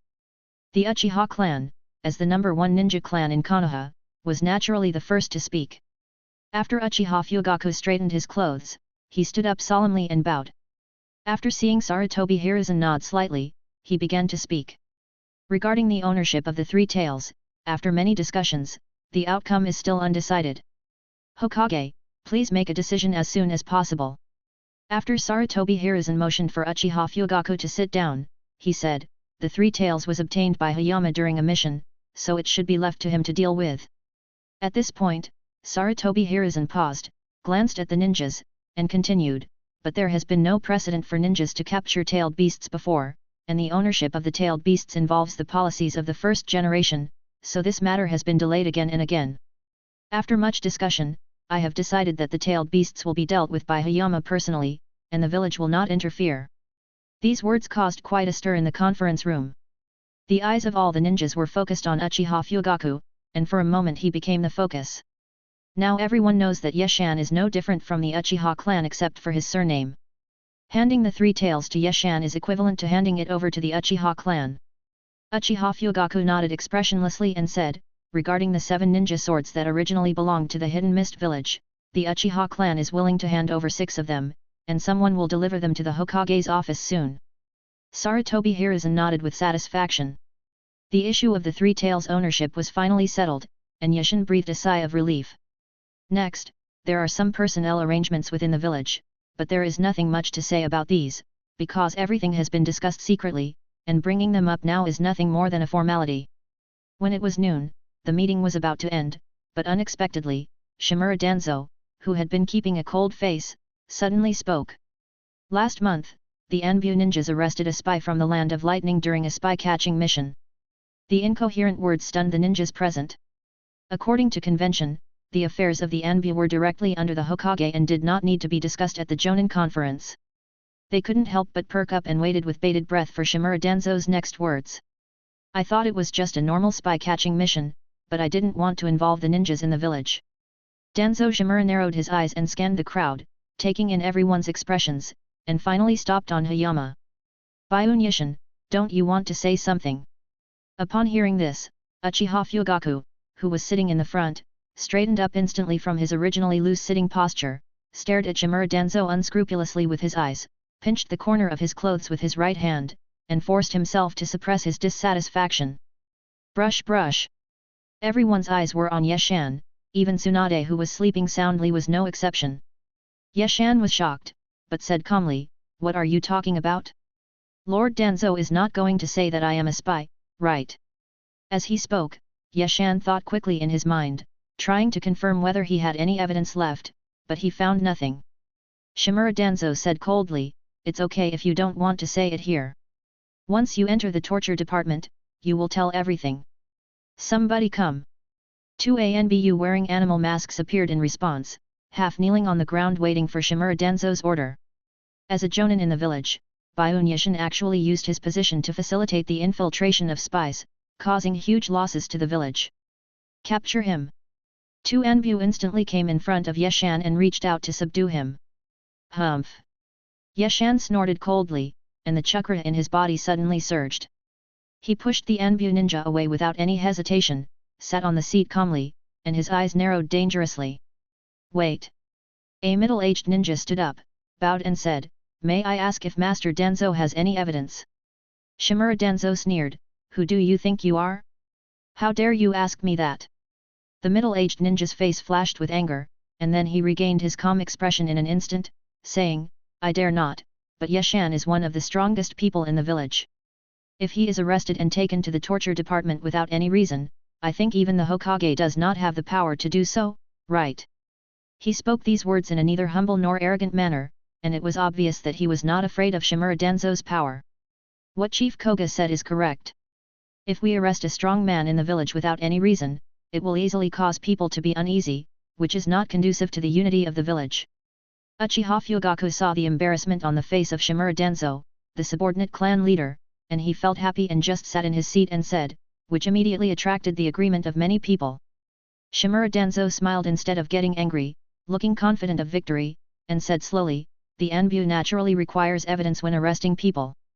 If there is no solid evidence, they will not arrest people openly. Bring the person in." Immediately, two more ANBU ninjas escorted a man covered in wounds into the conference room, but they did not come to the podium. Instead, they stopped not far from Yeshan, pulled the man's long hair, and revealed his face. "Byun-Yishin, don't say you don't know this person." Yeshan's heart skipped a beat, and he subconsciously clenched his right hand, forcibly suppressing the shock in his heart, and slowly said, "I do know this person. I met him several times in my early years." Shimura Danzo curled his lips slightly and said, "She is the spy." The person being held by the ANBU was actually Ide Chinitsu, the woman who had had a deal with Hayama. Speaking of which, the relationship between Yeshan and Ide Chinitsu is not as trivial as he said. When Yeshan brought back the orphan of Tsuchitaka Okada in the Frost Country, he had a secret deal with Ide Chinitsu's grandfather, bringing her into the village in exchange for several powerful ninjutsu. At that time, Yeshan was weak and had no ability to protect himself. He had no choice but to do so, but he didn't expect to be dug out a few years later. Yeshan's heart was filled with shock, but he remained calm on the surface and said, "I think Danzo has misunderstood. I haven't had any contact with this person for 5 years. I was entrusted by the deceased Tsuchiya Okada to guarantee her entry into the village. If there is any guilt, it is Tsuchiya Okada who is guilty, not me." Shimura Danzo sneered and said, "Whether it matters or not is not up to you. Take him down." The two ANBU stepped forward again, drew their ninja swords and stabbed Yeshan's arm without saying a word, intending to cripple him. Presumptuous. Yeshan couldn't bear it any longer and attacked decisively in rage. The two ANBU ninjas only felt a flash before their eyes, and then they were kicked away one by Yeshan. Shimura Danzo slammed the table and shouted, "How dare you resist arrest!" All the Uchiha clan's jonin stood up in unison, their pairs of triple Megatama Sharingan opened, and a terrifying cold aura swept across the entire conference room. Seeing the Uchiha clan's ninjas standing up, some ninjas from affiliated families also stood up to support their main family. The ninjas from the Hokage line naturally refused to be outdone. They stood up one after another and released their aura. For a moment, the meeting room became tense. Yeshan chuckled a few times and decided to muddy the waters first. "Just because we had contact, you think I'm guilty? I heard that a root ninja rebelled against the village not long ago. Does that mean you, Danzo, can be convicted as well?" Shimura Danzo took a sip of water from the cup and said slowly, let's talk about the matter at hand. Now let's talk about your business. Yeshan slowly stood up from his seat, looked around and said, others can be charged with crimes if they are involved, but why is it that you are only charged with the facts? I don't remember any article in Konoha's regulations that stipulates that ninjas can have such a statement. The current situation is very complicated, but not very complicated either. As long as Yushin insists that Ide Chinitsuo is just an acquaintance of his and throws dirty water on Danzo at the same time, there is nothing to be afraid of. After all, no matter how dissatisfied Yeshan was with the village, he had never done anything to harm the village. Above, Yeshan is worthy of heaven, and below, he is worthy of people. Chapter 116. So far, Yushin has spoken at the Jonin conference only twice. The last time was to speak up for Hitaki Sakumo, and this time was to defend himself. Each time involved quite a bit of drama. Looking at the wounded Ide Chinitsu from the corner of his eye, Yeshan's anger reached a critical point.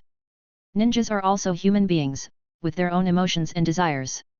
Ide Chinitsu had helped him a lot in the past, but now she has become a prisoner.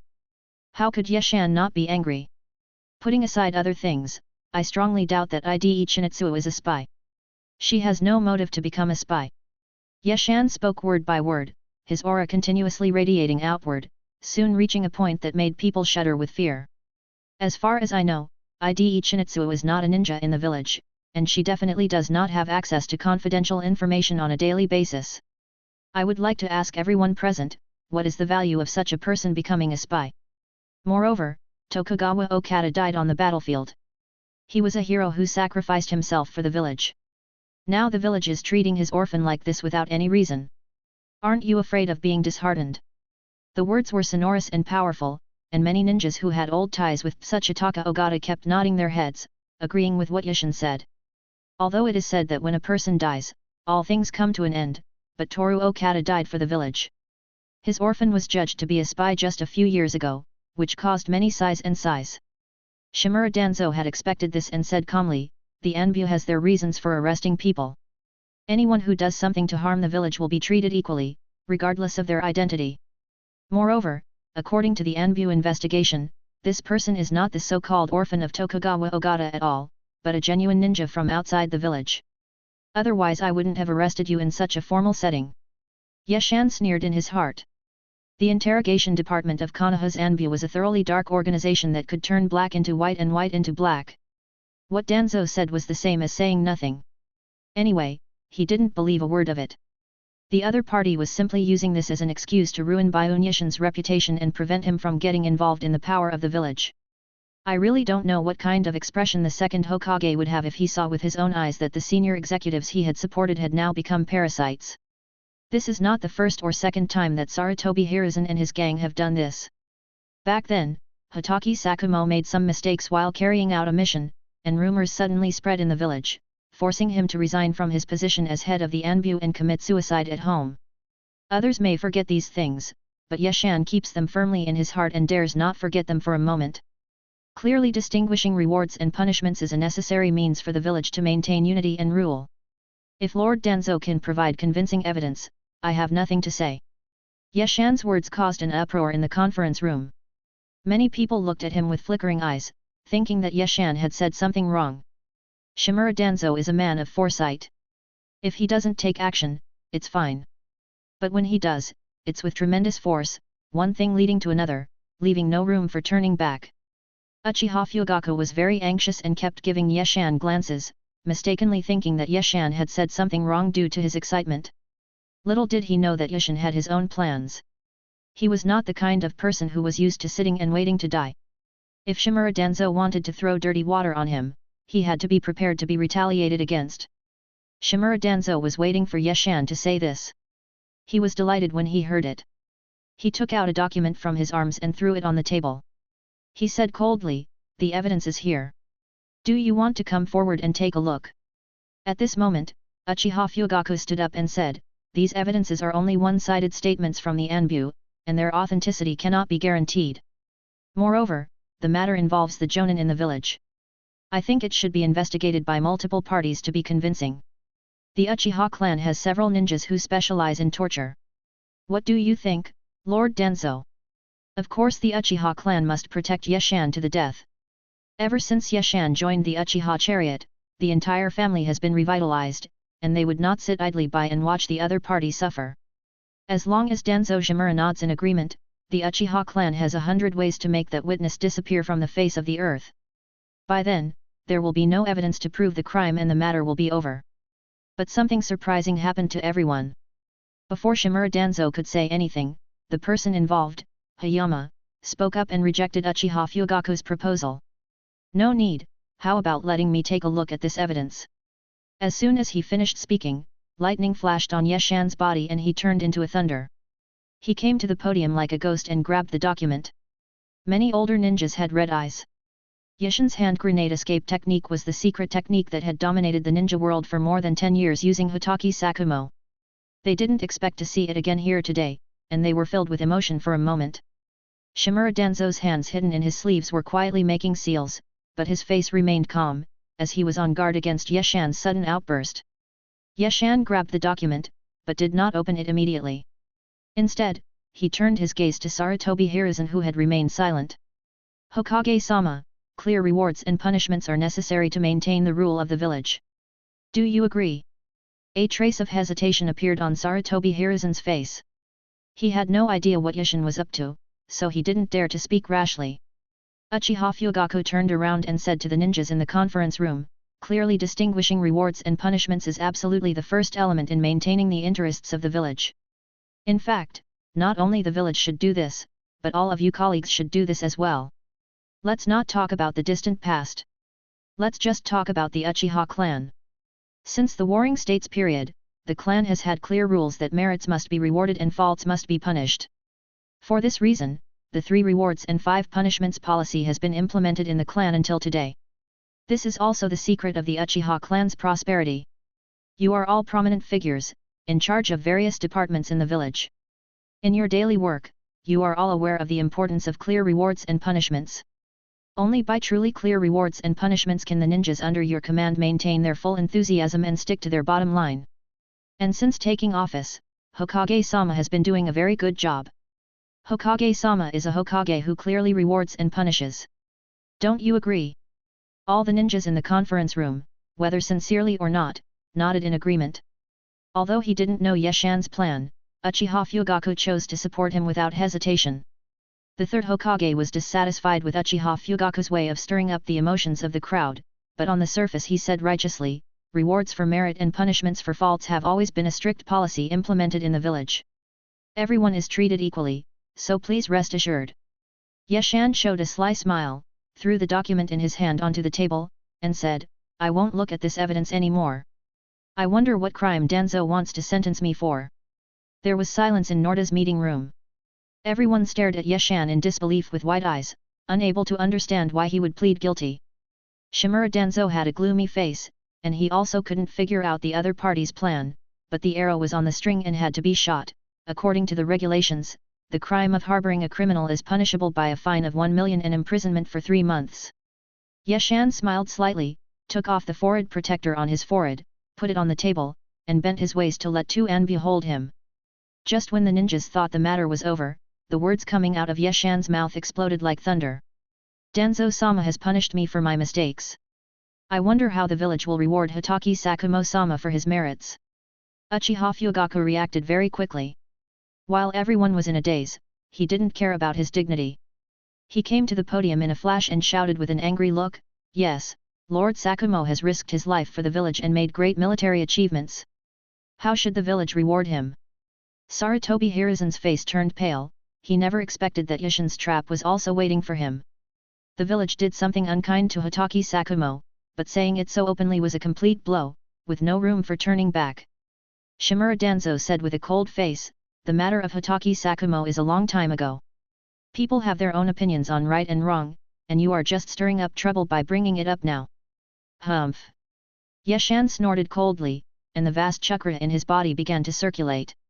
Dazzling lightning flashed in the conference room, making the calves of the weak ninjas feel slightly weak. Hitaki Sakumo was my mentor and gave me a new life. Even if I die, Byun Yeshan, will never be able to repay him even a fraction of his kindness. At this point, Master Danzo is still saying that I am stirring up trouble. Can I assume that the master-disciple relationship is not worth mentioning in the village? Lord Hitaki Sakumo always leads the charge in battle, climbing up to grab the flag. Whenever he retreats, he always sets an example and considers the overall situation. He has worked hard for the development of the village his entire life and has made amazing military achievements. Do you want me to list these military achievements? Many ninjas sitting below heard what Yeshan said, and then saw the familiar lightning escape technique on him, and the past could not help but come to mind, thinking of that thin but tall man like a mountain. Some of the ninjas who had received favors from Hitaki Sakumo even stood up and supported Yeshan's approach. The friendship that they shared on the battlefield through life and death together is stronger than gold and iron, and can stand the test of time. Even though Hitaki Sakumo has been dead for several years, it still remains in the hearts of the ninjas. Shimura Danzo's face was blue and red, and he was furious. This move by Yeshan was simply a stroke of genius. Regardless of whether he would be imprisoned for 3 months, he would remain invincible. A ninja who is extremely powerful and knows how to repay his teacher is truly a role model among ninjas. Who wouldn't want to have such a disciple? Besides, Yeshan didn't even open the evidence, so it is intriguing whether his crime of harboring a criminal is really true. This is also the cleverness of Yeshan. He accepted the punishment of the village and would rather bear the crime that could never be washed away for the rest of his life than overturn the verdict for his deceased mentor. No matter what the outcome, his character of being grateful and repaying kindness has been established. In fact, since the death of Yamashiro Tatsuya, Yeshan has completely broken with the Konoha hierarchy in his heart, and he will never think of gaining power through legitimate means. As long as these 4 people are alive, he, Byun Yeshan, would rather watch the gate than go along with them. The matter of Hitaki Sakumo will always be a thorn in Yeshan's heart, and it is a pain point that keeps him tossing and turning at night and unable to fall asleep. Today, he is going to get back what he paid for it with interest. Even if the incident with Ide Chinitsu hadn't happened today, Hayama would have made trouble soon, if not for anything else, just to make Hitaki Sakumo have a good reputation after his death.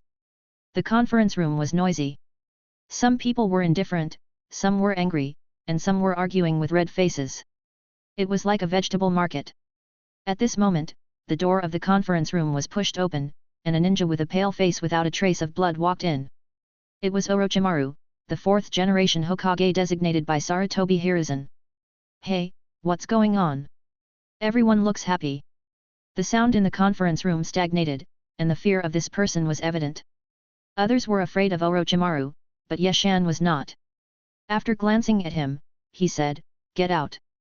Orochimaru laughed evilly, and came to Yeshan's side, and was about to slap him with one hand. Yeshan snorted coldly, and disappeared from the spot with a flash of lightning. When he reappeared, he came behind Orochimaru, and a cold and bloodthirsty voice followed. Those who are late for a meeting are not eligible to participate in the meeting again. Don't you know that? A hand covered in lightning pressed down on Orochimaru's body, and the crackling sound echoed throughout the conference room. Don't be angry, Hayama-kun. A voice came from behind Yeshan, and what he was pressing down was actually a clone. Yeshan withdrew his hand indifferently, as if he was not the one who attacked just now, and said, "You know, why don't you get out?" "Hehe, I just came to inform the Hokage-sama that a distinguished guest has arrived in the village." Sarutobi Hiruzen breathed a sigh of relief when he heard this, and was about to stand up and leave this place of trouble, but he was interrupted by Yeshan's words.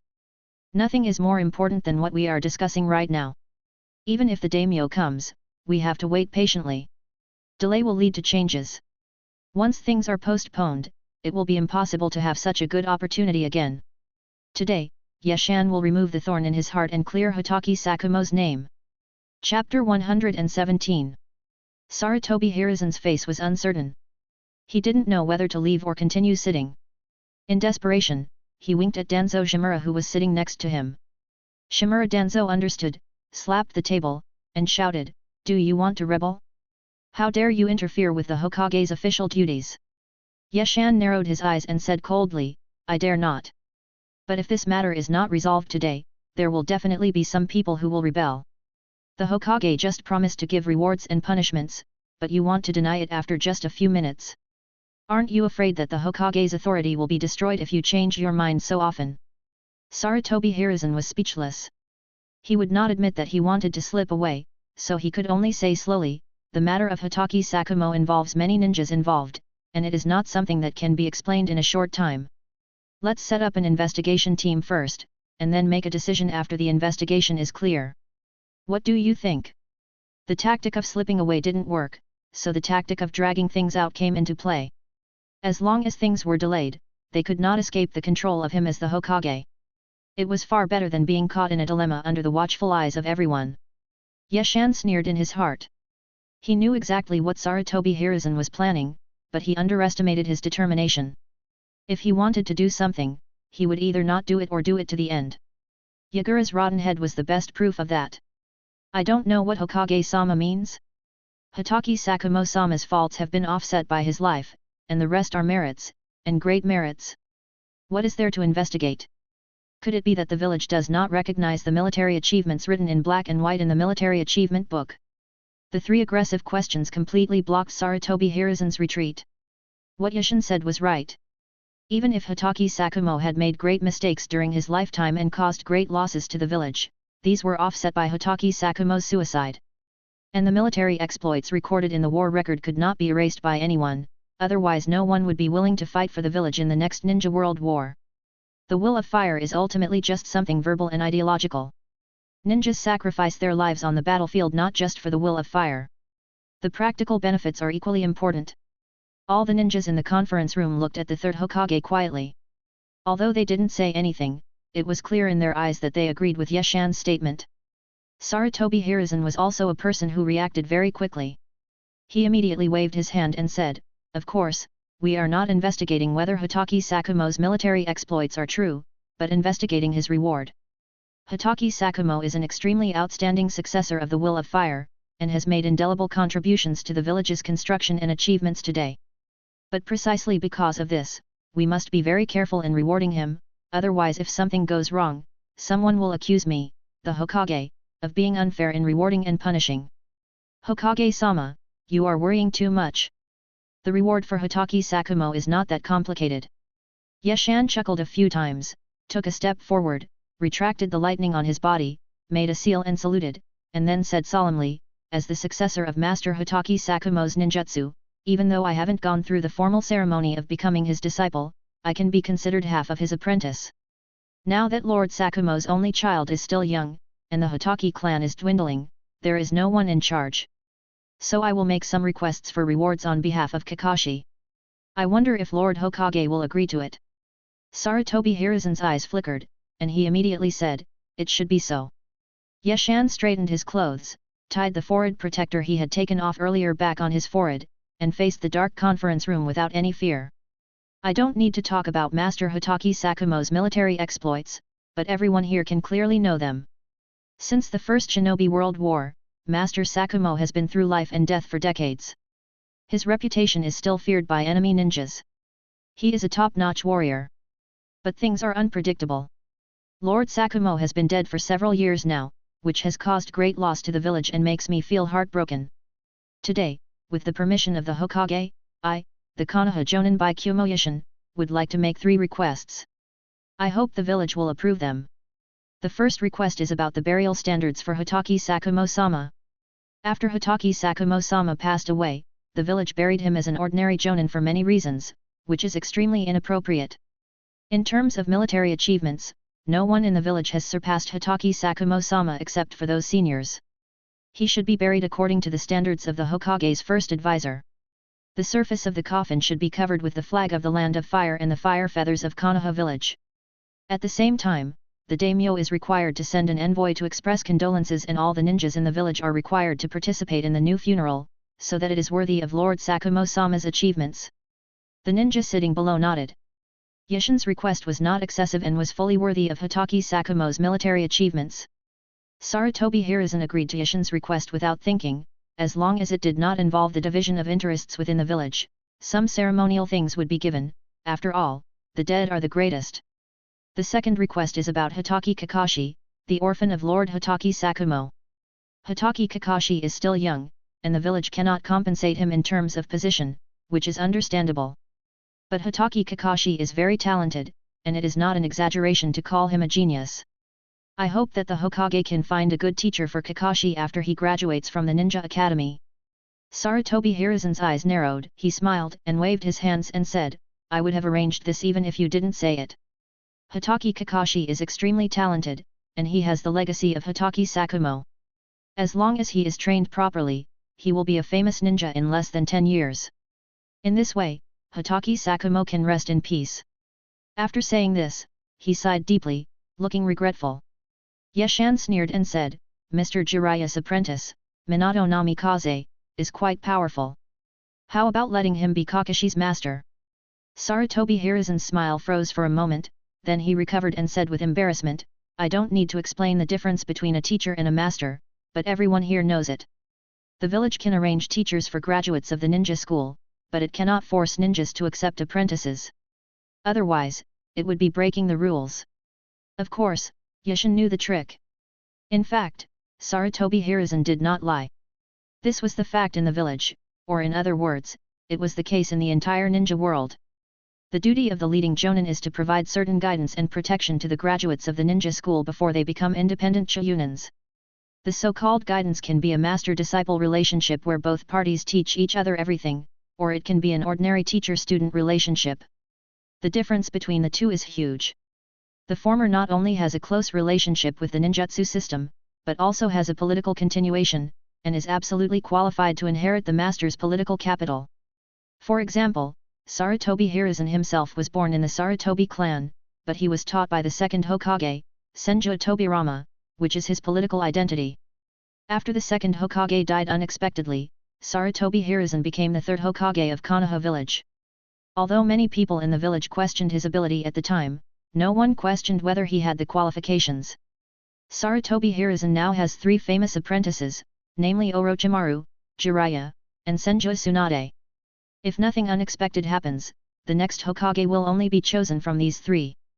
Orochimaru and Tsunade have not accepted any apprentices so far, but the most unreliable Jiraiya accepted the talented Minato Namikaze as his apprentice. It is conceivable that the 5th generation Hokage decades later will definitely be Minato Namikaze. Yashin's second request was to make Hitaki Kakashi completely wash off the label of Hitaki Sakumo and become a truly legitimate Hokage, and the kind that has a great hope of becoming the leader of a village. Jiraiya, who was originally in a daze, could no longer sit still when he saw that Yeshan had actually plotted against his beloved disciple. He hurriedly wanted to stand up to object, but was held tightly by a hand. Jiraiya turned his head and saw that Tsunade had sat in Hayama's seat at some point, with a dangerous aura on her pretty face. What are you doing? Let me go. Jiraiya said anxiously. Tsunade opened her red lips slightly, but the words she said were so heartless, if you dare to say a word, I will end our friendship once you leave this door. Jiraiya's eyes were filled with astonishment. He never thought that Tsunade would threaten him with the word breaking off the friendship. He was completely confused. Unlike Jiraiya, who was not interested in politics, Tsunade, who came from a noble family, had a keen sense of smell and realized what Hayama was going to do before he made his second request. That's right, just as Tsunade thought, Hayama was striving for Kakashi to be qualified to become Hokage in a legitimate way. As long as Kakashi became the apprentice of Minato Namikaze, with the political capital that Hayama now possesses, he is fully capable of pushing him to the throne of the 6th Hokage. This was also what Tsunade agreed with. She had no reason to object. The reason was simple. Tsunade had already lost the qualifications to become the 4th Hokage and had parted ways with Sarutobi Hiruzen. At the beginning, Tsunade became Sarutobi Hiruzen's apprentice under the arrangement of Senju Tobirama, in order to become the 4th Hokage. However, with the defeat and retreat of the Senju clan, she lost her qualifications, and naturally she hoped that Sarutobi Hiruzen would suffer a defeat. Besides, the position of Hokage is for the capable. Why can Sarutobi Hiruzen's family be passed down from generation to generation? Even the Senju clan doesn't have such a big selfishness. Sarutobi Hiruzen was silent for a long time, and finally said, I can't agree to this matter. I still have to ask Namikaze Minato's opinion. Yeshan had expected this, and immediately said loudly, Minato, how long do you want to sit here? A young ninja with yellow hair slowly stood up from the crowd in the conference room, with a helpless smile on his face. It was Minato Namikaze. Namikaze Minato was in a dilemma and didn't know how to answer, but he heard Shimura Danzo say, the decision of accepting a disciple depends entirely on the ninja's own decision. Minato, don't have any baggage in your mind. Just say whatever you want to say. On the surface, Shimura Danzo's words seemed selfless, but anyone with a discerning eye could hear the tendency behind them. It was obvious that he didn't want Namikaze Minato to agree to accept him as his disciple. A cold light flashed in Yeshan's eyes, and he said, could it be that Minato Namikaze has forgotten what happened in Konoha's 37 years? The ninjas were confused and couldn't figure out what event in Konoha's 37 years that Yeshan was talking about. Only the person involved, Minato Namikaze, knew the answer. In the 37th year of Konoha, during the Second Ninja World War, Minato Namikaze had not yet been recognized by Jiraiya as a disciple, and was just an ordinary genin. During a mission, he was chased by the jonin of the enemy country. If it weren't for Hitaki Sakumo's rescue, Minato Namikaze would have become a dry skeleton long ago, and there would be no way he could be so proud today. Not many people knew about this incident at the time. Due to the war over the years, only 2 people knew about it. Yeshan was one of the people involved. Namikaze Minato's expression changed, and under the gaze of everyone, he said solemnly, I will never forget the grace of saving my life, Master Sakumo. Hitaki Kakashi is extremely talented. It is an honor for me to have him as my disciple.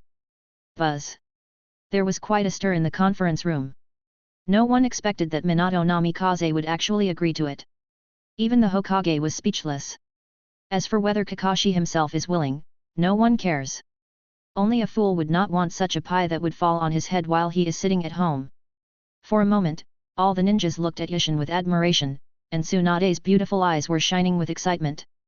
From the time Shimura Danzo suddenly launched the attack, wanting to discredit Hayama as a spy, to now, it was only a matter of a meal's time, and the incident actually became an opportunity for the other party to plan the political situation decades later. This ability to turn defeat into victory should not be underestimated. Yeshan didn't even look at the gloomy eyes of the 4 senior executives on the rostrum. He smiled slightly and said, the third request is about building the heroic spirit tower. Since the establishment of Konohagakure, countless predecessors and peers have shed blood and sacrificed their lives for it. Their deeds should not lie coldly on the tombstones in the cemetery. The inheritance of the will of fire should not be completed in tomb sweeping. I ask the Hokage to build a tower of heroes and engrave the deeds and appearances of the sacrificed people in it for future generations to admire. The third request was not opposed by the ninjas present, but rather strongly agreed. Everyone has a few heroic deeds of their predecessors, everyone wants their family name to be engraved on the Tower of Heroes, and everyone wants to live a glorious life and have a lasting reputation after death. Yeshan's proposal won the goodwill of many ninjas, and the atmosphere in the conference room became warmer. Danzo Shimura almost bit his teeth off. Today, he not only became the scapegoat, but also a stepping stone for Yeshan to gain good reviews. How could he not hate Yeshan with all his heart? Sarutobi Hiruzen was also very depressed. It was not a pleasant feeling to be led by someone the whole time. It was the first time that he suffered such a big loss in Konoha. He felt very upset and regretted listening to Danzo and choosing to make trouble at the Jonin conference. But there is no medicine for regret in the world. Things have come to this point and are beyond Sarutobi Hiruzen's control. He can only accept it. There was no way. The gazes of the ninjas below were so eager that they could almost penetrate the wooden boards. Sarutobi Hiruzen didn't dare to say no. Yeshan smiled complacently and said, after the meeting, please compile some of the deeds of our ancestors into a book, and the Hokage will arrange them according to their contributions. To put it bluntly, there are not many good positions. The ninjas below were completely free-thinking, thinking in their minds what position their ancestors should be placed in. After thinking for a while, they began to talk, and then things got out of control and they even started fighting over the argument. Sarutobi Hiruzen had a headache and quickly adjourned the meeting, telling the group of people to go out and quarrel and fight, but not to tear down the meeting room. As for Yeshan's crime of harboring a spy, the ninjas have gained benefits, so why should they care about the crime of harboring a spy? The most important thing is to hurry back home and look through the family tree. Clouds follow the dragon, wind follows the tiger, Yeshan takes them all without making any choice. In the time it takes to eat a meal, he has stirred up a huge storm in Konoha village. Chapter 118. The meeting ended in a heated atmosphere. Mitamonen and Utane Koharu looked at each other and left the meeting without saying a word. They had reason to be angry. The content of today's meeting was not communicated to them in advance, otherwise they would not have sat there like mud figures. Ultimately it comes down to a problem with the distribution of power. As one of the village's top leaders, they do not have the corresponding power. Especially with regard to today's events, they were kept in the dark and had no idea about it. How could these two not be angry? Back in the Frost Country, the second Hokage Senju Tobirama made it very clear that the 6 of them should jointly take charge of the village, but over the years, the power of the village was controlled by Sarutobi Hiruzen and Shimura Danzo, and they had no say at all. As for the ambitious Uchiha Kagami and Akimichi Dofu, one died in battle and the other retired, and they have long been forgotten. Midaman Yan was very angry and felt a burning pain on his face. He also had his own ambitions and a lot of supporters behind him, but after today, he might really be left alone. A senior executive who could not bring benefits to his supporters naturally did not deserve to have supporters. He was very unwilling, but there was nothing he could do. Midaman N didn't want to retire like this. He was still young and eager to contribute to the construction and development of Konoha village, but he had no way to report to the village. The two frustrated people in the power struggle left the venue side by side, ignoring the livid Sarutobi Hiruzen.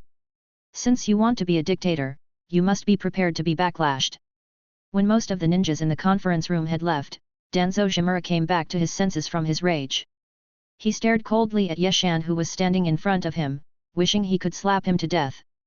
Yeshan smiled as if nothing had happened, and with a flash of his body he came to the side of Ide Chinitsu who was being held by the Anbu, and put a hand on her shoulder.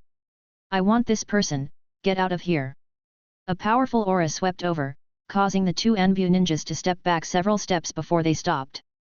They were horrified in their hearts, but they took a step forward to stop Yeshan's action.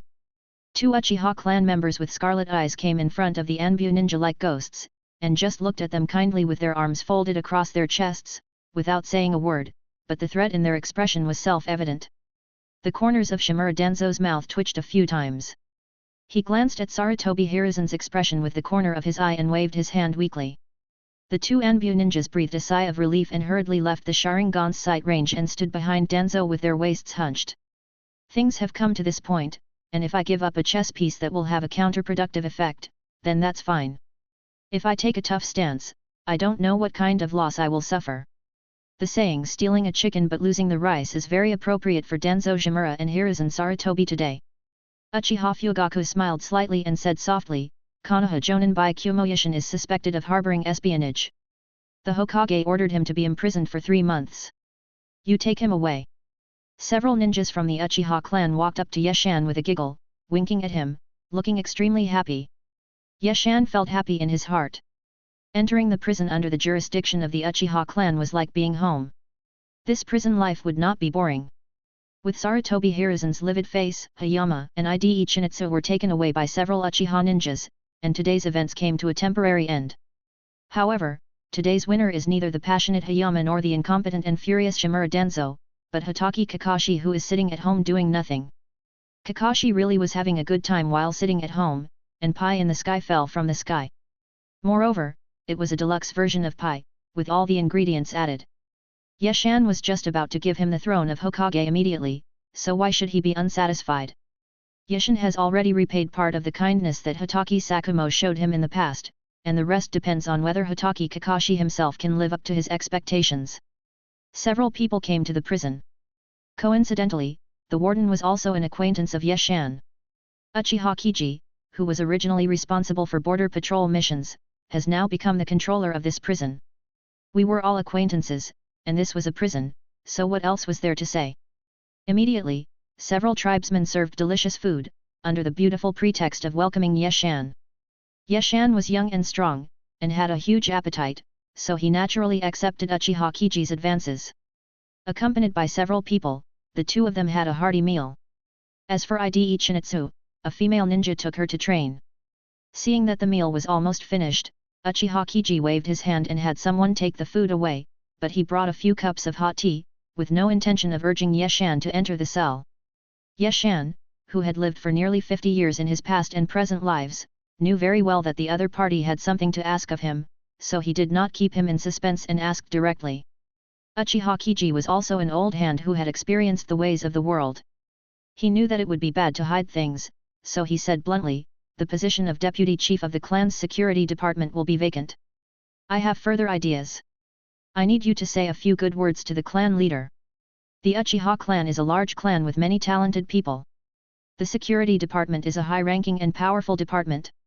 Being able to work there is the lifelong dream of many Uchiha members. Yeshan frowned slightly, then immediately returned to normal and said softly, with Brother Kiji's resume and ability, I think he can be qualified for the position of deputy minister without me having to add anything, right? Yeshan was right. As a ninja who had awakened the 3 Megatama bloodline, Uchiha Kiji not only had outstanding strength, but also had an impeccable resume. He had been in charge of many key positions such as the Cat Village and the National Border. It was no exaggeration to say that he was an elite of the Uchiha clan. Uchiha Kiji smiled bitterly and said in embarrassment, You don't know that I offended the great elder in the past, otherwise I wouldn't have been wasting all these years away from home. I had already given up the idea of going any further and planned to spend my days leisurely in prison, but I didn't expect that the young patriarch would capture the 3-tailed beast. This gave rise to some ambitions. Yeshan understood clearly that Uchiha Kiji was right. The key positions of the security department have always been shared by the elders and the clan leader. The chief of the security department is concurrently the clan leader, and the 2 deputy chiefs are ninjas from the clan leaders and elders lines. This is an unwritten rule. But now the prestigious chief elder is old, and none of the remaining elders can carry the banner. The decline of the elders is inevitable.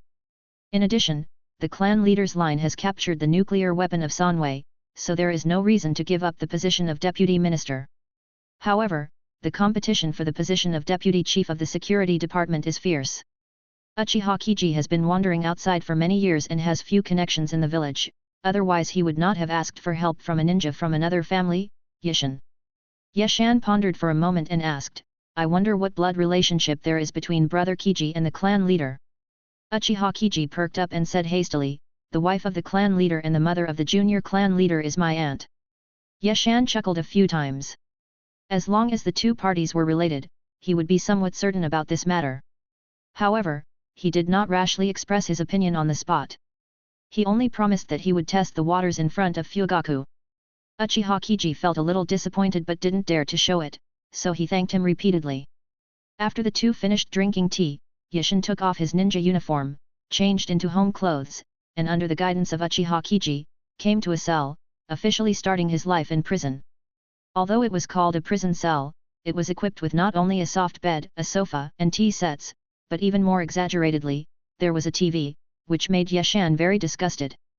As if he could see what Yeshan was thinking, Uchiha Kiji said with a smile, although you are a ninja who was imprisoned by the Hokage himself, you naturally cannot suffer any grievances in front of me, otherwise you will not be able to justify it to the young clan leader. Yeshan hesitated and said, isn't it too expensive? Uchiha Kiji waved his hand and said, don't worry, I bought all the stuff here with my own money, and I didn't embezzle a single cent of public funds. I originally planned to keep it for my own use, but now I'll give it to you for a while. No one can find fault with it. If you have any shortage, just tell me directly. Except for not being able to find you a girlfriend to accompany you, everything else is fine. Uchiha Kiji made a little joke to put Yeshan at ease. He didn't act pretentiously and moved in immediately. For the rest of the days, Yeshan would get up every day, wash, eat, practice, watch TV, and sleep, which was exactly the same as his life outside. During this time, Uchiha Fugaku would come to chat with him in the evening and discuss some things.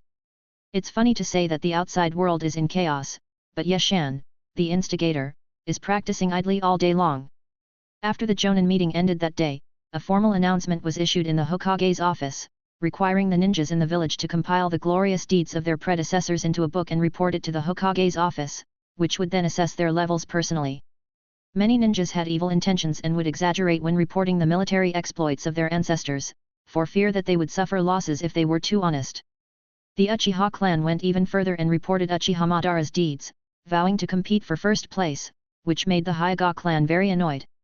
The reason why Yeshan's proposal caused such a big stir was not only because of the honorific significance of the Tower of Heroes, but also because it involved the future distribution of benefits. Take some poor ninja clans for example. If their ancestors had 1 or 2 ninjas who made great contributions to the village, which enabled them to occupy an excellent position in the Tower of Heroes, would the Hokage have the nerve to reduce their allocation in the future distribution of benefits? If the Hokage really did that, and a few cats and dogs went to the Tower of Heroes to cry, it would be the Hokage who would be embarrassed. The inspiration for the Tower of Heroes comes from the Linjian Pavilion in Yeshan's previous life's memory. According to historical records, in order to move up one place in the ranking of the Linjian Pavilion, the devil Cheng Yaojin had a lot of trouble with Li Shimin, all for the purpose of leaving more legacy for future generations. This is an open and above-board conspiracy by Yeshan, which is to use the interests of the Hokage to please everyone in public, and the Hokage himself has to agree with it with a smile, and he has no choice but to agree. At least in the short term, many ninja clans in the village will get certain benefits, but then again, their ancestors have shed blood for Konoha and made contributions to Konoha, so isn't it reasonable for them to get some benefits? As for civilian ninjas, they can also gain benefits.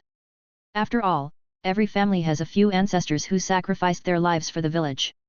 The whole village was in a mess, and for a good ranking, a lot of jokes were made. For a while, when everyone met, they would start by talking about how my ancestors had done for the village, making the atmosphere of interpersonal communication gloomy. But all this has nothing to do with Yeshan. He still eats, sleeps, practices, and watches TV every day. He enjoys it and doesn't feel bored. Until this day, an uninvited guest came to the prison and broke Yeshan's wonderful life in prison. Chapter 119. On this day, Yeshan rarely practiced during the day, but instead leisurely turned on the TV and watched his favorite TV series recently. Today the TV series will come to an end. Usually Yeshan watches the reruns at night, but this time he was so attracted by the plot that he couldn't help himself and watched it while lying on the sofa in broad daylight. To be honest, the quality of the TV series in the Naruto world is far superior to that of the previous life, because the actors here have superb acting skills, there is no need for special effects, everything is so real, and the plot is full of twists and turns, which makes people aftertaste it. Uchiha Kiji was quite shocked when he heard his subordinates report that Yeshan was watching TV in broad daylight with great interest. You know, this person is extremely self-disciplined and doesn't look like a 20-year-old young man. He couldn't help but become interested and asked the kitchen to send some fruit, and then he went into the cell to watch TV. Soon, several kinds of fruits were delivered from the kitchen. Most of them were seasonal fruits such as tangerines and oranges, but among them there was a huge watermelon that made Yeshan's eyes light up. It was only March, and watermelons had not yet been planted, so it was not yet the season to eat them. However, the technological level of the Naruto world was not low, and greenhouse cultivation technology had long been mastered, so it was normal for some fruits to be out of season. No one can resist a slice of juicy watermelon while watching TV, and Yeshan is no exception. He immediately sat up from the sofa, took out a kunao and was about to cut open the watermelon, but unexpectedly he saw a man standing outside the cell. The man was wearing a pair of short high heels, black cropped trousers, and a loose white top. Although it was loose, it still couldn't cover up his majestic breasts. Yeshan was stunned. He held the kunao in his right hand, but his left hand unconsciously touched the round watermelon. He didn't know what he wanted to touch. "How did you come?" The man raised his thin eyebrows, pushed open the door of the cell and walked in without saying a word. He went straight to the watermelon, snatched the kunao from Yeshan's hand, and split the watermelon with an expressionless face. "You're going to split my melon, right?" Yeshan would never dare to say such words even if he was beaten to death, otherwise it might not just be the melon that would be smashed. Uchiha Kiji, who was half lying on the sofa, was watching intently. When he heard the sound of the melon being split, he subconsciously turned around and was immediately shocked. He stood up hurriedly, made hand seals, and greeted. "Tsunade-sama." Tsunade nodded with a smile and greeted enthusiastically, "Come and eat some melon." Uchiha Kiji was stunned for a moment, not knowing who was the head of this prison, and hesitantly said, No, I have something else to do, so I'll leave first." After saying that, he gave Yeshan a look that told him to fend for himself, slipped out of the cell, and sensibly closed the door. Yeshan shrank his neck, thinking about it and felt that something was wrong. He hadn't done anything wrong, so he had nothing to be afraid of. He straightened his back and asked again, "Why are you here?" Tsunade narrowed her beautiful eyes, glanced at the TV and the unrestrainedly dressed heroine in the show, and a feeling of irritation surged in her heart. She didn't say anything, but raised a kunao and split a watermelon into pieces, and the juice flowed all over the table. Yeshan made up his mind, picked up a jagged piece of watermelon, ignored Tsunade's dangerous gaze, and started eating. "Humph!" Tsunade snorted coldly, picked up a piece of watermelon as well, sat on the sofa and started eating it, not treating herself as an outsider at all. Don't eat standing up, sit down. Hayama picked up a slice of watermelon and sat on the other side of the sofa, trying to stay as far away from Tsunade as possible. Watching TV in prison every day. Tsunade glanced at Yeshan and asked after taking a bite of watermelon. That's not the case. I only watched it today because it was the finale. You are free, do you know how I have been spending these days? Yeshan swallowed the watermelon in his mouth and asked inexplicably, what's wrong? What happened? Tsunade was so angry that she picked up the watermelon rind in her hand and threw it at him. That tower of heroes you created has caused me so much trouble. These days, I don't know how many people have come to me, clamoring to report the deeds of the Senju clan and saying they want to compete for first place. I can't even sleep well. Yeshan was very happy in his heart, but he didn't dare to show it, and said, isn't this a good thing? Tsunade's face didn't look good, her chest kept rising and falling, and she cursed, bullshit. Those old guys are living in my place, and I can't go home now. What do you think I should do? I do not know either. Do not know. Tsunade raised her eyebrows and raised her hand. The kunao covered with watermelon juice pierced an apple squarely, which made Yeshan terrified. Try to say it again. Yeshan thought for a while with a sad face, but still had no idea. He said guiltily, why don't you fight for it? What's the point of fighting for such a reputation? The Senju clan is gone, so why fight for such a false reputation? Then don't fight. Why don't you go and persuade those old men to go back? Yeshan stroked his chin and said thoughtfully, whether you fight for it or not, the number one on the Tower of Heroes will most likely be the Senju clan. Tsunade wiped the juice off her hands and asked, what do you mean? Hayama chuckled and said, Hokage-sama will not sit back and watch the Uchiha clan become number one. Sarutobi Hiruzen would naturally not allow the Uchiha clan to become the number one family in the Tower of Heroes, otherwise they would not be able to escape the stigma of betraying their teacher and ancestors.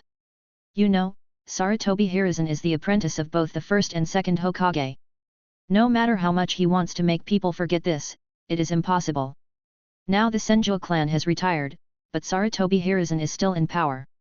If he has some brains, he will fight for the Senju clan. Tsunade's expression softened a bit and she said, but I don't want my family to be involved anymore.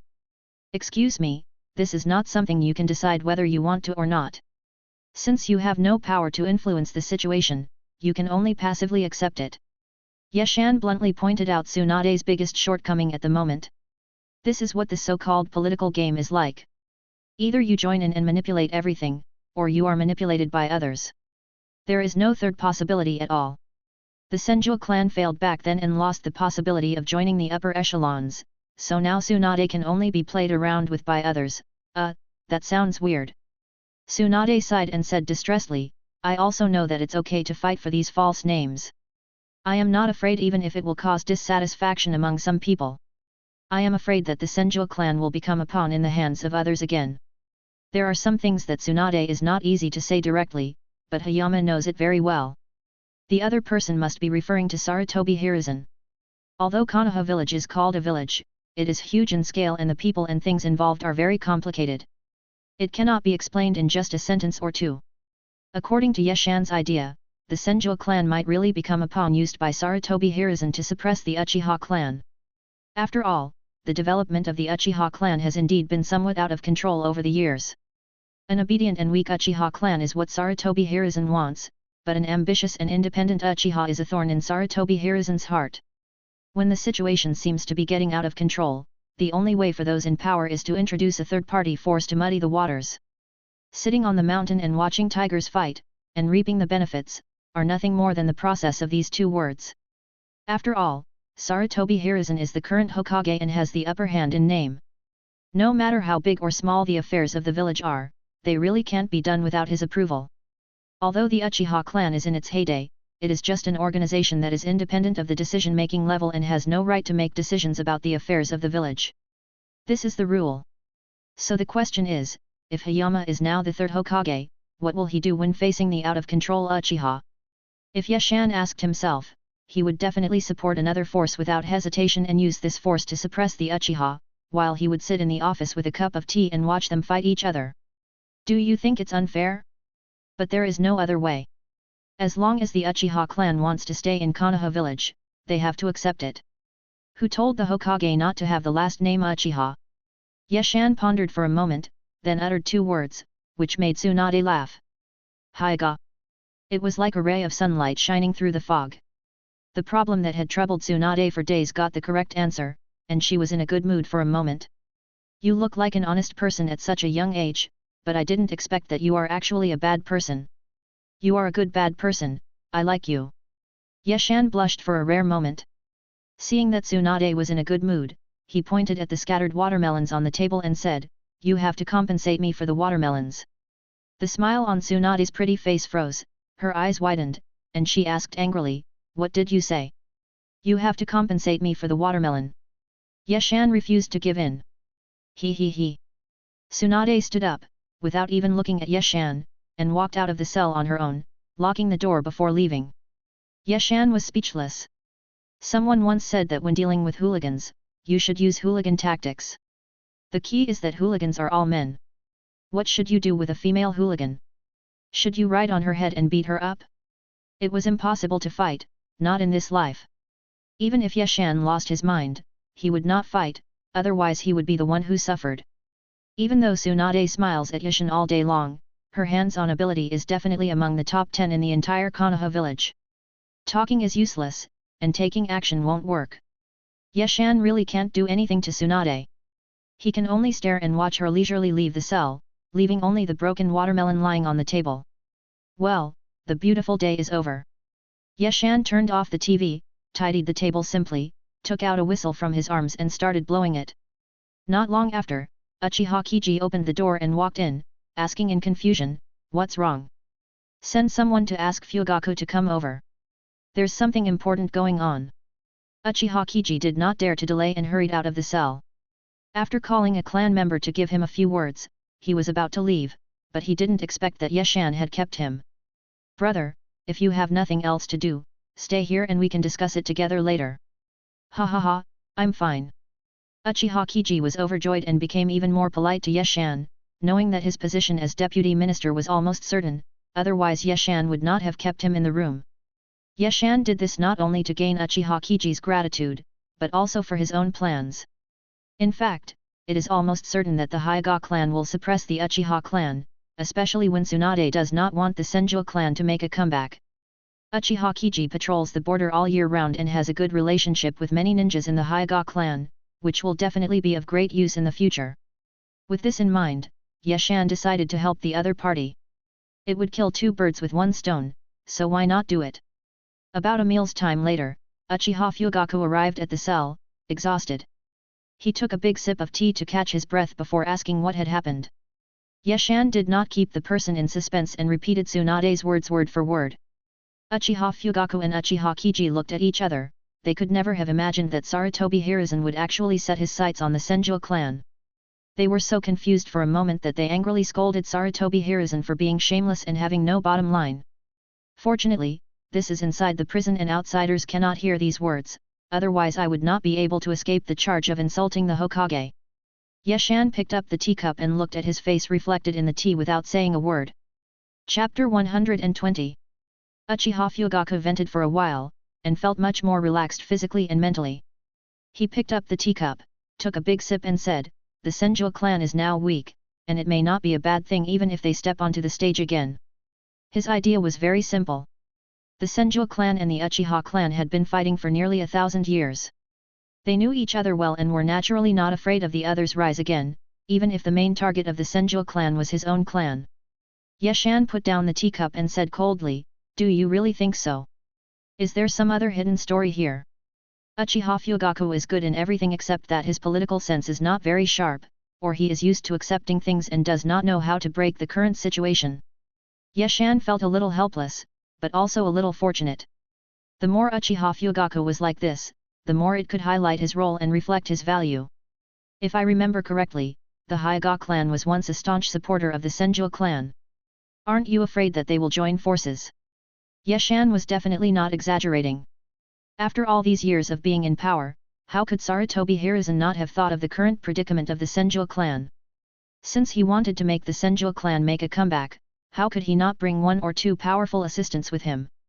Once the Senju clan and the Hyuga clan united, it was hard to say who would have the last laugh, but they undoubtedly fell into Sarutobi Hiruzen's trap. I think what we need to do now is to control the variables. Control variables. Uchiha Fugaku was a little confused. Yes, the Senju clan must not let them come back. This is the control variable. Yeshan paused, observed Uchiha Fugaku's expression, and continued, judging from the current situation in the village, no family can compare to the Uchiha. As long as we control the variable factors and ensure that the next struggle is carried out within the current forces, there is nothing to be afraid of. Uchiha Fugaku suddenly realized, and then asked, but the comeback of the Senju clan was decided by Sarutobi Hiruzen, how can we control it? Yeshan dipped his finger in water, drew a circle on the table, and said, the benefits within the village are fixed, just like this circle, and are distributed according to a certain ratio every year. This distribution method has lasted for 5 or 6 years, and the big and small ninja clans have long been accustomed to it. Then, Yeshan crossed out a corner of the circle with his finger and said, if the Senju clan wants to make a comeback, they must share the resources and benefits of the village.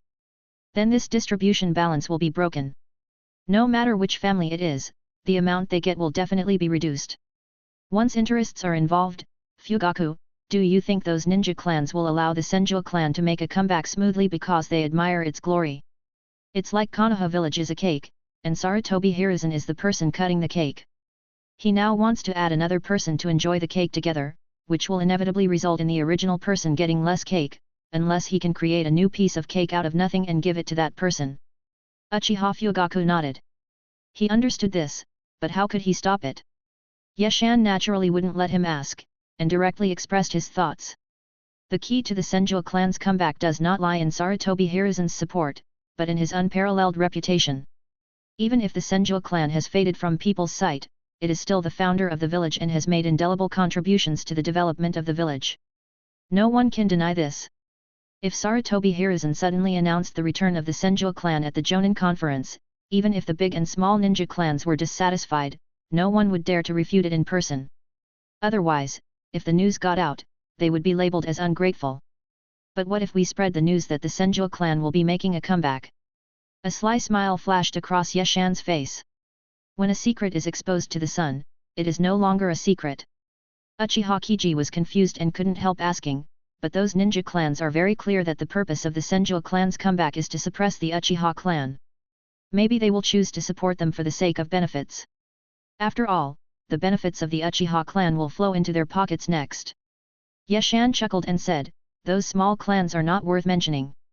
As long as the Hyuga clan and the Uchiha clan oppose it, the Senju clan's comeback will never be realized. But why would the Hyuga clan object? Uchiha Kiji asked again. Because the Hyuga clan also wants to compete for the throne of the first family.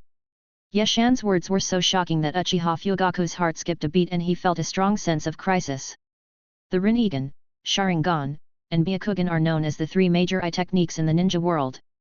Among them, the Rinnegan is a legendary eye technique that only the 6th-path sage possesses.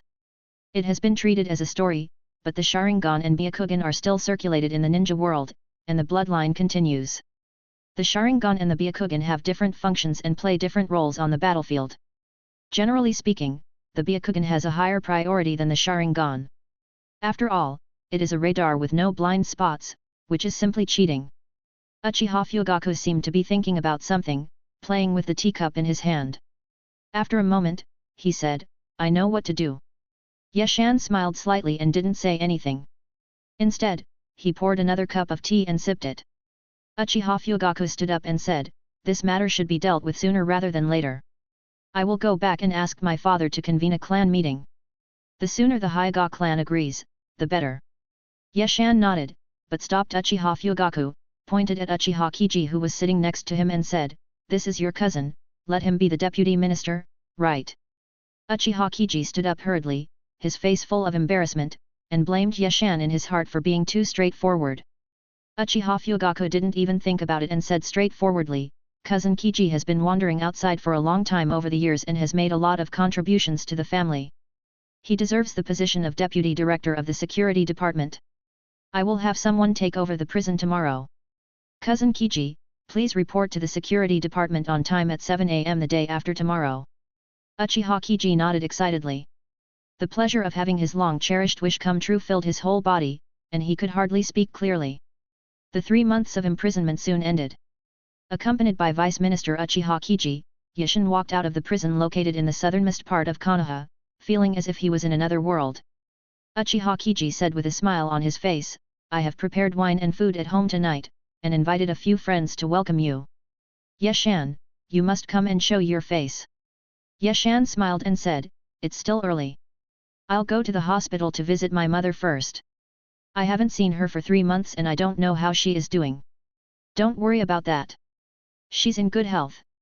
When I visited her a few days ago, I found that she had gained some weight. In fact, Uchiha Kiji is also 40 years old this year, the same age as Yashin's mother, so there is no reason for him to visit her. Yashan knew that this was the other party's expression of gratitude, so he thanked him repeatedly. The two parted ways at the prison entrance. As for Ide Chinitsu, she was still in the cell, but her living conditions were even better than outside. When the storm died down after a while, Yashan would naturally not treat her badly and make proper arrangements for her. Yashan remembers all those who have done him favors in the past, and he has not forgotten any of his enemies. Repay kindness with kindness, and repay evil with evil, it is nothing more than this. Yashan did not go to the hospital to visit his mother as he said, but changed direction and went to visit Yamashiro-chen first. 3 months passed, and the weeds on Shanchang-chen's grave grew lushly under the stimulation of spring, becoming a mess, and even the tombstone was covered with a layer of dust. Yashan took off his standard vest, took out a kunao, and started clearing the weeds with swift movements. Soon, the weeds on the grave were cleared away. Yashan took off the tight shirt he was wearing underneath and walked to the Nanhi River with his bare chest. He planned to dip the shirt in water to wipe the dust off the tombstone, but he didn't expect to see a lonely figure. The figure was small, holding a miniature fishing rod in his hand, and was concentrating on fishing. He was completely unaware that there was someone standing behind him. Yashan looked at the child fishing and couldn't help but have a lot of thoughts. This child was none other than Hotaki Sakumo's only son Hotaki Kakashi. After a long time, the fishing float on the water suddenly moved a few times, and then sank suddenly. Kakashi's eyes lit up with joy, and he raised the fishing rod without hesitation, and a greedy fish was pulled into the air by him. The fish left the water and kept shaking its body, trying to break free from the thin fishing line that bound it, but to no avail. Finally, it was pulled to the shore by Kakashi. Kakashi put down his fishing rod, picked up a small knife at his side, and gutted the fish cleanly and neatly. It was obviously not the first time he had done this. Cough. A slight cough was heard, and Kakashi was startled. He turned around with the fish in one hand and the knife in the other, and saw Yashin, who had been observing for a long time. There was a hint of mist in Kakashi's eyes, but he turned his head away stubbornly without saying anything, still squatting there and processing the fish carefully.